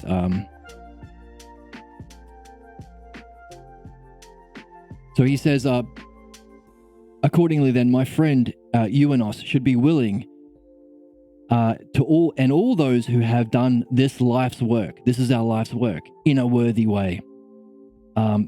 If you are a philosopher, to follow me as quickly as possible. I don't mean do violence. I don't mean kill yourself, but find a way of following me. And so that's a big question. What does it mean to follow someone who's dying? He says, indeed, I'm about to journey somewhere. So we have to thoroughly examine and mythologize, create a story about it. That journey to that place and what kind of place we think self is. For what else should one do in the time before the sun sets? We are here. We are born into ignorance, false beliefs. We have to purify them, and we have to thoroughly examine where it is we're going, what is this realm of being, and what kind of a place we think it is. What else should we be doing before we're dying? That's what we're learning in the Phaedo. And he's saying, by the way, that's hard to do if you are trying to be an alpha, a fake alpha. All right? If you are concerned with eating and drinking and sexual stimulation and buying clothes and shoes and ornaments for the body, a true philosopher disdains that. Why? Because we want to turn around and see the soul. It's through the soul that we can comprehend the truth. It's not by sight nor hearing.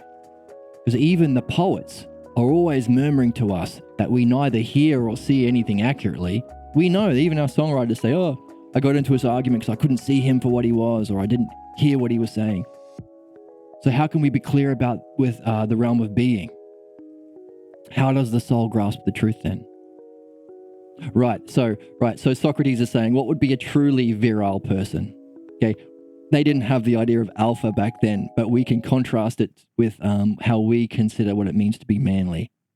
The exact opposite. So that's our problem. We're in the exact opposite of what Socrates is saying is we need to be. So our question is, well, how does this relate to spirituality or Taoism? We can say, well, hang on a second. Oops. There are all these different ways of thinking and different spiritual states of mind, or just regular states of mind. If you're nihilist, you're depressed. If you're just physical, you might be bored. You're just dust in space, so I'm bored. Bored. If you think everything is relative, there's no actual connection between people, what you think is true to you, what I think is true to me, and that's who cares? You might be lonely. Because how can you connect? There's nothing true. There's nothing universal. There's nothing objective. And so on. You might get to the stage where you think there is a realm of being, okay? I know enough about the existence of Taoism and meditation and drugs and psychedelics and dream experiences and breath work and all these other things, near-death experiences. I'm not stupid. I know that there is something that people experience, but I think that they just got lucky and it has nothing to do with me. Maybe they can have it because they're special or because they happen to be born in a mystic family, but not me. All right? Often those sorts of people bind together in a shared belief. These are often religious people, groups. Hey, I can't connect with the divine, but I can feel like there's something bigger than myself if I bind together in a group. And then we get into a realm of people who do think they can experience it. So people who Sufis. They think there is an experience, but their experience is more of the flow state.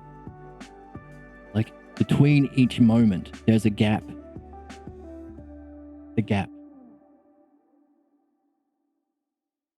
So you can leave the physical world by being so present, you can see the gap between each moment.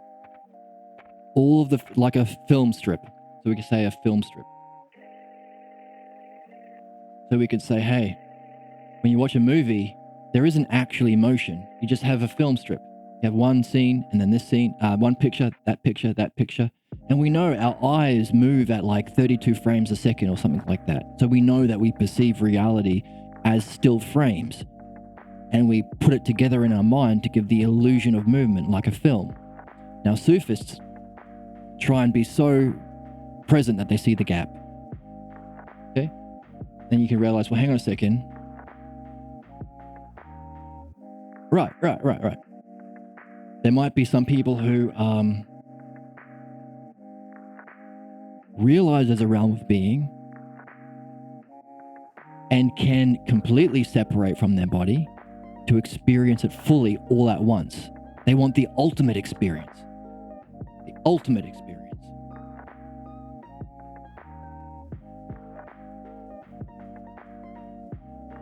Everything all at once. Pure knowledge. All of time all at once. Now, if we have philosophy, we can recognize that. We can say, oh, so you are experiencing whole of time? Yes. And all of the parts? Oh, so it's a level of the spiritual experience. So these, from here up, are levels of spirituality. So you can see, I mean, these people can jump in and out of certain experiences. You're not always stuck in the only one. But we can recognize that for each way of thinking, there's a corresponding state of mind or spiritual experience. And from here on up, you have all the different sorts, Buddhists, and so on. Hinduism. Now, what makes philosophy special is we don't ignore any of it. We understand it. Hey, if there is a hierarchical ladder of both thinking, the two things that Juni was talking about, both thinking and experience, if there is a hierarchical ladder, we can recognize certain things. There must be certain levels. There must be an order. There must be a hierarchy, which means if we can participate, if we can share in it, then there must be some development that we go through as human beings. There's a way of purifying ourselves, purifying from problems. So these are all of the implications that follow from us recognizing that there are lots of different ways of thinking. And each of them have their own internal logic. There are times when we've all been like nihilists. We've all been depressed. But there's been times when we realize, everything's just physical. I'm just dust in the wind. There's been times when we think, okay, that we're not dust. There is beauty, but but I will never be able to, we've written our own poetry about how I see beauty, but I'll never be able to communicate it to another person because we can never really have the same experience. Beauty is just in the eye of the beholder. So we go up and down ourselves. Also, as cultures, human cultures are in one of them. We can recognize that our culture is very much in this sort of realm here. Scientifically. Also, our rulers are very much in this level here. There are certain religious beliefs that are defined by group thinking that are ruling. Right? They can't, not me. There is a realm, there is a God, but we are not the same as God. We cannot unify with God. That's heresy. So, each level has their own way of thinking, their own state of mind, but also their own problems. We have to recognize that, hey, until we develop a level where we have recognized this, that there is a level, that there is an order, there is a hierarchy. What else can we say about it? It is understandable.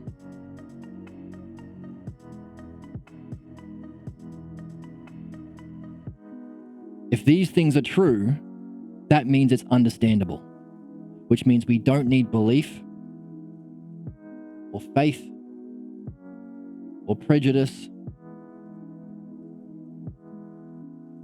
or groups that are against each other, groups that attack. Don't need that. Why? It's understandable. That's the logos. That's the logos. Socrates is saying, hey, there is an understandable hierarchy of development where you can purify or solve your problems. You can grow. And there's a level that he is saying, Socrates is saying, that you have to, when you recognize this, that you can purify yourself from your problems, you can perfect yourself, that's what you're here to do, then you have to, what makes it easy to do that is if you can somehow separate yourself from your physical body and the desires of the physical bodies. Eating, drinking, sex, clothes, shoes, ornaments. That's not the business of a philosopher. Why? Because a philosopher liberates their soul from the association with the body. So they can get to the realm where, they get to this realm. This realm here, where you can have spiritual experiences. But not only that, what they all lack is the logos. They don't have a logos. They don't understand this scientifically. So you could say, like our friend Junie was saying, what if you took spirituality and applied careful reasoning to it? The best of both worlds. That's philosophy. Which means you can recognize someone here or here or here. You would know what to do with them. If you were in that state of mind, you would know what to do to move up. You would recognize problems. You would recognize how to solve problems, given the level that you're at. That use of the logos is called the dialectic. That's what we're doing. We're recognizing that there is a hierarchical ladder. That's the logos. But what's interesting about this is not just understandable. It's also, this is a big thing too. This is what takes it out of the lower realms, elevates our understanding to the higher. It's also not just understandable, it's also knowable. And that kind of way of knowing is direct. This is the English translation. Direct, intuitive,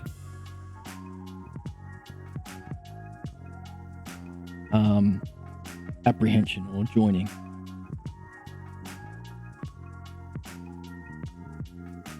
Now, we use that because it's the closest we have. Direct, intuitive apprehension. That's the knowable. But again, This is the significance. Right, so you could say that if you applied the logos, this understanding of the hierarchical levels of development to spirituality, you'd have philosophy. Equally so, if you applied states of mind to reasoning, you'd have philosophy. It's both. It's all. It's the entirety of the human being. Now, what's tricky is we don't have a language that talks in this way. We don't have a word that means understanding that applies to all of it. That's why we need dianoia. It's a Greek word. It's understanding, but specifically applied to this. The ladder, the paradigm that applies to everything, including spirituality, including states of thinking. Nirvana is a experience that Buddhists seek. So that's dianoia. Your understanding applied to this and this. Currently, we just use our understanding to think this. Here. Only that part. No more. Don't use our understanding to understand religious groups. Don't understand the gap. Don't understand the realm of being. Don't understand nirvana or the one self. No. Just the physical. Stay here. And there's some good books of some quantum physicists who are realizing that even at the quantum level, there's evidence of supersymmetry, evidence of consciousness. So they are realizing that the Platonic model, the model of Socrates here, more accurately explains the physical world than our current models. But what they're finding is, even though it's true, there's a lot of prejudice. Right, read philosophy books. Well, subscribe to this channel. Click on my YouTube link and subscribe, and all of these things are going to go up. And you can also find the text that I'm reading here, because the difference is the Balboa translation. Because we have this translation, we can read philosophy in the right way. So it's a real game changer.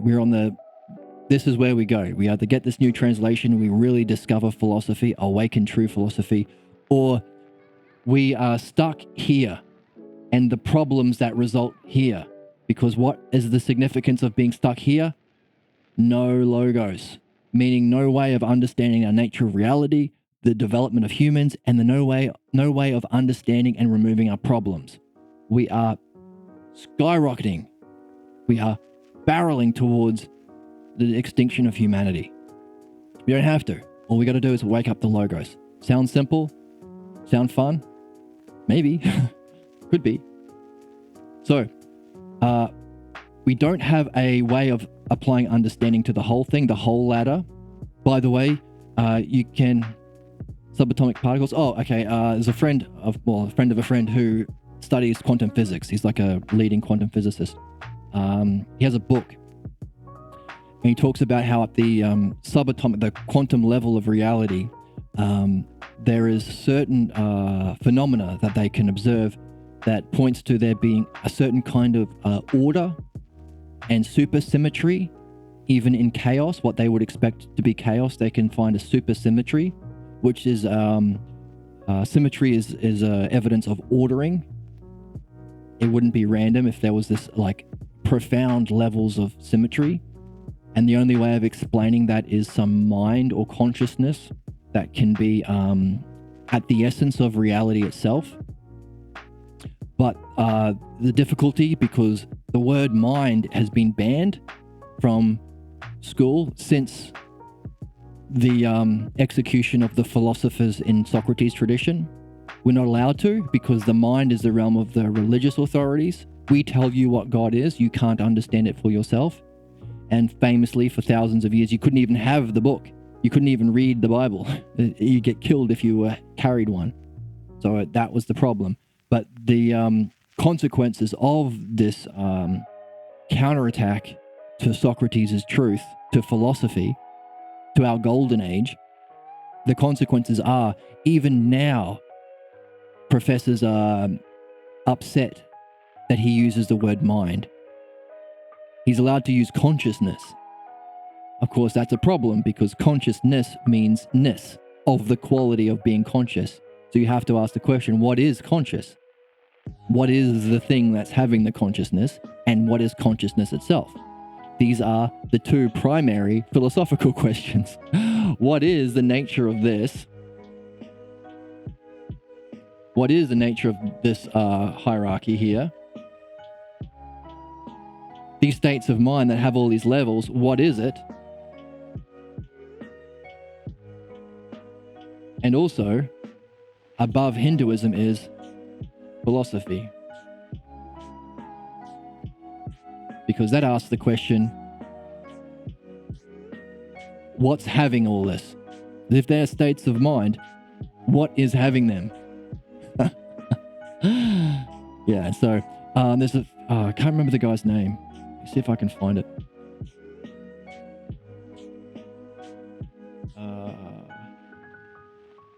I need to read this book too.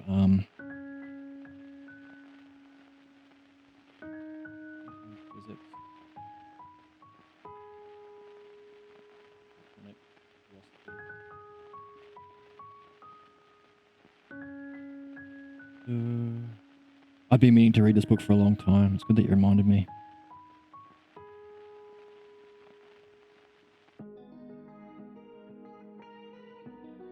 Anyway, I can't find it here. I'll have to email someone. But yeah, so even at the level of quantum physics, we're seeing evidence to support the understanding of the logos and reality that we get from Plato and Socrates. Of course, there are difficulties because then the whole game would change. Similar things happening in psychology. There is a new paradigm for understanding human problems that uses the logos. But the difficulty is a lot of psychologists make their money on people coming back. So if you can solve problems, where's your income going to come from? So we are slowly realizing awakening to the logos. But we say, well, the logos is understandable, but it's not just physical. So we need the word dianoia. This is the importance of our language. There are some languages that can't even talk about the realm of being. They can't even go up here. Whoops. They can't even go to these higher levels because they don't have the word the. They can only talk about a beautiful thing, a particular beautiful thing. They can never go to the beauty itself or the justice itself. So they can't do philosophy.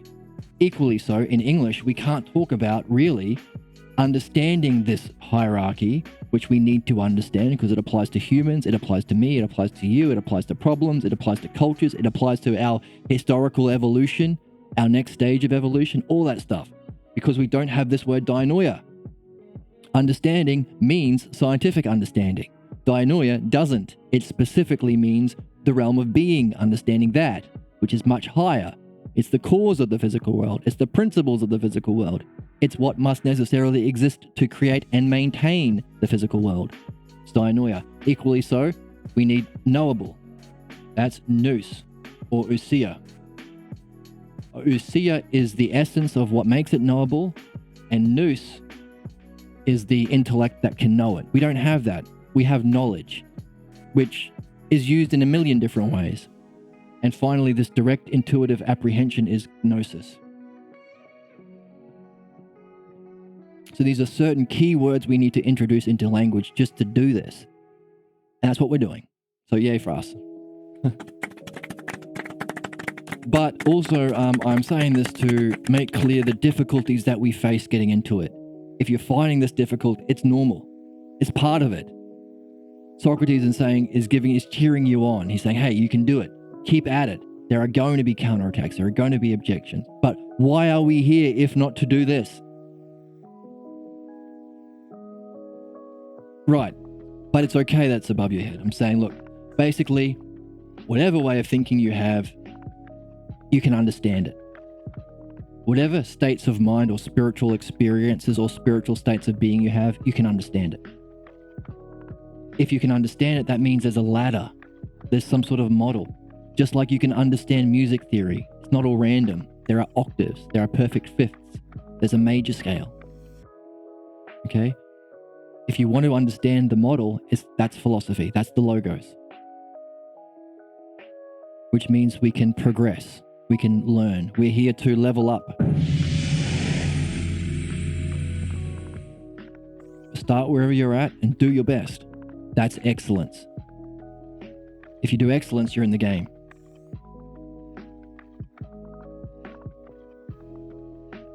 Seeking excellence, that's you. You're a wizard, Harry. This is the archetype of the hero's journey that we see in games and movies and films and all that. And Socrates is telling us how to do it.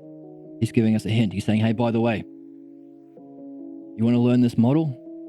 You want to yourself go from feeling depressed, feeling bored, feeling lonely?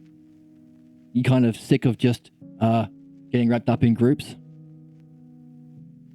The guy who's the quantum physicist, does he believe in a higher level of existence?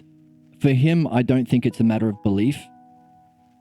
I think he's a philosopher, so he's understanding it.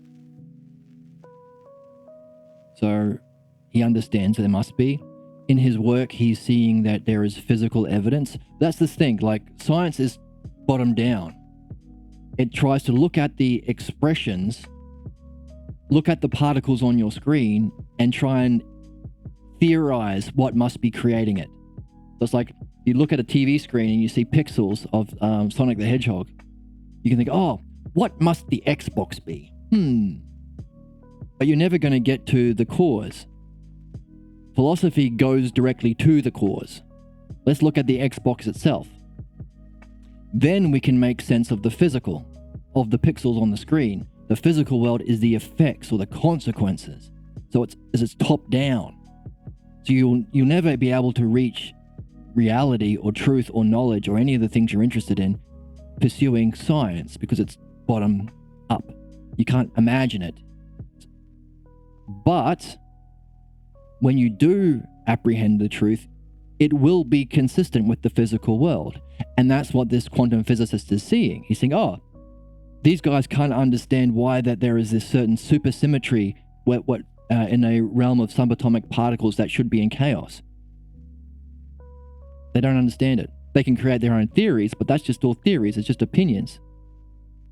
But I am familiar with philosophy. So in this model, the logos, it does make sense. So this model best explains what we experience in the physical world, but it's not just about the physical world. It's not about acquiring. Where's my text?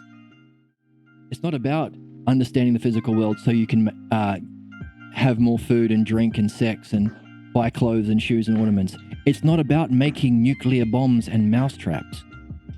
It's about understanding what we are, our essence, what is our mind, and what is the self that has a mind. And where do we go when we die? Because we're going to go somewhere. Socrates is saying, hey, not only do we go somewhere, a person who has truly spent their life being engaged in philosophy will be of good cheer when they're going to die. They will be of good hope that they will attain the greatest good there. In fact, he is saying, by the way, tell my friends,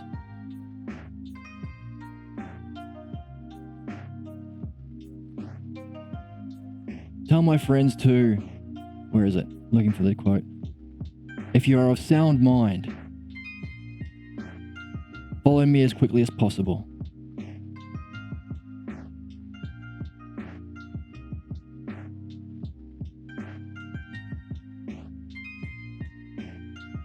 So, that's philosophy.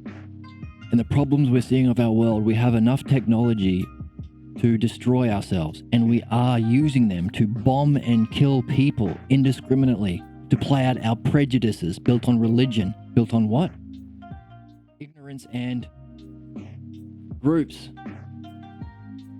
There are certain people who think that there is a divine, there is a God, but we can't connect to it.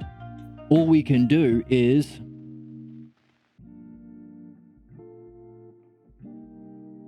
but not knowable. All we can do is have groups with beliefs about God. Notice there's no understanding. It's not logos. Logos and understanding is universal. This level of reality, groups that are currently bombing people, committing genocide, ethnic cleansing, are playing out the consequences of what happens if you don't have the logos and you can't develop past this point of evolution. That's the game we're in. And Socrates is saying, hey, look, this is me at the end of my life saying, this is my advice to people. This is my instruction to people. Don't do violence. Do this life's work in a worthy way, so you can be of good cheer when you die. And he goes on to say, philosophy is, let's go to it here. Most people are unaware. Here we go. This is the big one. Polish your ears. That those who pursue philosophy correctly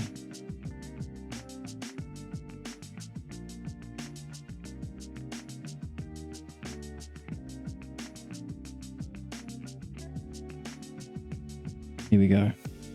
This is it. This is the... Oh, no. Yay.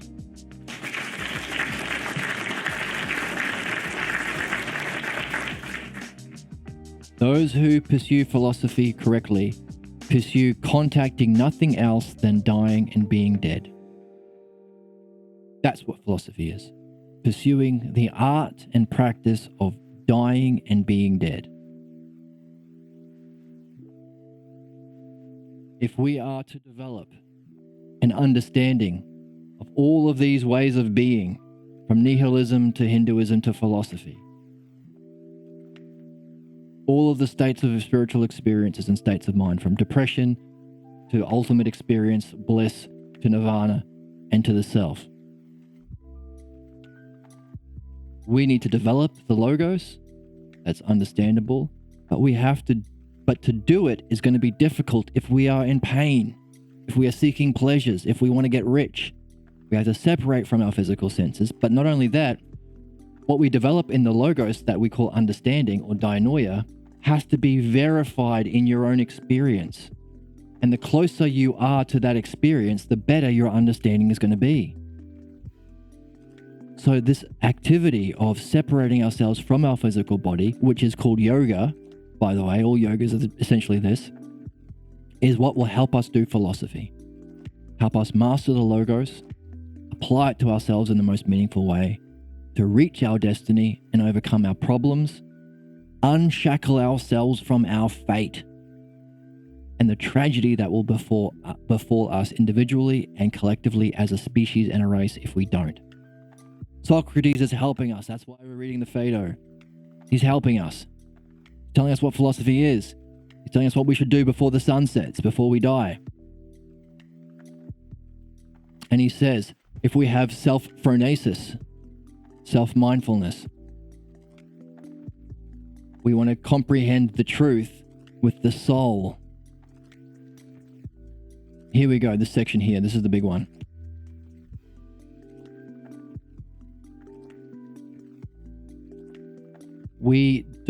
This is the significance of having the Greek. It is in our reasoning with the logos of the real beings, okay? See? Of the real beings. It's not of science, not of the physical.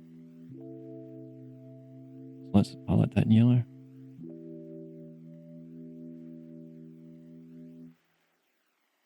That it can become clear to the self. Those are our three big ones. Developing our logos, applied to the real beings, so that what we are after can become clear to what? The self. So we want to know what the heck is the self. We want to know how can we master our logos so that we can apprehend the self. And also, how can we know, understand, and verify in direct experience the real beings? That's the big three. This is the big three that makes philosophy a philosophy, that makes anything we do meaningful. The big three, this one. Hey, is anything meaningful if it's not about yourself or the self? Is anything meaningful if it doesn't? Is anything good for you if it doesn't improve your state of being, your state of mind? Is anything worth learning if it's not this self-logos that is the actual paradigm of understanding all things, from music to geometry to quantum physics to the realm of being, to the ladder of our psychic development, to the cause of our problems? Is anything worth understanding if not that? Therefore, you could say this is the excellence triad.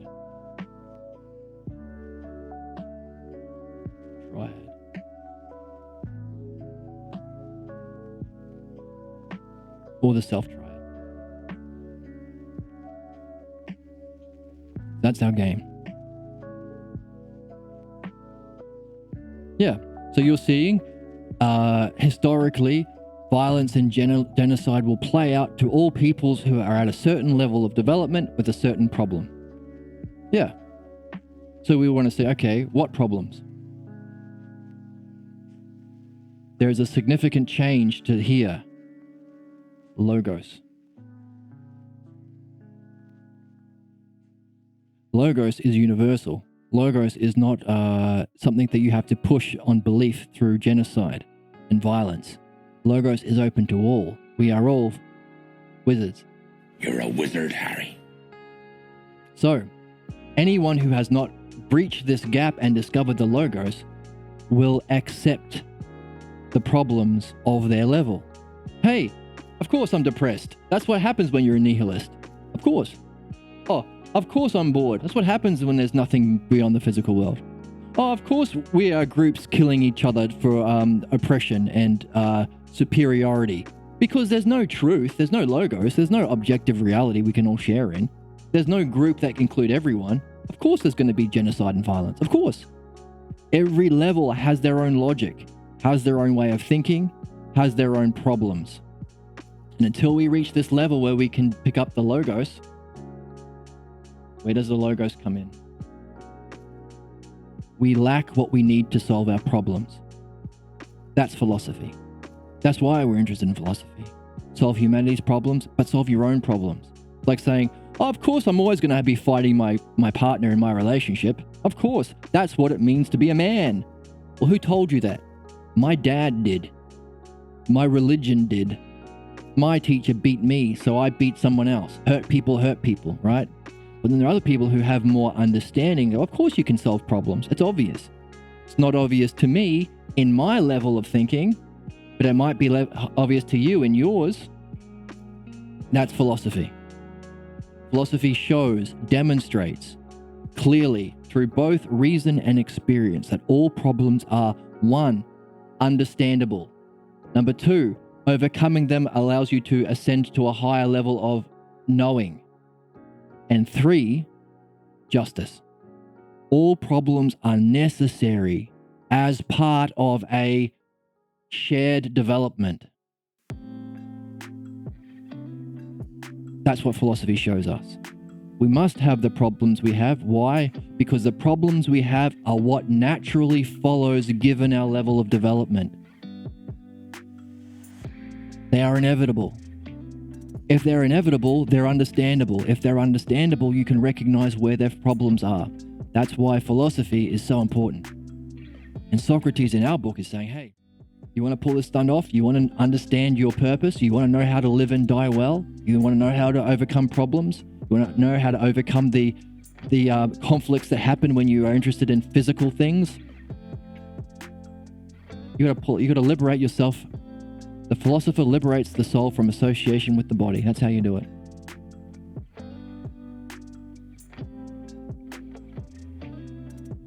Well, he goes on to say, I think later in the text, that, yeah, all these conflicts and wars are just about accumulating stuff.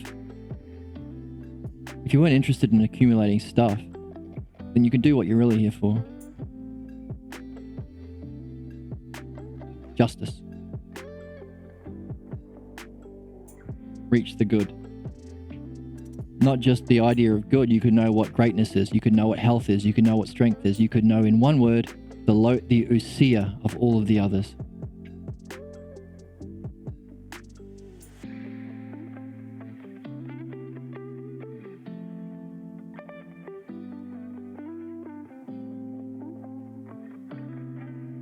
to contemplate them,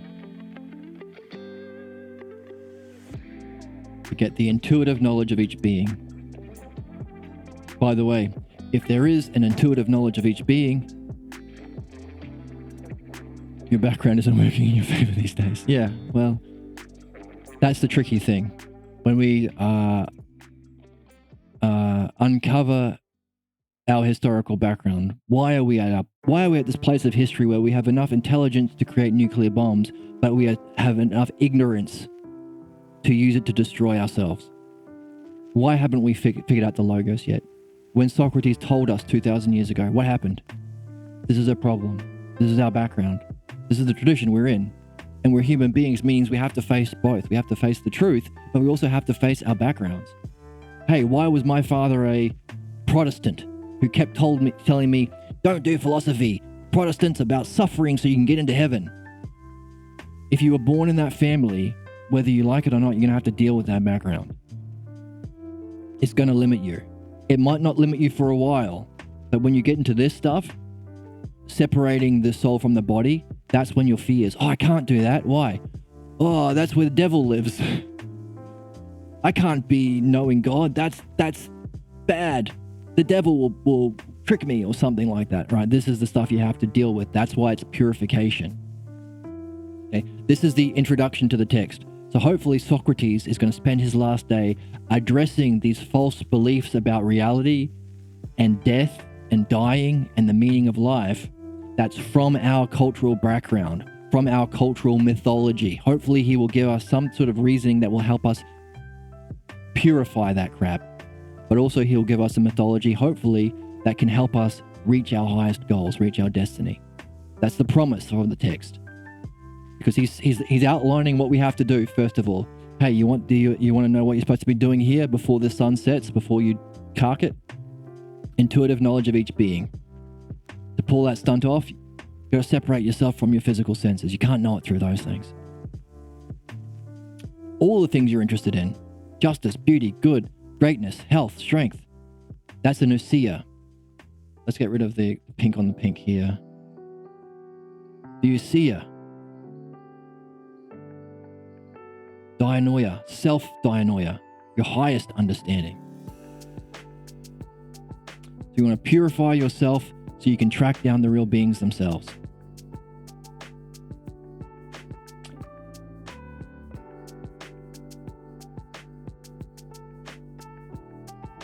Yes. Right. But the influence of the background still affects us. That's the interesting thing. The logos gives us two possibilities of its use. So we say the logos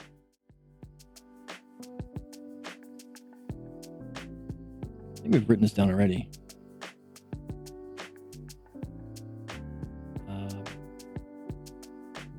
All right, let's make our own. We've got another triad here. We look for triads in philosophy. We've got a whole bunch we've got already. Let's add another one. So, our background. So we need a way of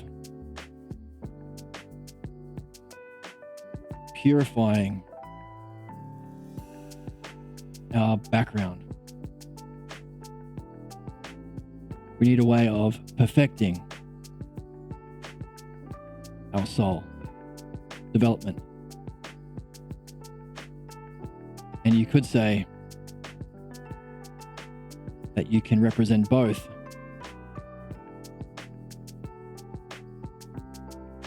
with mythology. Or you could say, well, let's make the top of this triad the logos.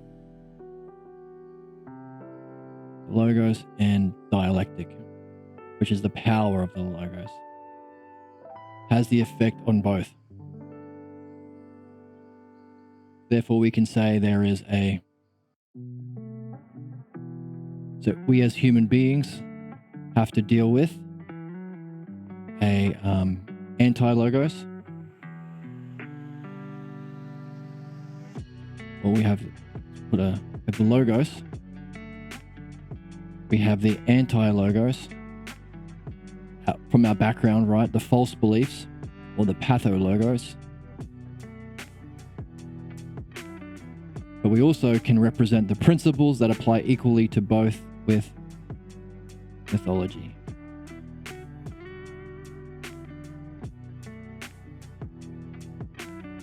You can take the principles of the dialectic.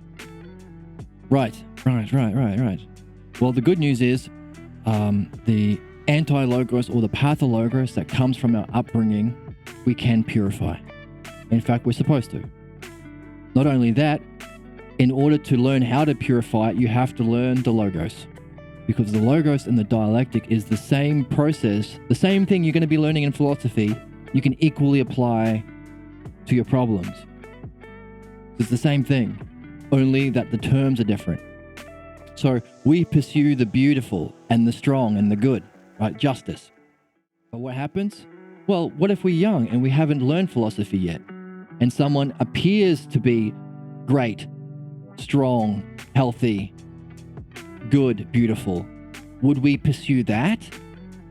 What if they didn't teach us that, but they were displaying that when they finally showed themselves when you were 4 years old or whatever? Wow, Dad is really coming out and showing himself. He really looks strong. He really looks healthy. He really looks beautiful. Our soul goes, oh, beauty, strength, good. That's what I'm here to find. That's what my job as a philosopher on this planet is for. So it takes the place of true philosophy. So all problems are actually a solution. It's a solution. We just have to replace it with a better solution. All vice is the image of virtue. Fortunately, when we're learning philosophy, we're learning both. We're learning the dialectic that can be applied to either. And Socrates is saying we need to purify ourselves from the things that keep us attached. Now he goes on in the next section, we can see him talk about war and civil discourses and battles. All wars arise through the acquisitions of possessions for the sake of the body, that we are compelled to acquire riches, and being enslaved to the care of our body. Out of all of this, we have no leisure for philosophy. But worst of all, the fact is, if there arise for us some rest from self, and we were to turn to some study, everywhere in our search, it again falls in. The body falls in and presents itself in a clamor, pouring in. It drives us out of our mind, so that we are not enabled by self to behold truth. But as it has been truly shown to us, if we ever intend to enter into a certain pure state, one must be liberated from the body and must behold the self-realities with the self-soul. As it seems likely shall we attain to that which we desire, of which we claim to be lovers. We are lovers, we are philosophers, lovers of that, the self-reality with the self-soul. We are lovers of phronesis. Big question is, what exactly is phronesis? It's the highest virtue. When we are dead, as the Logos points out, but not while we live. For if it is not possible to intuitively know gnosis in a pure way with the body, then one of two results is the case. Either we can never know that which is to be possessed, or when we are dead, for at that time the soul will be self by self, separate from the body, but not before. And while we live, it seems likely we shall be closest to knowing in the following way, when we neither associate nor commune with the body as much as possible, not any more than is necessary. We must not be filled with this nature, but must purify ourselves from itself, until the divine self should liberate us, and thus being purified on the one hand, by having been liberated from the mindfulness of the body, we shall be likely to be with such a kind. We'll find people of that kind there, and through ourselves we shall know that all is pure. And on the other hand, this is likely to be the truth. For it is not lawful for that which is not pure to attain to that which is pure. Hey, if we want the pure reality, we should be pure ourselves. It doesn't make sense to join with it if we're not pure ourselves. Such, I believe, O Simmias, must be the doctrine we repeat to each other. We got to keep telling ourselves this. It's hard to remember this. It's easy to be persuaded by our background, our past, our mythologies from our past and our society and our family. So we have to keep saying it, keep repeating it to us, and believe it. This is our object of belief. At least all those who are right lovers of learning. Or do you not believe in this way? Simmias says, I do indeed believe that, Socrates.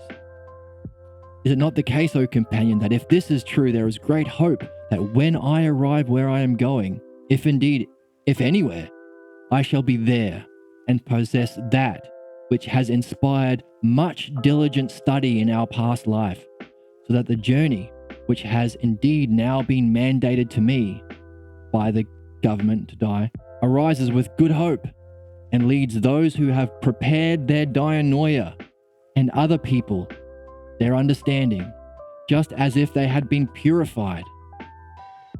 Most certainly indeed, Socrates.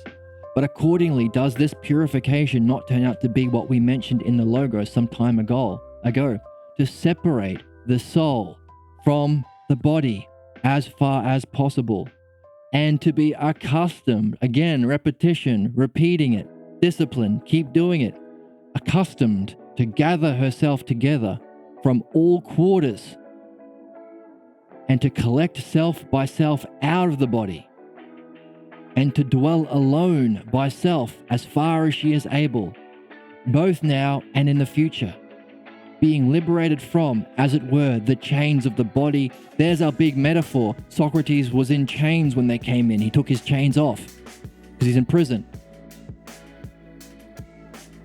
And is this not the case that this is the liberation and separation of the soul from the body, which we call death? This is what death is going to be this separation from the body. Then only those who practice philosophy in the right way, as we say, are always indeed most eager to liberate self. And this liberation and separation of the soul from the body is the very self-study, the exercise of the philosophers. Yes, it's come to light. Is it not the case then, as I said in the beginning, that it would be absurd for a brave person to prepare himself in life as close as possible to being dead and live in this way, and when this self comes, when his death comes, his final death comes, be disturbed? Wouldn't that be absurd? It would be. Accordingly then, O Simmias, in reality, those who practice philosophy correctly are studying to die, and they fear death the least of all human beings. But consider it from this perspective. If on the one hand they had been altogether set apart from the body, and are accordingly eagerly desirous to have their soul self by self, would it not be quite irrational if they were to be afraid and disturbed when this happened, or if they would not gladly set out for that place, for which those that arrive hope to, there is hope, for those who hope to arrive, for those people there is hope to attain that which they yearn for throughout their life. For they yearn for mindfulness, phronesis, and have crossed over from the association from which selves have been liberated, have crossed over. Furthermore, surely it is the case with most human beings that at the death of their beloved youths and wives and sons, they have been quite willing to go into Hades, being led by this hope of seeing them then there. They kind of want to die if their lover or their parents or their family or their children have died. They want to go in there and meet them for the company they long for, being with selves. And one who is truly a lover of phronesis, of mindfulness, holds this much the same hope, but reasons they will never worthily encounter anyone else except in Hades. How could they be disturbed at dying? Oh, thanks for hanging out in the stream. I'll talk to you later. Check this out on YouTube to catch up.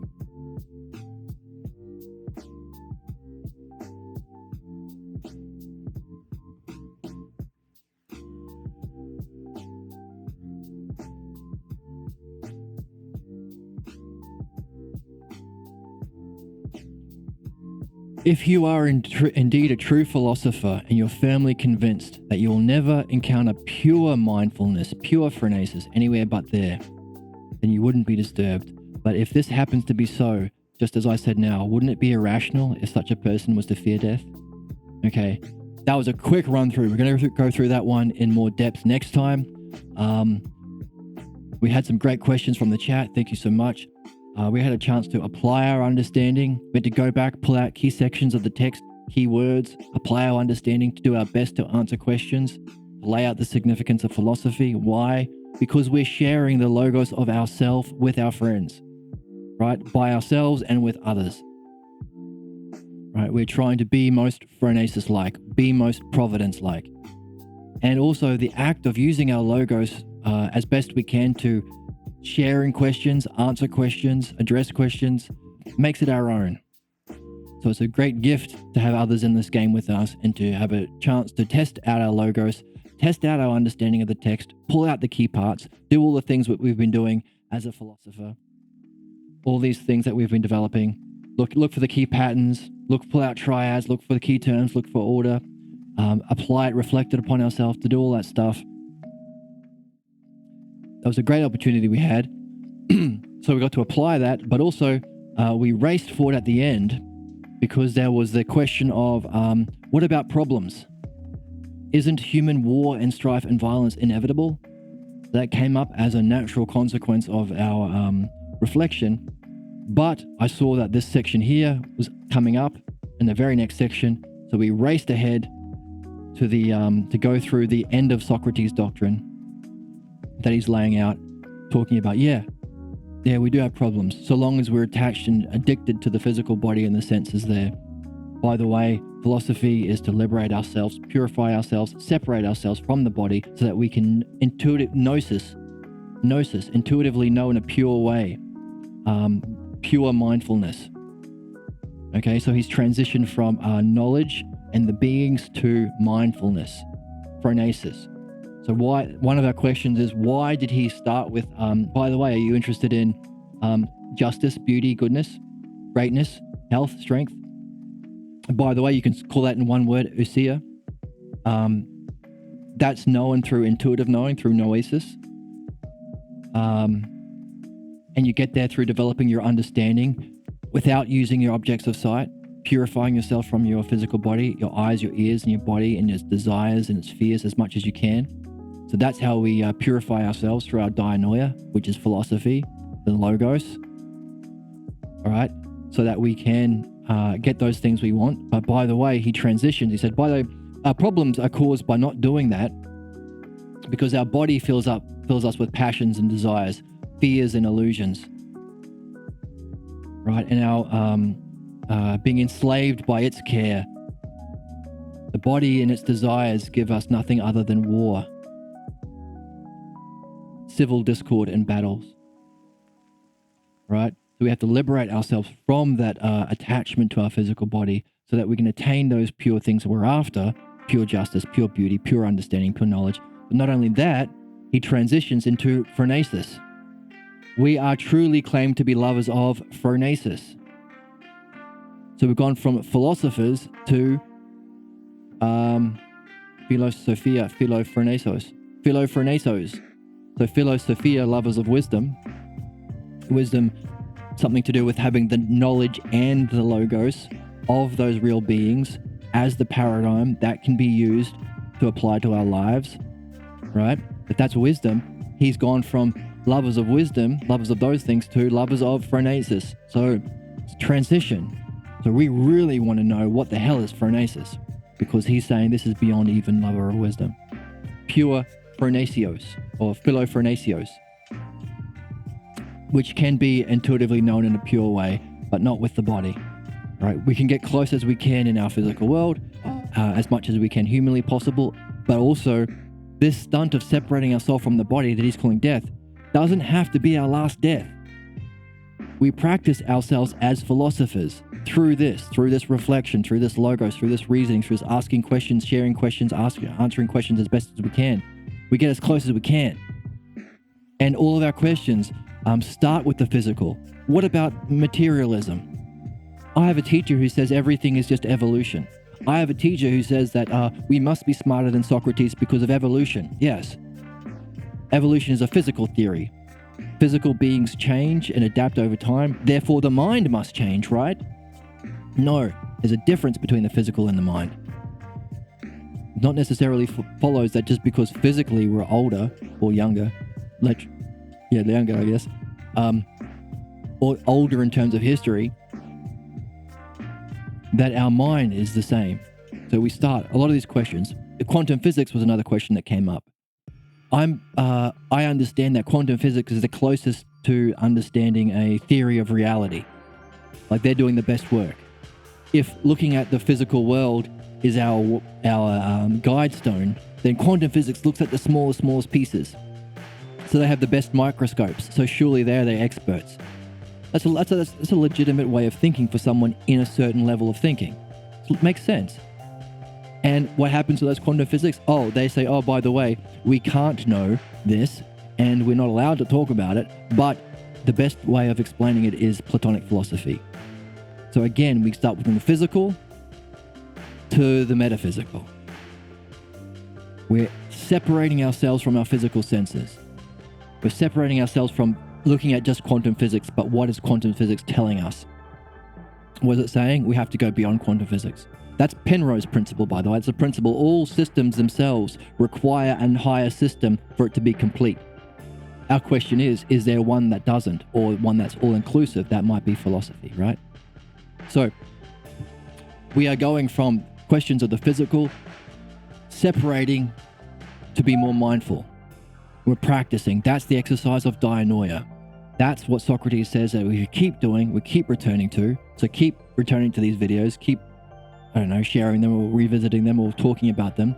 We are we are becoming as close as we can. We shall be the closest to knowing. And we are separating from our body. Hey, we could be, I don't know, getting drunk instead of having this conversation, but we're doing it, right? And that eventually will liberate us, purify us to be liberated of the mindfulness of the body. So whatever this mindfulness is, it can be applied to the body. Whatever this highest virtue is, beyond the other virtues of wisdom, courage, temperance, and justice, could be applied to the body. Which is a question. Oh, that's interesting. But we don't want it to be applied to the body. It drags us down. Maybe that's why we were reincarnated in the first place, right? To be dragged down into this physical realm. But we want to know what is pure. And if we want to attain that which is pure, specifically pure phronesis, we have to be pure ourselves. Those who are right lovers of learning seek that. So he's laying it all out for us. Okay? Makes a lot of sense. A lot of questions. Really amazing that he's just laying it out for us. Really cool that we have the Balboa translation. We can see it as it is, self by itself. Separate it from all of the limitations of the physical world that affected past translators. They were brought down by their physical situation, their physical mythology, their upbringing, their background, right? A lot of Christian translators put in the word evil all the way through.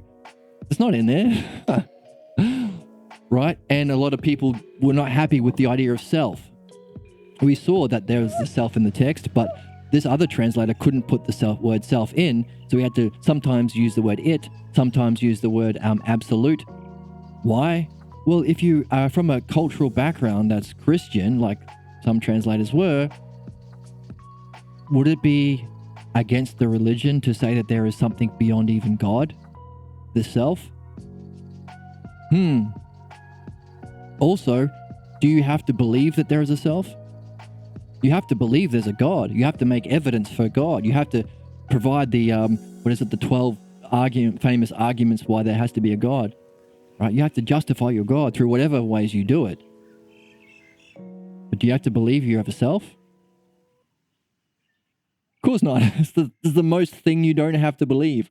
The least thing that has to be believed, because it's you. You don't have to prove you have a self.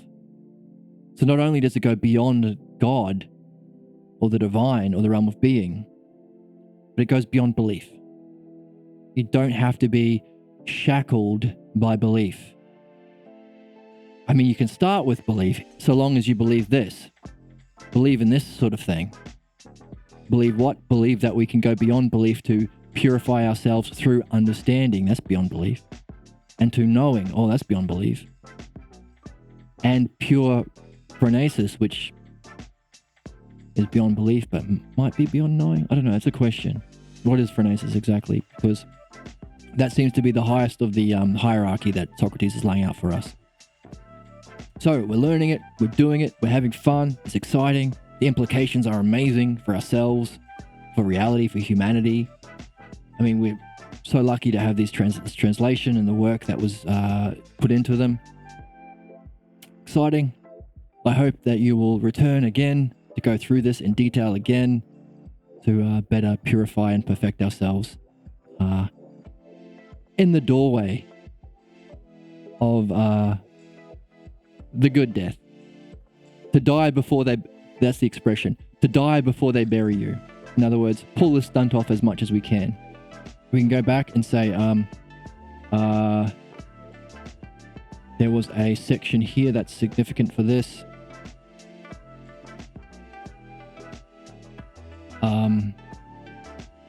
Right. We have to, while we're alive, separate the body as we live, blah, blah, blah. Where is it? Here we go. This purification. Separate the soul from the body as far as possible, number one. Be accustomed to gather herself together from all quarters. Okay. So how do we do the separation? That's the definition. Separate the soul from the body. How? 1. Gather oneself together from all quarters. 2. Collect self by self out of the body and to dwell alone by self. 3. As far as she is able, both now and the future. And 4. That's the liberations, as it were, from the chains of the body. That liberation and separation we call death. So, he doesn't mean the last one. We're going to do it as much as we can. Liberate self. And this is the exercise of the philosopher. Interesting? Interesting way of understanding philosophy, right? Wow. Wow. Well, I hope that's given you a big puzzle. Did you go to a philosophy class at some stage and they said, oh, by the way, what philosophy is practicing the separation and liberation from the body so that you can best participate in understanding and direct apprehension of all of the ideas, but specifically phronesis, pure phronesis. And you're going to understand what happens when you die, by the way. And it's going to put you in good cheer for that when you actually die, you're going to go to a good place. Farewell and have providence. That should be day one. Should be day one of every class. Every class. After that, we should do our dreams if Socrates is learning from his dreams. So lots of questions, lots of implications that follow. A lot of fun. Thank you for joining me, and I hope to see you next time.